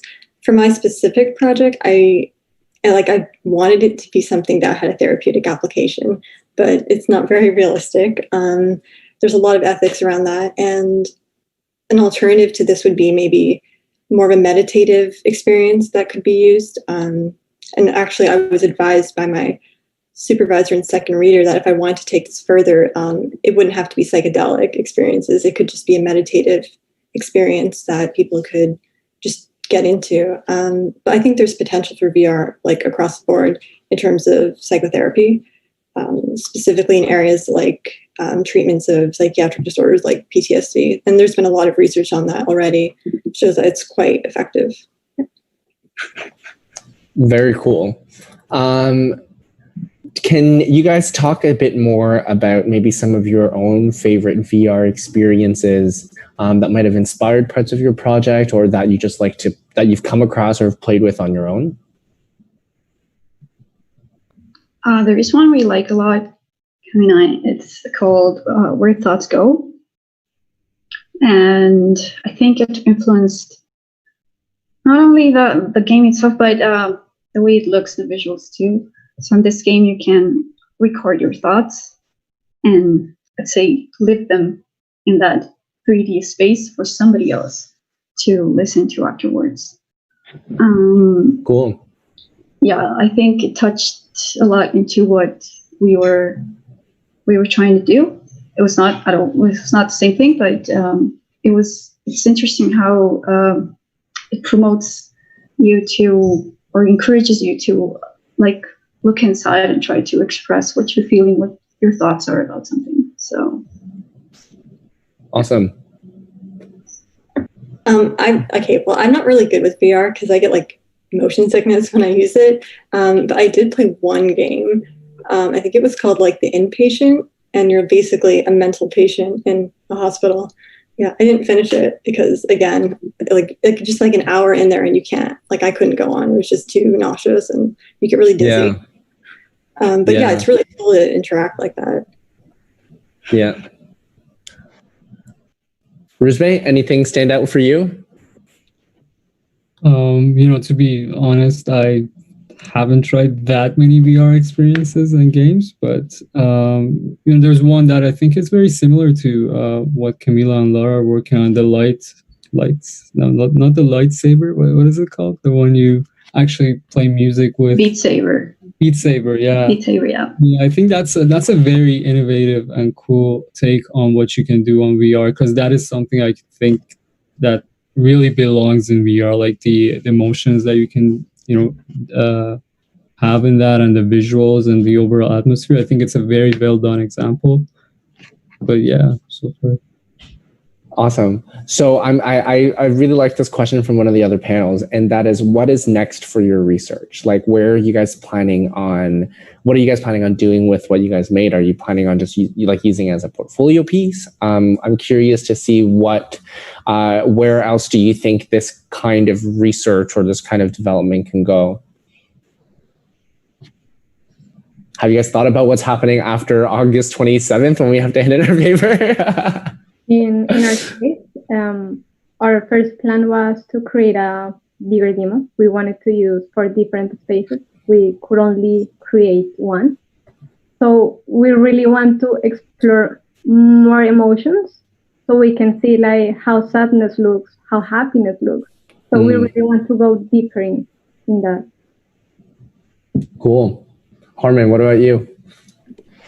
Yeah, like I mentioned, I might change the project around a little bit to be more in terms of like meditation instead of like a psychedelic experience. But I'm kind of at a crossroads right now. I'm not sure if I want to lean more towards research or something more like technical. I'm just not really sure yet.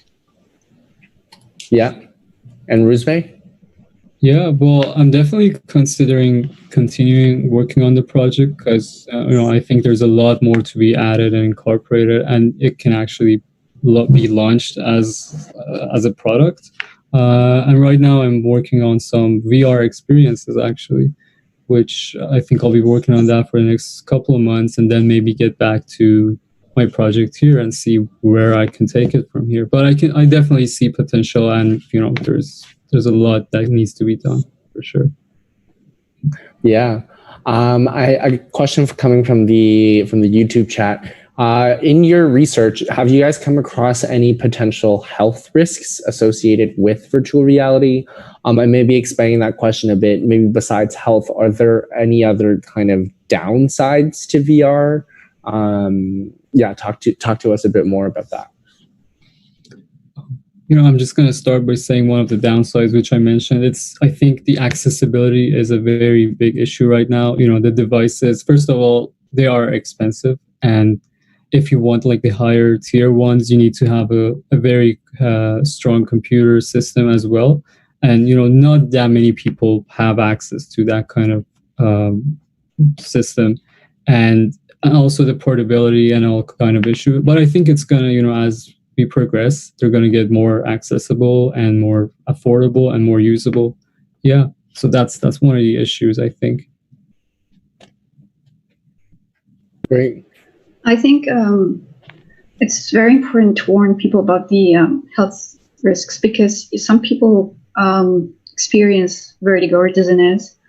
So, for example, in our case, because this is a project for adolescents, when in our papers we mentioned that one of the recommendations is that we should first check if any of the students have any issues with that, and of course see how their parents also react to this, if they give them consent to use this type of technology, because they're minors. And also, many platforms don't recommend VR for smaller children, so below 13. So also this, for example, in our case, it's meant for 13 or older. So yeah, it's important to take that into account. Mm-hmm. Yeah, I'll just add that, like, depending on someone's like psychological predisposition, there might be some risk associated with that. And in the research I found, like, if someone had a pre-existing condition, they might actually be really uncomfortable in the experience because it is an isolated experience. And like Laura mentioned, VR is like a really isolated experience. And like I've seen, I don't know if you guys are familiar with like Controverse. I've seen certain companies try to like combine like VR as a shared experience. And I didn't want that. I didn't think that that was the point. I think that the benefit of VR, at least for my project, was that it was an isolated experience, because that's just like a reflection of like, you know, the human condition, right? Where like we go through life and we might experience things with other people, and two people might have the same experience, but the way it's processed is completely different. And there's only one person like in your mind, right? Usually. So everything is just independent and isolated that way. Right. I want to ask a bit more about the whole process of research and creative projects, right? Like, did you guys come into the program with these ideas pre-existing, or like I think a couple of the audience members might be curious, like, how did you land on this research question or this project? Was this something that you got inspiration and then you're like, oh, like it would be really cool if I tried it in this way? Or was this something that you're like, oh, I found this issue and I want to tackle this problem? So talk to us about how you landed on, you know, how you, for Laura and Camilla, VR and social emotional learning. How did you get there? Well, in my case and Laura as well, we always wanted to like create a video game, but we were not really sure how. So we just found Costco. They were having the social emotional program. So we were like, okay, we want to help childhood in Colombia. We can create a video game. So let's do it. Let's combine our two things and let's do like this combination of elements. So that's how we created. Awesome. Ruzbe, what about you? Yeah, I think it just, you know, as we came along in the program, it just became a thing. Because at the start of the program, what I knew was that I wanted to do something visual and something using live data. And that's pretty much all I knew. And I had no idea what kind of data or what kind of visuals, or is this going to be an experience or like a installation, and then, you know, different courses that we took, each had some effect on it, and I changed my mind and I thought of something else. You know, I took like a gamification course that really helped to bring out those concepts, and it just started to create itself, basically. Yeah. And Harman? Yeah, I don't know. I just thought, what would be cool to make in VR? And a psychedelic experience just really came out of that. That has a lot to do with, like, I come from a psych background, and I was just really fascinated with the visuals. So I thought that would be interesting. I just really wanted to make like an altered state of consciousness, which I think VR essentially is, really. A question that I just came up with. What is because clearly you guys have done a lot of research on VR applications and like where it's gone and where it's going. Where do you see are some exciting opportunities, I think, coming, or things that are coming up in that world of VR? Like, is there any new technologies or any new games or anything that are really catching your attention? Well, I see like there's like VR movies or something, and I don't really see a point of them, to be completely honest. I just don't really. I think the reason why people watch movies is because they're like knowingly are, you know, passively being taken to another place, but like you're aware that it's a movie. And I think even a really great movie will transport you to another world, but VR is a bit more immersive. So I'm not really sure what the point of a VR movie is, but I could see it having more creative applications. Like I mean, I would like something that was like meditative, where you can just like enter this completely different meditative realm that was just purely visual and like a really artistic visual experience. Yeah, I just think it's got a really good potential, like in terms of psychological application as well with therapy. I think one thing I've seen lately is that Oculus just launched the hand tracking feature. So actually, I haven't tried it, but I think now you don't need controllers. You can just track your hand movement. So probably, I think there's going to be a lot of new experiences based on that. Yeah, maybe that. I think that's something some future research probably is that going to make like a better experience if you don't have controllers. It's just tracking your movements. Is it going to be more natural or not? I think that's interesting. Mm-hmm. Yeah, I just wanted to add, so one technology that I think would add a lot to VR experiences in general is volumetric filming and photogrammetry, in which you take the objects. Sorry, what? Volumetric filming is basically filming in 3D. So it's with special depth sensors, and like I think the new iPads have another sensor and next to their cameras, in which if you use that and a few other tools, you can take basically 3D videos, and then if you put them into VR, so instead of a VR film that you have to watch a film that's 360, in this way you can actually walk into the film and be present. I think that has more of a purpose compared to just a 360 video that's put into VR that you can just watch on a TV. This one you can actually, engage with the movie or the experience more. Yeah. Yeah. I was going to say there is a big difference between a 360-degree video where you're just standing in one kind of spot and then you're just browsing, versus something like what you're just talking about, where there's that extra, what is it, the Z dimension, where you can actually go through the experience. So I have been told to start wrapping up. So panelists Laura, Camilla, Ruzbe, and Harman, thank you so much for your time, your efforts, and sharing with us your research on VR. While the world changes by the minute, we feel really invigorated to make it more equitable, to make it more inclusive, and a more beautiful place through research and passion. We hope some of our studies today have inspired you, have poked you into a new direction of thinking, have opened your eyes a bit. And we hope that you also stick around and stay tuned for our next panel, which is Physical Theoreticals, starting at 4:45. So once again, this is the NeoNormal conference brought to you by the MDM program at Ryerson. Panelists, thank you so much. I think this is the end of our panel. It was great to catch up with you guys and learn more about your projects. If you are curious about any of these student projects, please check out neonormal.ca and browse for their specific student projects. That is where you will see everything that all of these amazing individuals have talked about. If you want to see some cool textural psychedelics, if you want to see a rhythm game in VR, or if you want to see the planetarium, you need to check out neonormal.ca and check out their individual projects. So I think this is it, folks. Thank you so much for joining us, and we will see you in 4:45, which is in 15 minutes.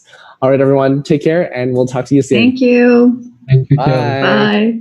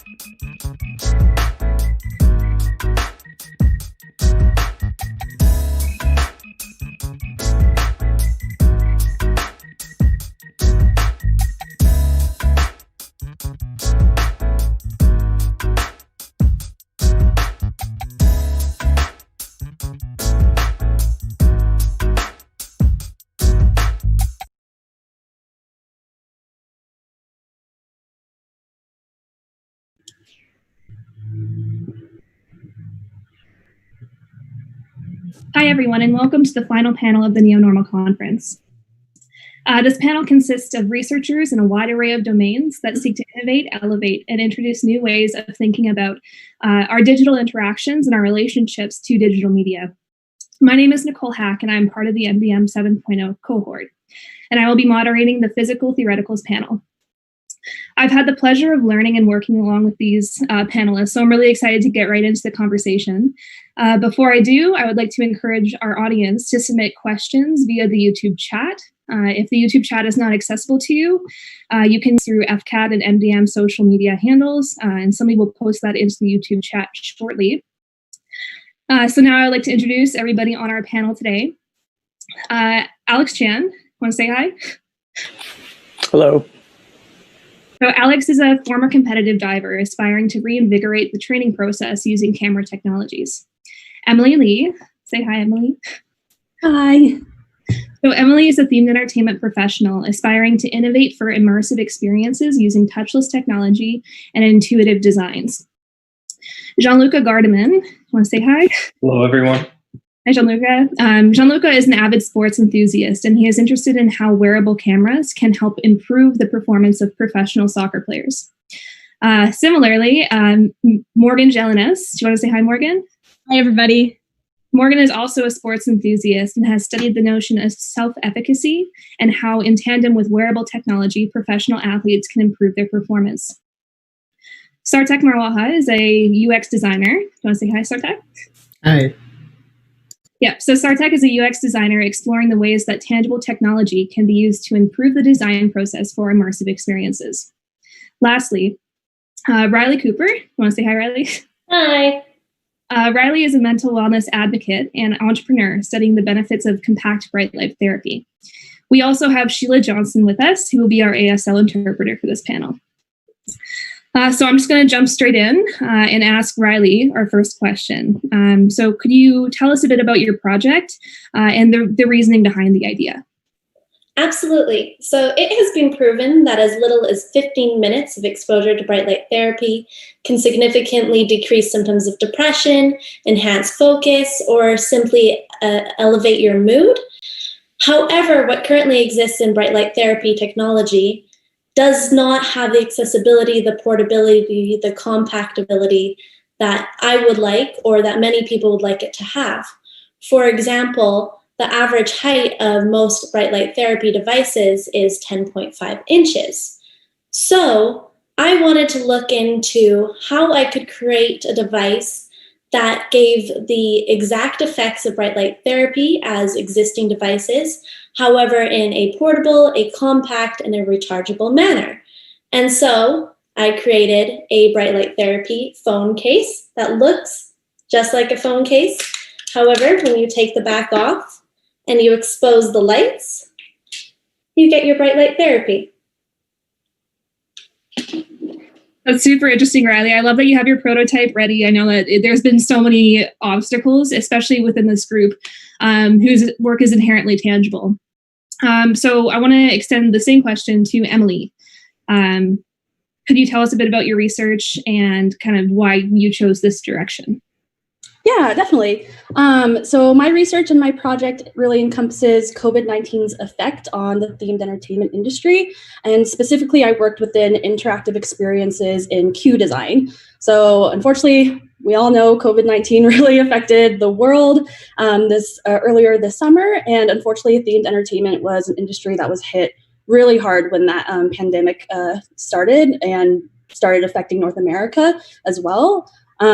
Properties in North America started to close and kind of rethink their operations and what they had to do to reopen. And when they started to, throughout the summer, there was just a new aspect to consider within safety and just how that aligns with COVID-19 and CDC guidelines. So theme parks started to open and they started implementing things like enforcing mask coverings, temperature checks, social distancing, kind of the whole shebang there. But for my research specifically, I believe that within this industry, it thrives on innovation, imagination, and these precautions that are being set can be integrated within storytelling and just be enhanced even with advanced technologies that I tried to work within. So yeah, I tried to do that within my research by creating an element for an interactive queue that encourages social distancing while also aligns with narrative, storytelling, intellectual property, that whole storytelling aspect that makes theme parks and themed entertainment really special. So Emily, your research is about finding ways to integrate touchless technology to make these experiences unique and safe. On a bit of the other end, Sartak, I'm going to bring you in for this question. Your work is the complete opposite in that it is very tangible, but also is about building interactive experiences. So do you want to tell us a little bit about your research and what you kind of come up with so far? Yeah, so as you can see, a lot of these new interactive experiences, they've been using embedded systems and new digital technologies to enhance the immersiveness, or in Emily's case, kind of decrease the amount of tangibility of the experience itself, while still making it more immersive. So my project really focuses on these designers who may not have the knowledge of how these systems work, because these are, at the end of the day, they're electronic systems, and designers typically aren't as well versed in programming syntax as computer science students are. So the project really tries to help these designers design these interactive experiences and really focus on the high-level experience design of things rather than trying to learn a whole new language and how to code in Arduino, per se. So for that, it uses something called tangible user interfaces. And tangible user interfaces are kind of just physical interfaces for manipulating digital information. So say we've all kind of seen the block-based programming that's been used everywhere. So iOS has it in its Shortcuts app, and Scratch is a really famous programming tool used to teach students coding. So tangible interfaces brings that block-based coding and connection flow techniques to the physical space, where you have these physical blocks and you connect them in a physical manner to better understand how connection flows. For non-technical people like myself, before I move on to other panelists, do you want to just give us a few examples of where this might be used in the future, or in theory where its applications could be applied? Yeah, so the toolkit is really focused on cross-device interaction design. So theme parks is a huge market for this. Again, any interactive installation where you want the user to bring their own mobile phone and interact with the installation, or you want multiple different systems to interact with them. So you want the installation to sense a user and do something. That was done in one of Disney's theme parks with Peter Pan, and they used rain sensors to project shadows of the people standing in the queue, making it more interactive. Yeah, so something like that. But the idea is to reduce the burden on the designer so that they can focus on how the experience feels rather than how it's coded. No, it's fascinating. And I think a really valuable tool for designers. I'm now going to shift it a little bit and thinking about things shutting down again with COVID and experiences and events. I'm going to bring in our sports folk here. So this question is directed at Morgan and Gianluca specifically. Could you tell us a bit about your research and the role that wearable technology has in professional athletics? And Morgan, I'm going to get you to start this conversation if you don't mind. Yeah, for sure, Nicole. So the foundations for my project was kind of looking at high level sports, and at the top level, performance differences are so minimal that it takes a 0.04% to separate you from medaling at the Olympic Games to, just missing that. So we're seeing sports become faster. They're becoming more competitive, more aggressive. And so finding that edge at the high level is super important. So over the last 10 years, we've seen a huge boom in wearable technology, and it's capable of helping athletes shave fractions of time and improve their performance. But at the same time, there's a lack of literature, which is really consolidating what it's doing to performance. So my research is really about identifying how elite athletes are using it, and at the same time trying to incorporate that psychosocial element that's hugely important to their success. So that's kind of where my research falls into this conversation. Gianluca, do you want to pop in? Yeah, so I did my research on how a wearable camera can benefit soccer players. Wearable cameras are a beneficial tool in answering countless research questions because they record the situation one encounters at both an extensive and convenient rate. So specifically in soccer, where a minimal action or behavior can occur that plays an impactful role on a match, having a wearable camera can assist in measuring them. And the origins of wearable cameras actually started through the research efforts in the field of life logging. Life logging is a term that describes digitally capturing the first-person perspective of one's everyday activities in a discrete and passive manner. For my research study, I also looked at how, since there is no evidence of wearable cameras used in professional soccer matches, using the broadcasting angle can assist in proving why capturing a first person's point of view in the future can help a player improve their decision-making on the pitch. So by my study, I analyzed Italian Serie A soccer club Inter Milan, or commonly known as Inter. And so I analyzed 5 total matches. 5 matches may not seem like a big number, but I'm looking at the minutes. So the duration of a soccer match is 90 minutes. So there's a lot of content to work with within a specific match. So I analyzed the entire match and looked at how the players on the field executed attacking scenarios. And by doing so, I looked at, for example, through the TLN broadcast and the Rai Italia broadcast, which are available to me as a user here in Canada. And from the screenshots that I captured from these 2 broadcasting networks, I was able to pinpoint specific discussion points, like why were the specific games depicted in the study chosen? Why were the series of screenshots for the specific games selected for the study? And what is it from the series of screenshots that can assist in proving why capturing a player's point of view in the future can help improve their decision-making on the pitch? So fascinating projects, both of you. I'm going to bring in Alex now, who also worked with camera technologies in an attempt to improve athletic performance. So Alex, kind of same question. Do you want to let us know or tell us about your project and where it's at right now? Yeah. So first off, I apologize if there's like a fan noise. My computer's really trying. But my project was started with the aim to create a low-cost video playback device for athletes, more specifically divers, springboard divers. But due to COVID, I was forced to pivot my project towards creating more of a UI side of it and fleshing out all the key features that would be available to users should this be something that's developed.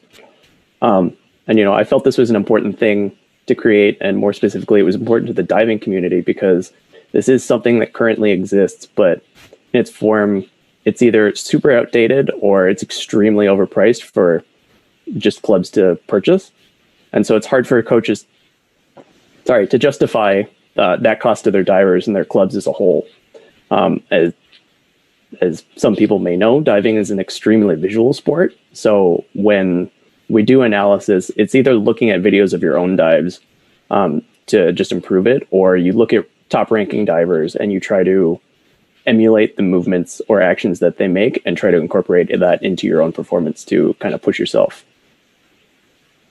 Great. So I think we've heard from all of our panelists to get an overview of what everybody is doing. We already have some audience questions. Before I ask them, I'm going to ask one of mine selfishly. So going forwards, how do you all, in your own rights, perceive your project scaling? So where do you see it going? Where do you see it evolving? What industries or what fields do you see it inserting into? I could jump in here. For me, I think wearable tech it's very focused on the physical side of performance, which is obviously important. But when you get to the elite level, the differences are kind of in your mental game and how well you can execute. So I think that will be a huge area that wearables can go. And then kind of in a different sector with COVID going on right now, could this be used in a game to, calculate a player's heart rate, where their GPS, so just to assess their general risk? I'm thinking that could probably be an immediate use case. Wearables would be super cool for diving, but I don't know how you would implement that. You have to get them waterproof cases like the GoPro. Yeah. I can touch on that too in terms of wearable technology, because specifically in soccer, there isn't a lot of research currently done with wearable technology, seeing that only in 2015 it was passed that on the FIFA standards that electronic performance and tracking systems can be allowed in the field of play.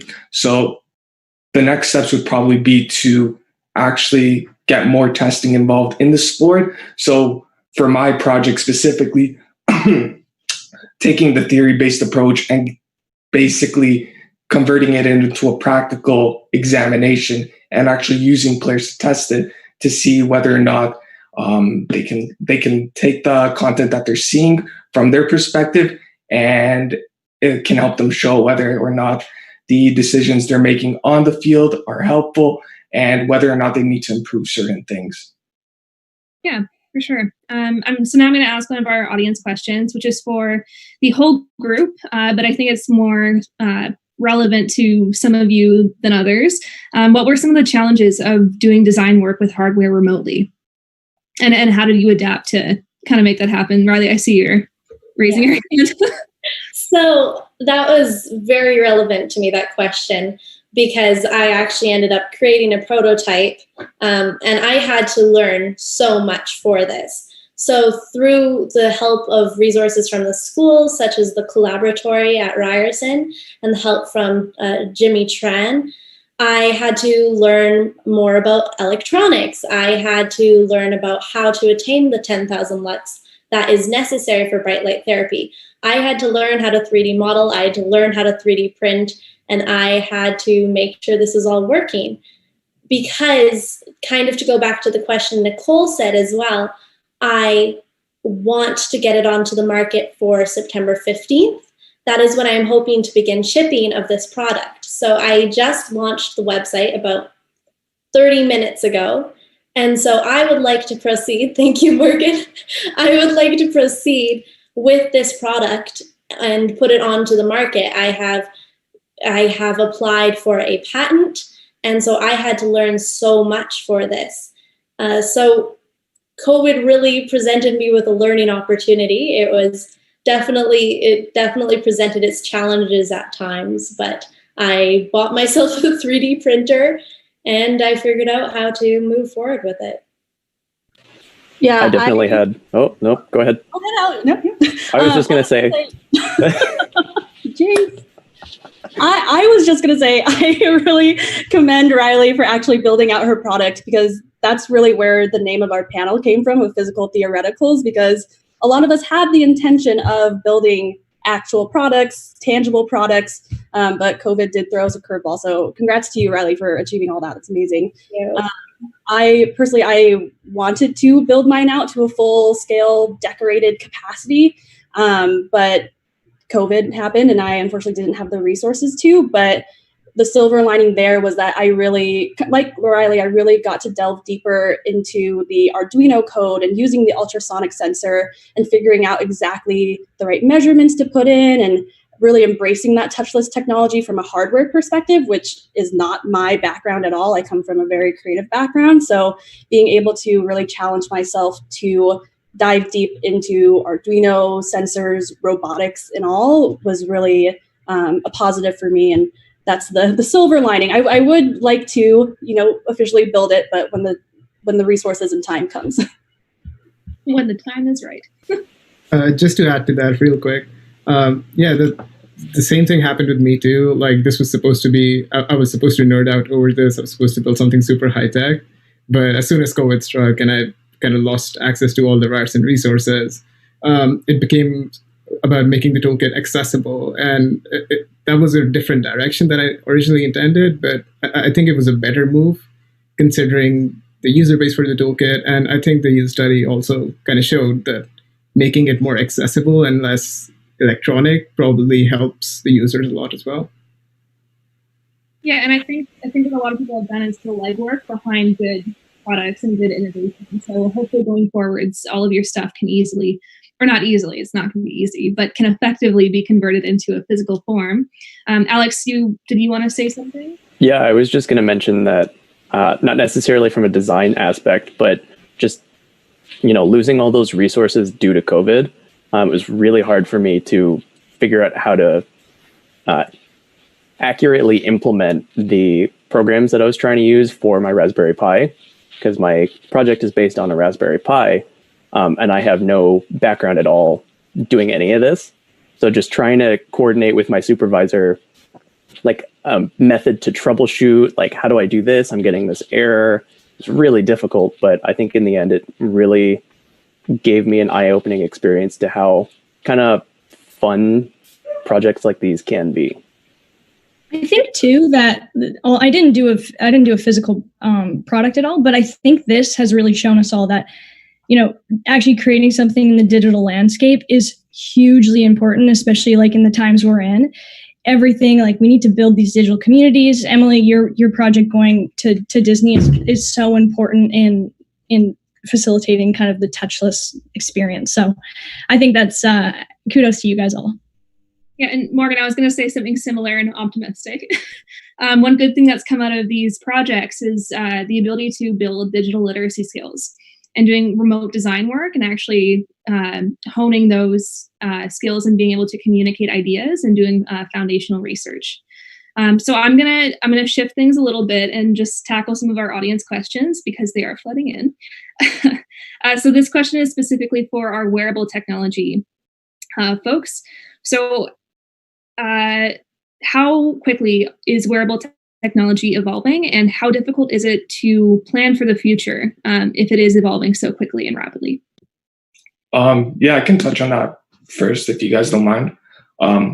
I specifically looked at other sports to see not just soccer, but to see what has currently been done around other major leagues. And for example, in the NHL in 2014, they experimented using referees to capture the first person perspective of what they see on the ice. So this allowed fans to also see plays and goals along with the perspective of the wide angle replays and from aerial cameras.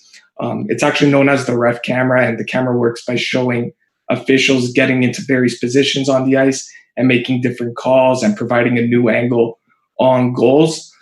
Even in basketball in 2015, the Euro League, which is the major basketball league in Europe, if the Lithuanian team experimented by having two other players use a wearable camera, the players actually spoke highly of it in their practices before the match, saying how it's a great piece of technology. It can definitely help evolve the sport. And even in the NFL, they've used helmet cameras in their Pro Bowl in 2019.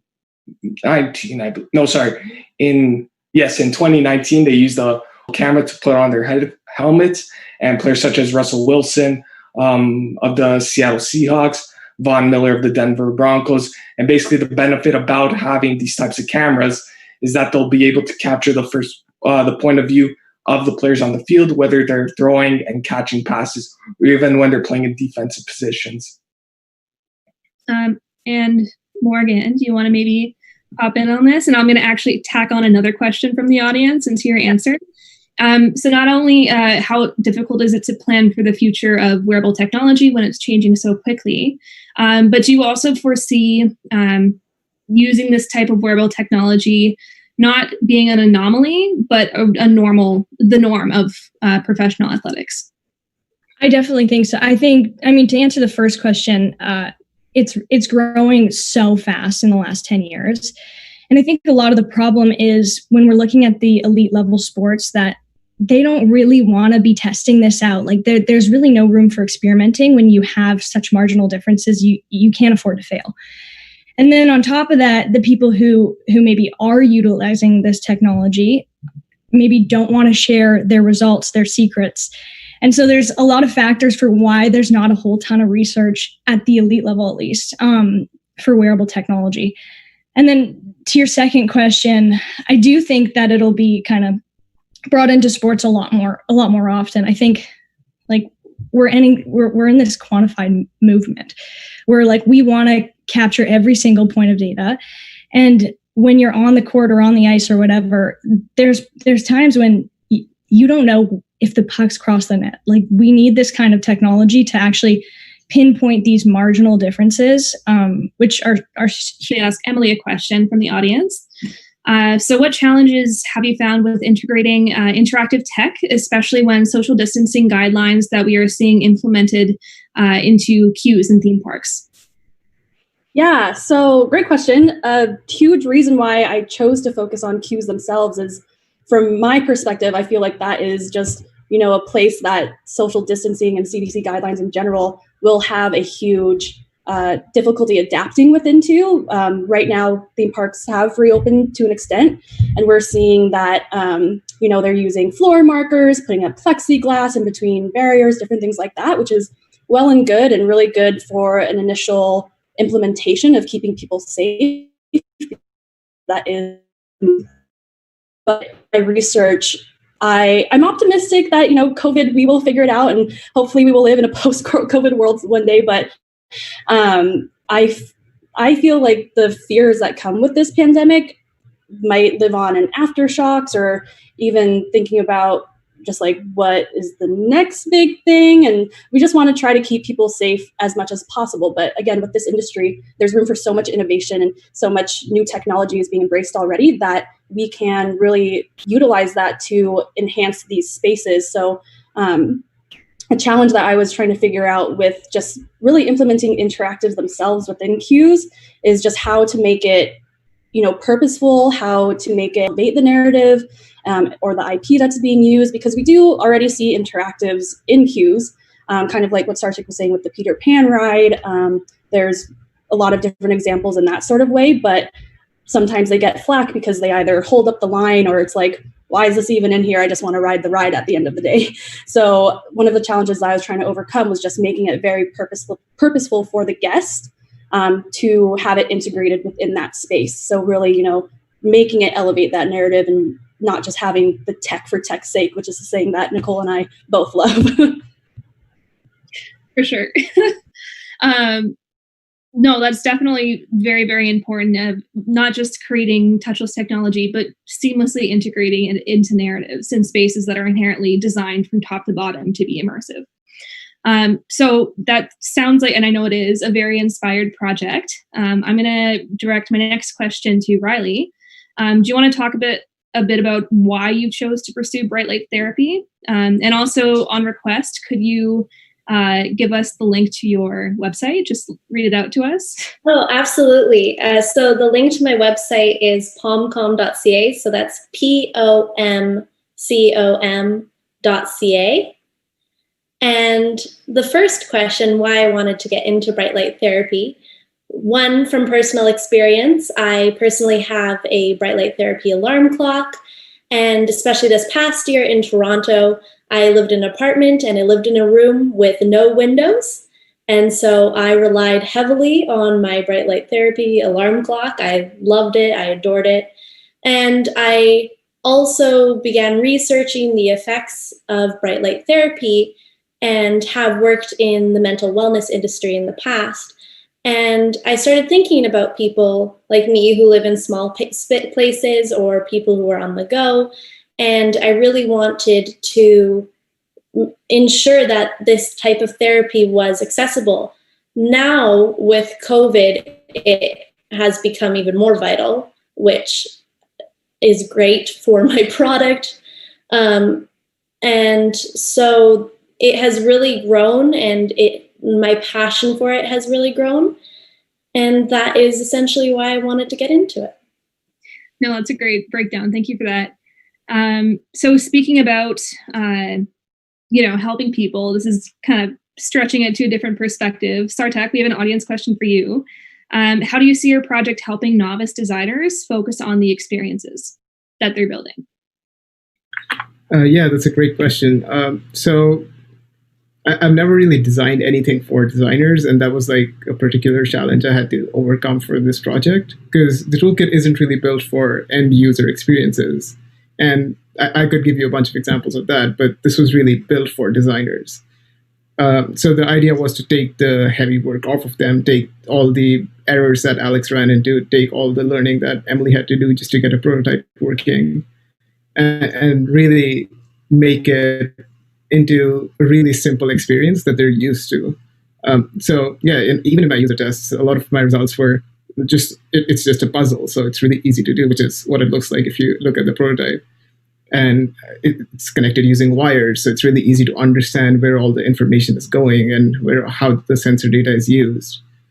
So yeah, I think when you give designers that flexibility to just know what's happening without learning new things, and you give them the ability to expand into more experimental areas, such as sensor tech, I really think that elevates the experience, because then they can focus more on how the users will engage with the experience rather than how the technology will work. No, that's a great breakdown of that question. Thank you. So now I'm going to ask a question for the entire group. And Sartak, you kind of already did it a little bit, so maybe somebody else can jump in. Do any of you see any similarities or crossover in your projects that are overarching themes or direct connections? And can you speak to it a little bit? I think the most obvious here is the three kind of sports wearable tech projects. I think we could for sure probably collab and make some kind of mega gear, whatever it is. But I think between all three of us, we could definitely make something cool. I don't know if you guys want to add to that. There's definitely the option for a super sports info project that could be super beneficial for just any sport, with all the data that you can track from wearable technology, the camera tracking stuff that Gianluca does, and just learning the patterns of different players, as well as my stuff of, just see what you did. Maybe you can make a wearable camera that any athlete, any sport can use. Yeah, no, definitely. So we do have some more questions coming in. I'm going to direct this one at Emily. Have you found that frontline workers are bearing a lot of burden when enforcing non-touch interactives? Yeah, definitely. I personally haven't really gone to the park, as all has happened just for my own prerogative, but just what I've been seeing on social media and even theme park enthusiasts, you are seeing a lot of employees, fear is a strong word, but just being wary of working in the parks, one for their own safety, but also just from interactions with guests as well. And there is just, I guess, an overlooming fear in that sort of respect, which is why with my project, what I essentially created was just a touchless interactive activity that could be implemented within Q Design. And with that activity specifically, you wouldn't need as much of, I don't want to say operations guidelines, but the employees working wouldn't have to do as much interaction with guests in that sort of way, really to prioritize the health of both guests and employees in that situation. But the narrative of the interaction that I created was very instructional to guests. So, it would tell you exactly about the exposition of the attraction and then lead you to the next step, whether that would be another interactive activity or the attractions itself. So kind of alleviating that pain point of guest and employee constant interaction, mitigating that a little bit. Yeah, for sure. And that's totally part of the experience design of using touchless technology and integrating it into narratives so that it feels natural, it's not forced, and it can help protect frontline workers in parks and experiences that require physical attendance. So we have another YouTube question. This one's for Riley. Could you speak to a bit what the patent application has been like for you so far? Yeah, absolutely. The patent application was a different experience for me. And the writing that was required for the patent application was like no other I've ever done. So the patent is divided into sections, and one of the sections is called claims. And in the claims section, you need to break your product down into everything it does. So for example, my product, the housing, so what holds the phone, consists of 3 parts. It consists of the front case that holds the phone, like this. It consists of a translucent shield that covers the lights, and it consists of a back cover. Now, the back cover does 2 things.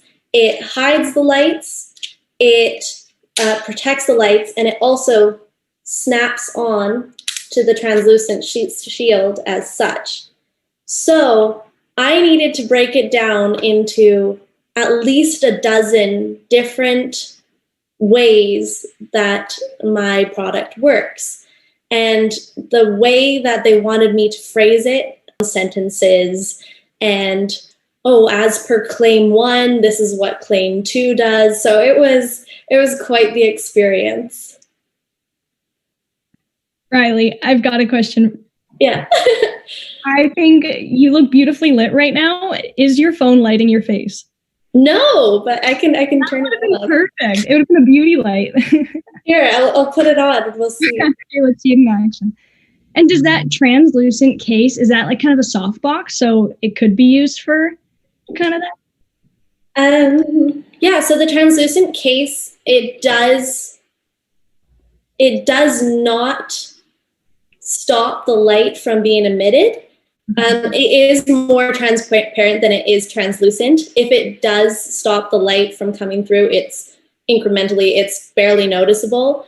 So originally, or a long time ago, the research showed that the bright light therapy came from high frequency lights. Now what is most important is that we attain 10,000 lux, and research is also pointing, and so it does give it a sort of shield over top, but it doesn't block the light from coming through. The 10,000 lux should still be emitted. Cool. I also have a question, actually. Okay.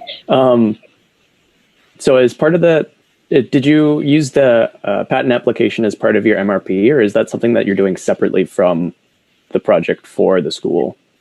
I wasn't intending on using it for my MRP, but as I wrote it, I realized that the claims themselves, that was a huge part, the claims. The claims themselves really described what my product was. And so I ended up putting it into the written portion of my MRP because I liked the breakdown of it. I liked how it went so technical. And so I ended up using it after all. Except for the run-on sentences, obviously. Oh my gosh. I use them in my MRP, but... We hate run-on sentences. We do. You guys are taking my job. You're asking all the questions now. I do have a question, actually. And this is for everybody to answer if they feel it's applicable to them. Was there anything in your research that genuinely surprised you that you didn't expect and that maybe impacted the end result? I can take that. So when I started designing it, as I mentioned earlier, I wanted it to be sort of high tech. I wanted to use like interactive tables and like active tangibles so that it was like really interactive and fun to play around with. But a lot of my research suggested that the more electronics and the more technology you put into a tangible toolkit, the less enjoyable and exploratory it is for their users. So that was surprising, and it kind of worked out well for me because I never would have found that out unless I had like been forced to make this more accessible and more low tech. No, for sure. I remember we had this conversation. Let me retry that. A while back, we had a conversation about using kind of like Bluetooth over cords or digital connection over cords, and nobody wants more cords. We all have enough charger cords that are just laying around the house. So I think that's a very valid conclusion you found there. Just to add on to that too, one thing I was surprised about for my research study is because I was looking at individual soccer matches. So obviously the Serie A league got suspended because of the COVID-19 outbreak. So I wasn't sure what was going to happen once they did resume, when it did start again in July. But one thing I was worried about, surprised, was that I wasn't sure if the season was going to actually end and was it going to have enough games to analyze, because it could have happened any moment, just needed another outbreak, few players to get it before the league maybe would have shut down. So thank God it didn't happen. I was able to get all my research done, but I'm surprised that there weren't a lot of cases. So I actually have another question for our wearable tech group. So we have wearable tech, like we have Fitbits, we have Apple Watches. Could you speak to the difference between kind of like recreational or public use of wearable technology for fitness tracking and monitoring or performance improvement compared to professional athletes, and why you can't just transfer them, or can you use them interchangeably? I could definitely speak to that. I actually kind of got into a wormhole at the beginning of this research project, and I started to look a lot more at recreational athletes than I was at elite athletes. And for them, they see like the Fitbit, the Apple Watch as a symbol of their commitment to health. So when you think about them compared to elite athletes, I mean, it's totally different. Elite athletes are looking for like millisecond performance differences, versus like a recreational athlete kind of just wants to get out there, maybe hit their standing goal, fill their rings, like any of that. And then there's the social aspect, which is coming on the recreational side, where they're getting motivated by seeing their friends on their Apple Watch, versus, again, elite athletes, there's really no comparison, and they're using different tools too. So they're not strapping on an Apple Watch and going to play a game. They're using a lot more advanced stuff. All right, we have some more audience questions coming in. I have one for Emily. So are there any other benefits beside pandemic caution? So if this was not in a pandemic context, what value is there in interactive cues? And would it increase guest satisfaction? And how could this be used going forwards, again, outside of a pandemic context? Yeah, absolutely. That was something that I really thought about within this project, because again, I am trying to be optimistic, and COVID-19 hopefully is, figuring itself out, or scientists are figuring it out for us. But not to sound like a broken record, but really enhancing that narrative and enhancing the storytelling within these spaces is something that's really important to me, and something that I try to find really great examples of and research within, because within themed entertainment, we're seeing so many new opportunities for advanced technology to really do that. I think as new generations and younger generations are being introduced to things like role-playing games, even escape rooms, the immersiveness is really important, and that expectation is kind of just getting higher and higher with new technology. So yeah, I mean, touchless technology itself, I think, is really cool, because it really just helps with that immersiveness, with also the plus side of, protecting yourself from contactless or being contactless as a whole. But yeah, I would really like to see where this type of technology can go post-pandemic, and see what other, maybe technologies we can offer to this, like kind of like your question earlier about where do some of our projects overlap. Like with Sartex, he's working a lot with cross-device interaction, and that's being introduced within theme parks with things like the data pad, even the ones at Harry Potter. So I think utilizing those those like inventions and that innovation, I think can really help elevate these experiences. So I asked this question to Riley before, but I'm going to ask it to you, Emily, again. What inspired this project? Why did you choose to pursue it? Yeah, definitely. So coming into MDM, I knew I wanted to have my MRP somewhere in themed entertainment. It's the industry that I know and love. It's the one that I would hopefully like to build a career in. So that was my overarching goal. One of my first ideas for an MRP was to create a whole land and integrate AR and land play within it. But luckily I have my supervisor, Dr. Woodcock, kind of, hone in that scope for me a little bit, because as a one-woman team, that would have been pretty difficult, and I thank her for that. But I knew I wanted to work within interactives and really challenge myself to step out of my own comfort zone.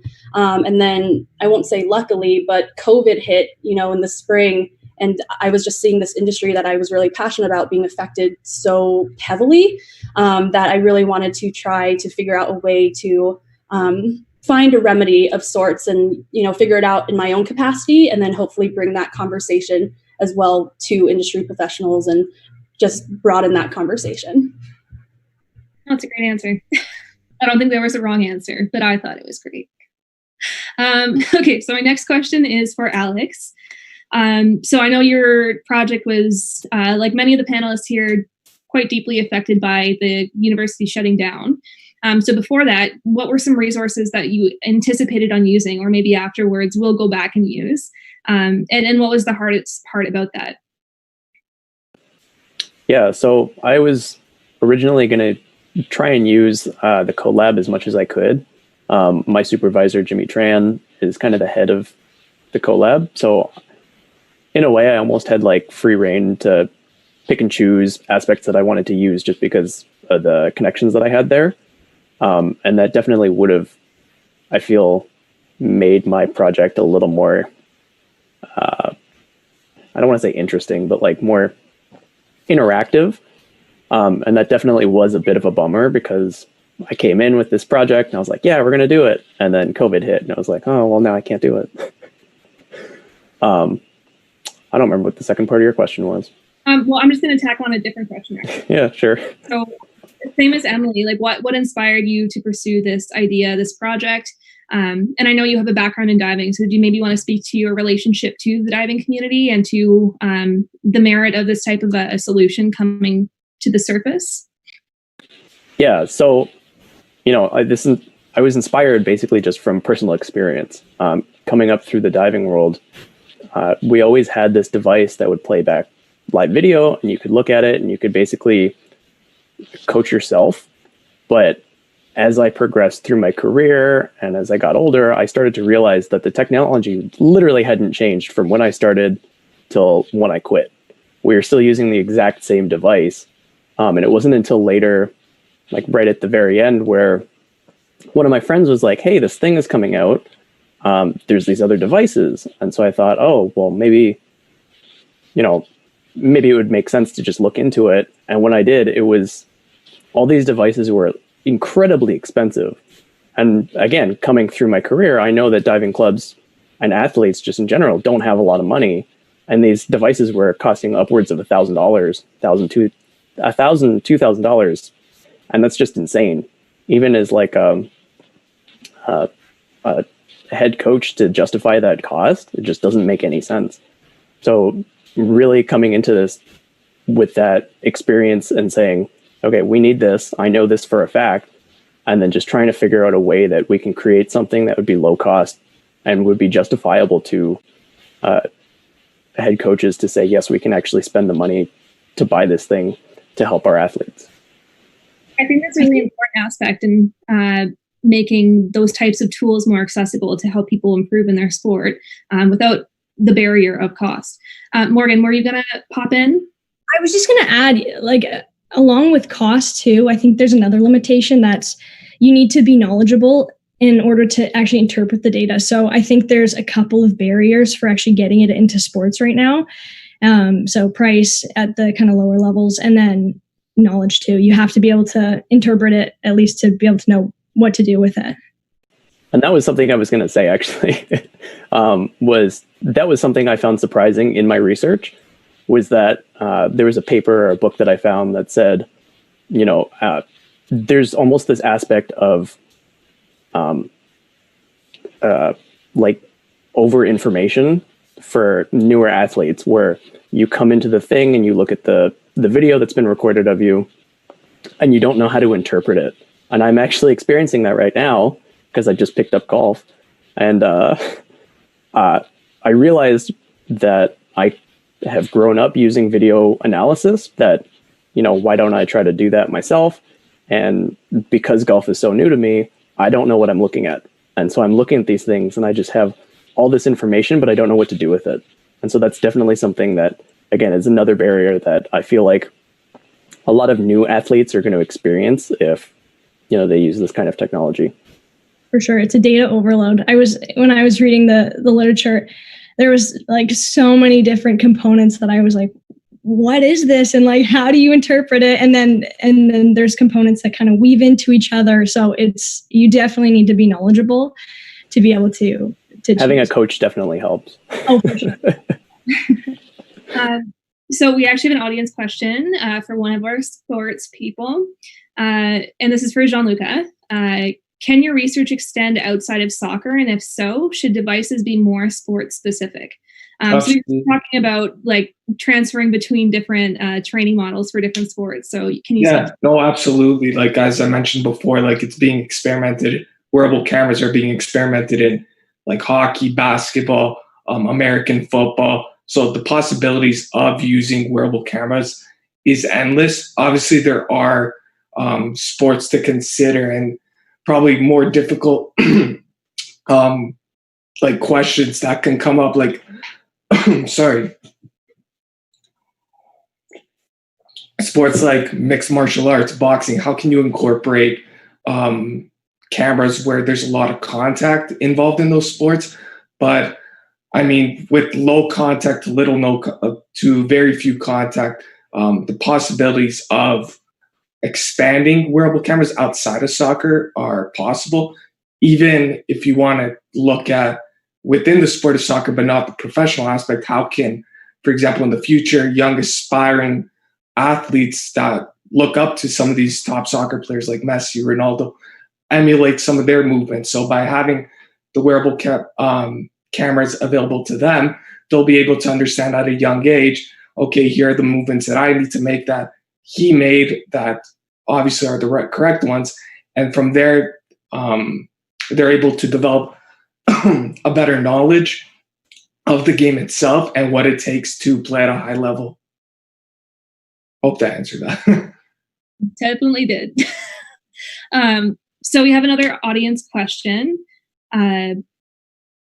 So this one's for Riley. Sorry, we have a bunch coming in, so I'm fielding all of them. So I'll try and get out to all of them. We are getting short on time, so we might not be able to get to all of them. But if you do want to ask the panelists specifically, by all means, please reach out to them at the neonormal.ca page. All their contact info should be available.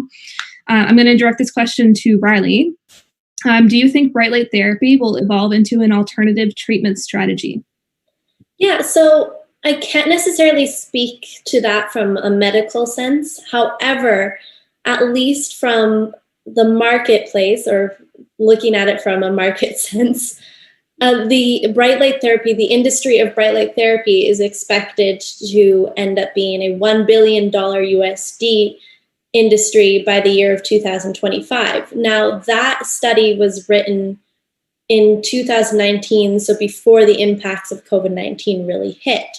So what I know is that bright light therapy is gaining traction, and whether or not that ends up really being acknowledged by the medical field more than it is, I cannot say, but I know that it is going somewhere, and I would very much like it to end up being an alternative treatment. For sure. Okay, the next question is for Sartak. So how does your project gain advantage over a person who could customize the design for novice users, considering a person who provides more personalized experience to the users? Yeah, I mean, the project isn't really aiming for those expert users who can customize their own experiences. So someone who already knows a lot of networking and web tech and how these web interfaces work, there are toolkits for them that already exist, and they're really good at what they do. But this one's trying to really help the designers who don't understand those technologies, designers who come from a non-technical background, because there are a lot of them, and really help them get into the space, first of all, and then help them develop. So the project is still very much a work in progress. So the idea is to, if I take it forward, the idea is to incorporate it with one of the existing toolkits and really form an environment where new designers can learn and expand into the more expert level toolkits, while also providing the experts this really simple prototyping experience where they could just build something in like a minute and see how it works. And just to tack on to that super quick, sorry, I was part of some of StarTech's user testing there, and I am someone who is not a technical person at all, and I experienced really ease and a lot of a good experience overall with the user testing itself. And I think that's just so transferable to places like the creative industries, even themed entertainment, where tech and creativity is often seen as such a binary, but it's really not.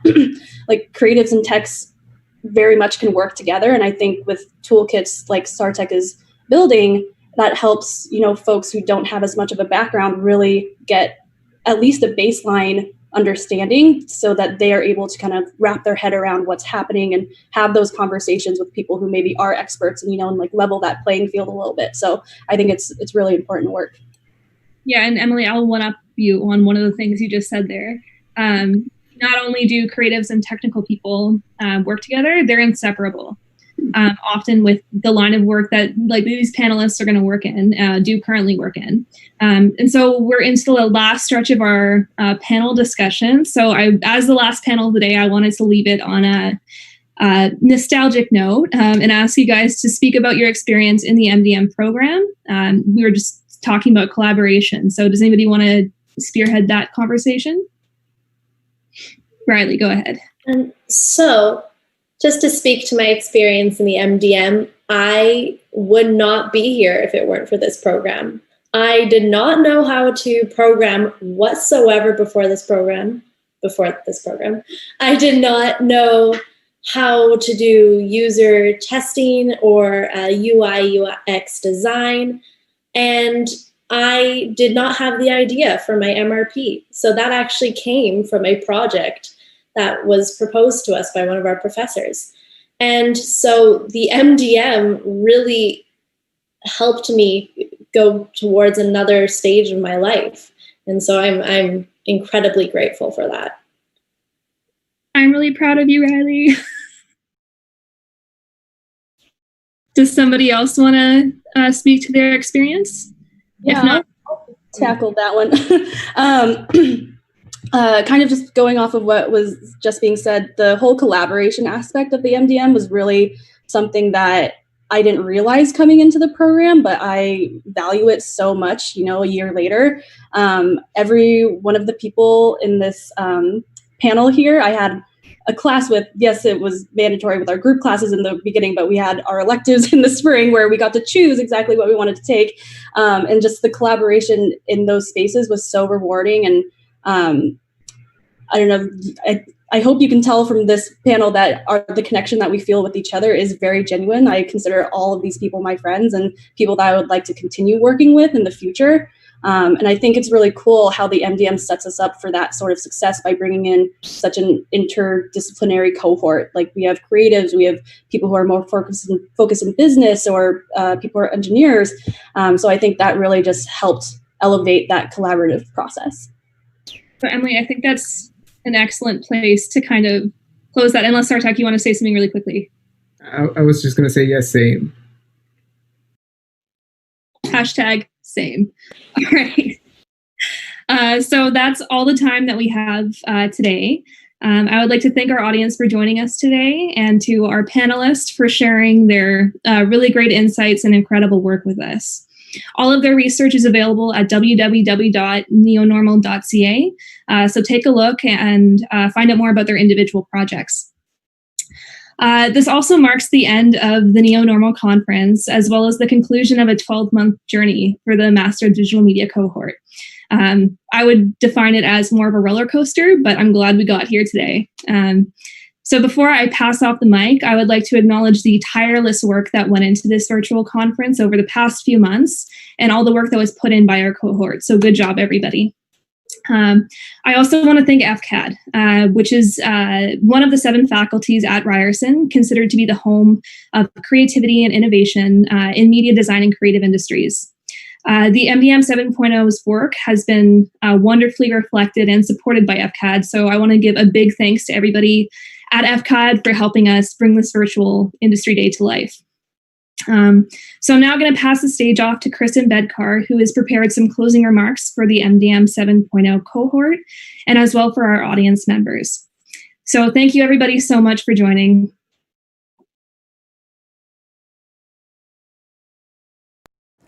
Thank you for attending NeoNormal, presented to you by Ryerson University's Master of Digital Media Cohort 7.0.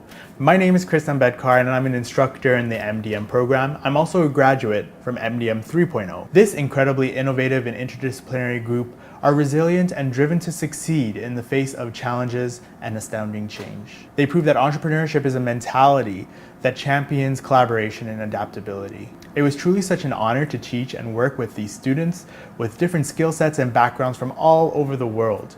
They were constantly put into design sprint situations to come up with solutions to help address some of the world's problems.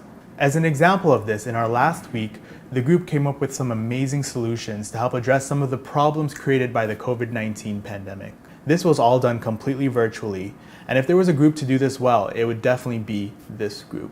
It was phenomenal to see and witness, and a testament to the fact that digital media can indeed change the world. To the amazing MDM cohort, I know this year has been incredibly weird and awkward, and when you first started this master's degree, the world has changed completely to now. But you know what? That's a great thing, because this world has a whole new host of problems that need innovators and solution makers like you guys. We need your skill set. We need your background and your education to help make positive contributions to the world. And I'm looking forward to seeing the amazing positive contributions that you will make.